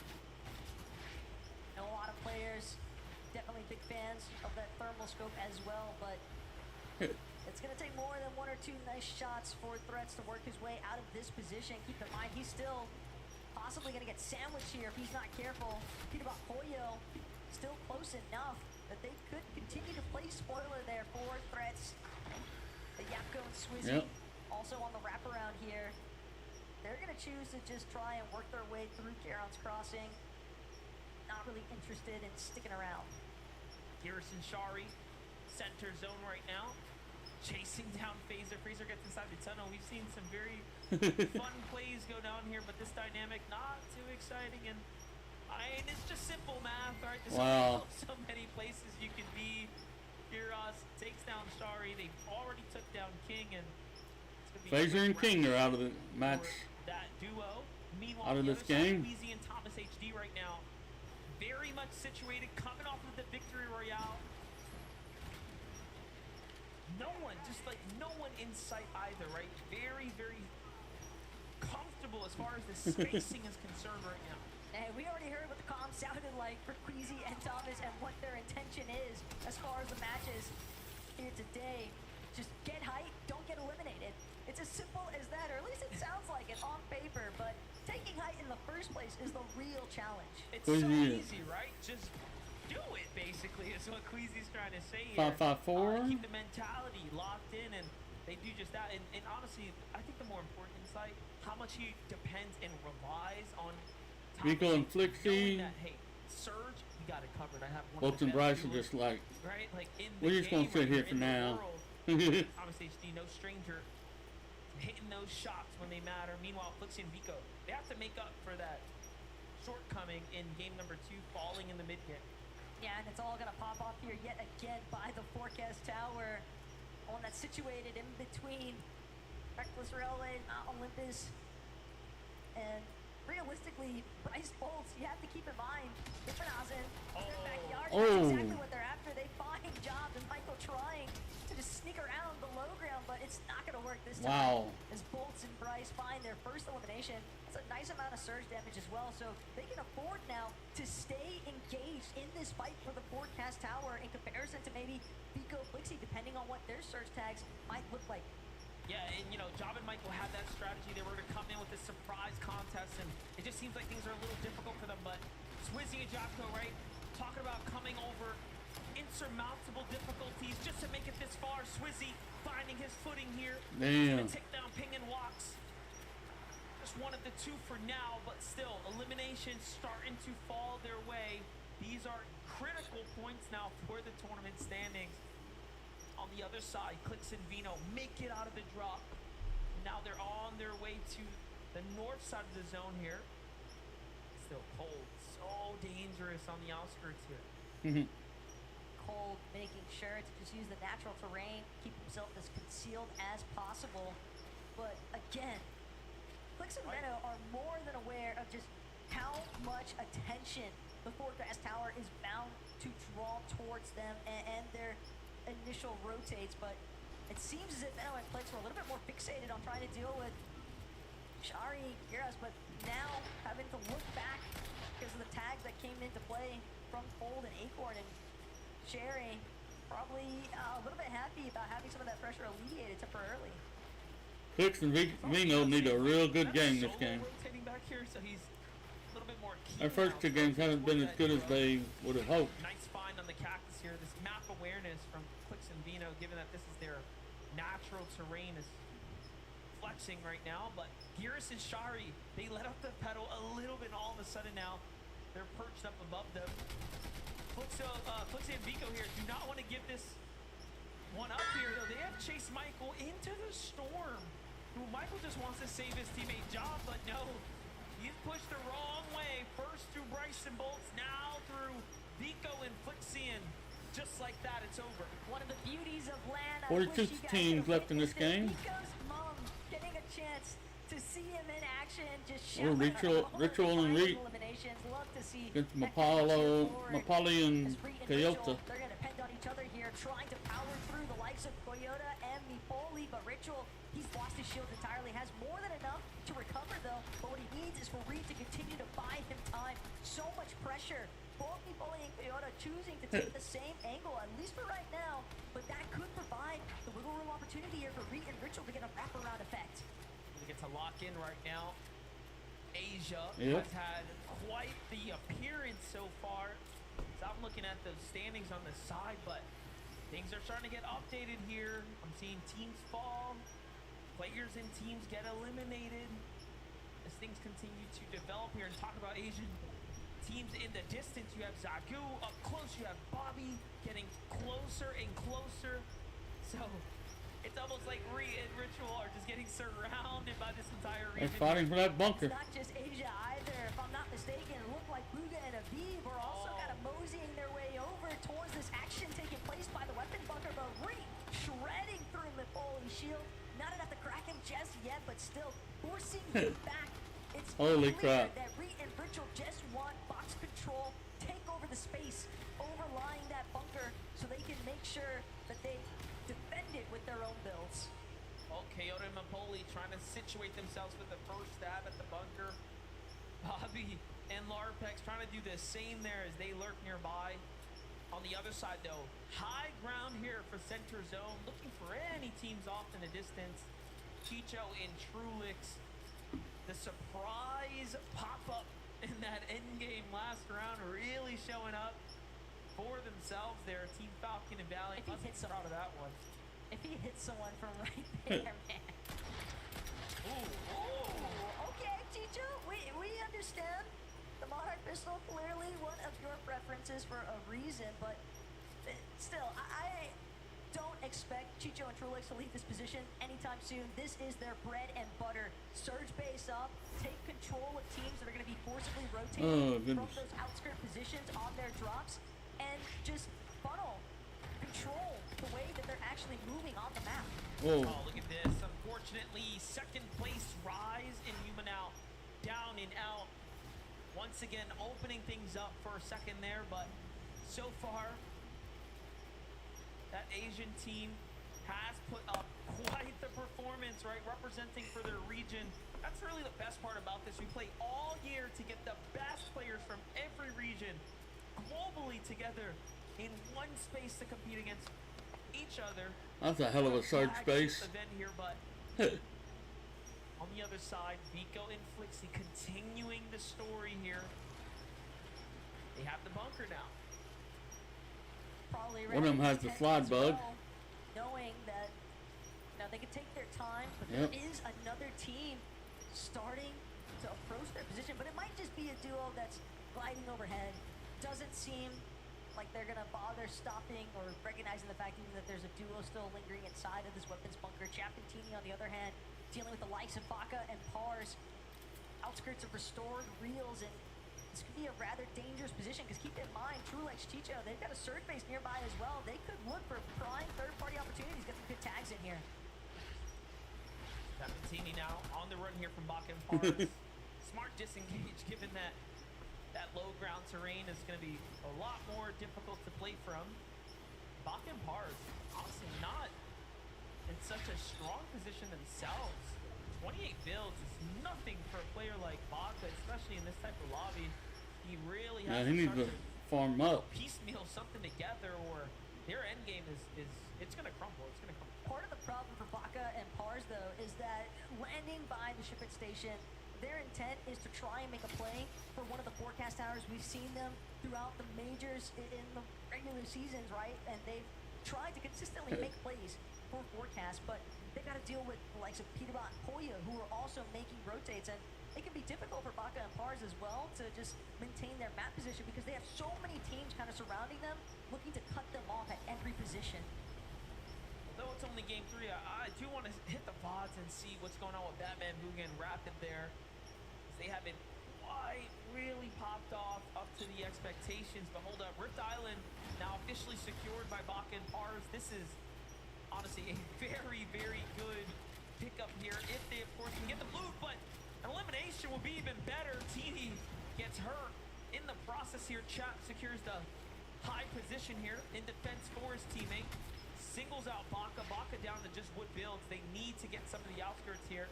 And already Chapentini secure the center of course, what will be the cache, right? All the loot that's going to go ahead and spawn out of that. Capture point could be a really big advantage here for Chapentini as well. Baka Pars recognize more than anything else, they need to try and rebuild their material count. Granted, Rift Island can definitely provide, at the very least, ample amounts of bricks, but that's only if they're not disturbed in the process. And it seems as if there are a couple more duos. Flixie need to get the hell out of the storm. Also still hanging out inside of the storm. Comes as no surprise, though, really, when you consider the fact they like to stick in the storm a little bit longer than some of these other teams.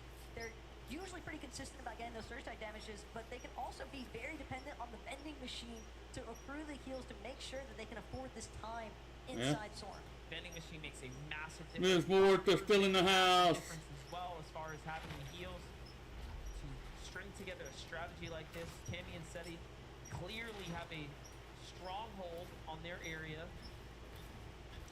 They're playing deep into the storm, and this is, again, a team that is no stranger to staying in the storm on these invitationals, on these LAN events, right? Like, we've seen it happen every single time.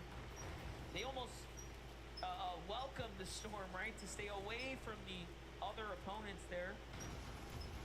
Cammy and Seti, they were probably cheesing the moment Malabuka and Mustache are nicely above the phone surge. Ooh, Prism and Casper are below surge. These no mobility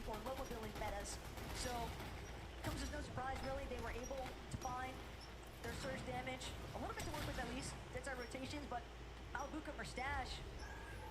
Jam-packed action potentially here at Restored Reels. Find some decent shots, but more important they're aspect still suffering is from that Storm Casper and Surge. Prism are under some heavy pressure. Those Storm Surge tags trickling in now might cost them all their splashes. 82 below. Pressure starting to rise here. Giannis gets pushed in, drops down to low ground. Just letting the Storm Surge kind of do its thing here for now. 106 below. Holy crap. On solo here into the wall of Pixie and Giannis. We've seen what happened to duos before. Normally doesn't end well.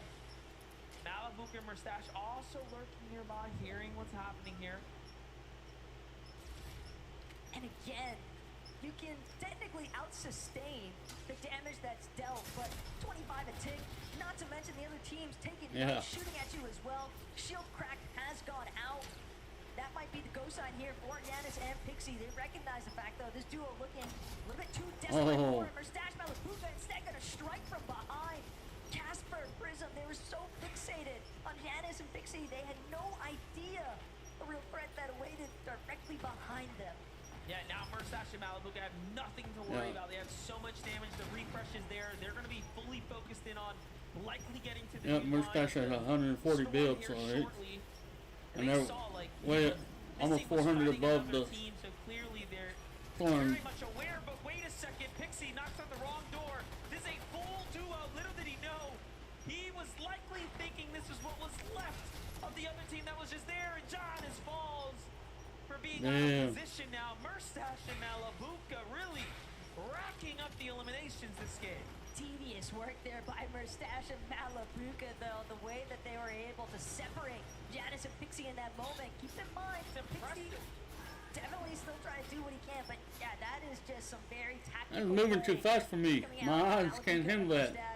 Their chemistry definitely aligned. Pixie still trying to do what he can, but Malabuka and Mustache, they know solo hidden somewhere amongst the rubble of these pre-existing builds. Pixie trying to hope that he can maintain a little bit better position, but he's just getting shredded. The builds are not going to withstand all the shots coming in. Malabuka Mustache with yet another elimination. 807 damage above as well. They can take their sweet time now on the rotates. And you see it from Mustache's perspective onto Casper. Same huge shot there in the replay. Very, very well executed. Well, that's going to Clix and Vino only 133 above. They need to get some more surge. Now for Vino and Clix, a little bit of a different story here. Still a successful game nonetheless. 2 elims, plenty of material to work with, especially in Clix's reservoir here. However, the damage will start to become a problem soon. But talk about problems here. Kanata's got a big one. He's got XN Strashy on the other side of the wall. No teammate. Cooper's down. Cooper, who is the returning champion from last year, paired up with Kanata right now, is now found himself watching Kanata having to root from the sidelines. Yeah, I mean, the Ship It station has just been fully skeletonized at this point. All the walls practically torn down. Other player builds replacing them, but Kanata done a decent job, at least, at forcing Trashy back. And in fact, Trashy so Kanata ain't got no freaking ammo. Damn. Outright elimination just yet, but he's hunting it down. Trashy just hoping that he can buy himself a little bit more time, and Kanata's got to be careful, because Queasy and Thomas, they're also nearby. We already know Queasy and Thomas have the confidence coming off that last game. Big rotate coming out on the other side, though. It's Agers and Rice who are on the move right now. Rice is going to be the first to fall in this exchange here to the hands of Bolts. It seems Bolts and Bryce to get the elimination. Batman Boogie and Rapid are still up. And Bolts and Bryce are holding on just barely. Buzz and Epic Will are still up. Bryce willing to stay in the storm. Still got 30 teams out of 50. 54 people. Foundation to work with. And this is a congested There's multiple side of the solos. storm. Look at how many teams, how many players are sitting around this general area. This is a lot of our northeast-based teams as well. And Bryce, at least with that refresh the material count, he's going to be able to at least dictate which direction he wants to head next. Might be able to protect himself on the disengage as well. Agers, though, might not find himself in a similar fashion. Still, the armored wall will at least prompt a forcible disengage for the time being. Everyone recognizing the fact they've got to scale over this hillside as they approach the raft. Time to make a decision. Agers goes for the fight. And now he's in the storm, but a tag is going to set him off here. The clock is ticking here. Okay. Just a couple moments left, and he jumps onto Muzz and Epic Whale. Tries to go for the axe through the wall. Damn. Instead, delivers the loot to the hands of Muzz and Epic Whale, who really needed that, but the storm ends up doing the rest there on this back edge. And it's just one problem after another now since match 1 for Epic Whale and Muzz here. It's going to be difficult to ask Epic to do much more at this point, given the situation.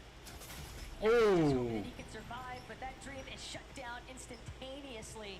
Just domed from a distance, and not much left to do except. Epic Whale and Muzz ain't having a great Trulex, on the other hand, though, no cheat time today. Some of our teams that are just trying to lead, unfortunately finding themselves in these compromised positions. If Trulex goes down now, and that's going to be a heavy hit to placement points.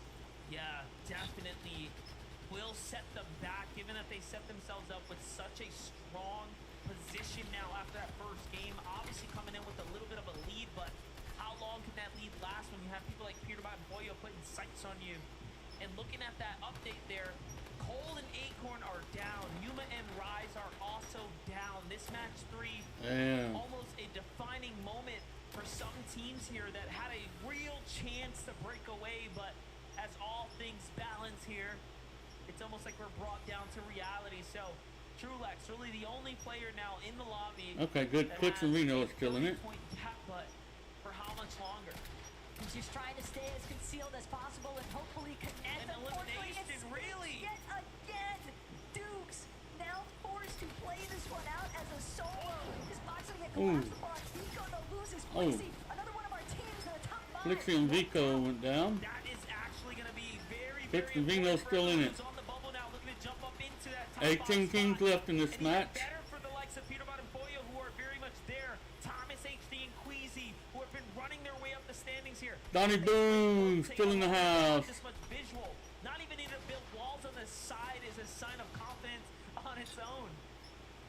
Look at this Thomas now. He was just taking shots at the lobby leader. He's still got his sights set onto Trulex. Might have even identified him as a solo, but they're going to find themselves chopped. Malabuka versus Stash now trying to make their approach towards Queasy and Thomas. Meanwhile, Peterbot Boyo, they're currently sitting inside of top 3, third place to be specific, and they're going to instantaneously take over the hill.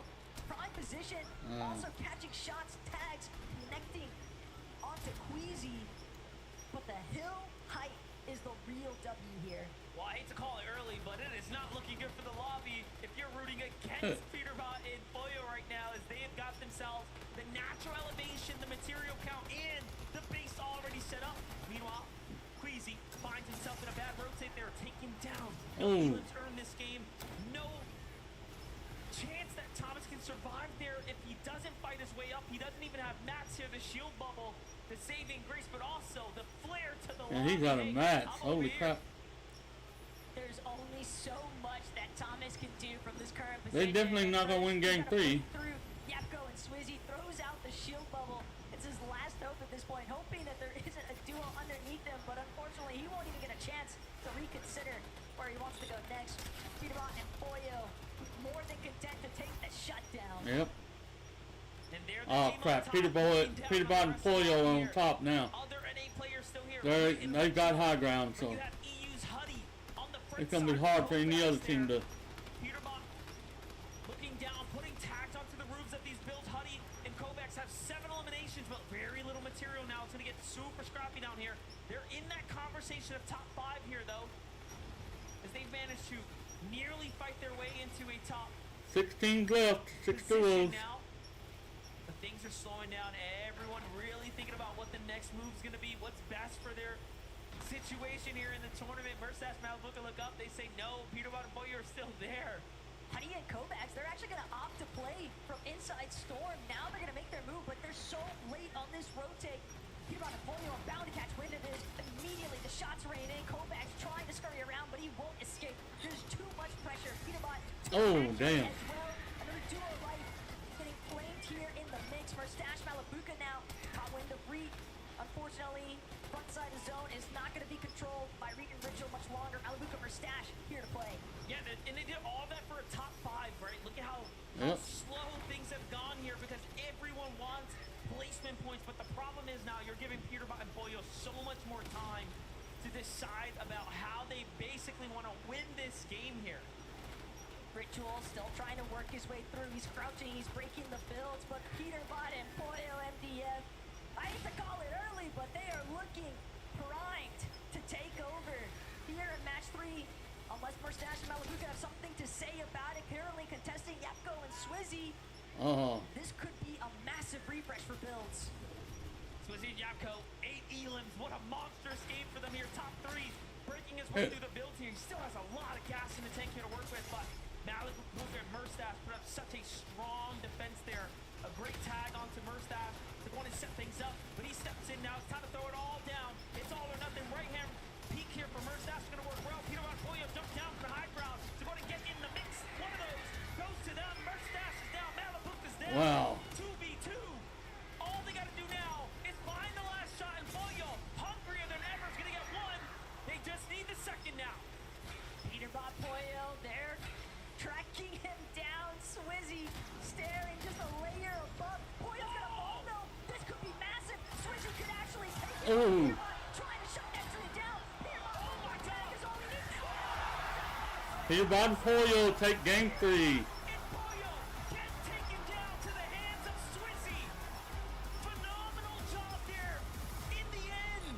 Oh wait, no, Swizzy. Peterbot and Pollo fall on game 3. That was their best game though. Swizzy and his teammate won game 3. He's a powerhouse player coming out of EU, but Adam close on sight. Thank you so much. Give it up for your game 3 winner! Wow, chat, that was insane. Swizzy, wow. That was that one-on-one Peterbot there, right at the very end. You managed to start that out perfectly, but walk us through the final stages, how that all went down. I don't know, like it was actually... I'll be right back, chat. Not as hard, not as hard. Peterbot and Pure have been very strong throughout the competition. I'm gonna run to the restroom. I'll be right back, chat. Very good too. Walk us through the first 3 games of this competition. How has it felt for you two as a duo? Is everything panning out as you expected? Yeah, we just adapted very good, I think, and we're just playing our game. I think it's pretty good. I'm pretty confident we can play good. Obviously, we've got a bit of a halftime break now. What do you guys do behind the scenes? Do you kind of go over tactics, strategy? How do things go now? Or do you just rest and relax for a second? Yeah, we're just gonna take some break, like relax and think about the next 3 games. And I'm gonna ask you as well, watching that at the end there, you watched Swizzy in that one-on-one. Are you feeding anything through on the comms then, or are you just keeping quiet and just letting him do his thing? I mean, I'm just going behind him, you know? I'm just telling him everything. Because I was still alive, so I could see everything on my screen. Love to see that. One more time, give it up for Swizzy and Yapko, everyone! Thank you very much, guys. Now, obviously, you know that I've got a voice of an angel, okay? No one booked me for the halftime show. I can't believe it. I'm devastated. I don't hold grudges, but I actually blame Zeke. I could have done a repertoire of my Fortnite Festival classics, and I couldn't do it. Zeke, I blame you. It's over to you, buddy. That's okay, Adam. You can blame me. Most people do. My gosh, Swizzy here. You could tell in the moment that like Swizzy's in like almost like a state of shock. Like he was literally shaking, and it's because he 1v2s Peterbot and Pollo.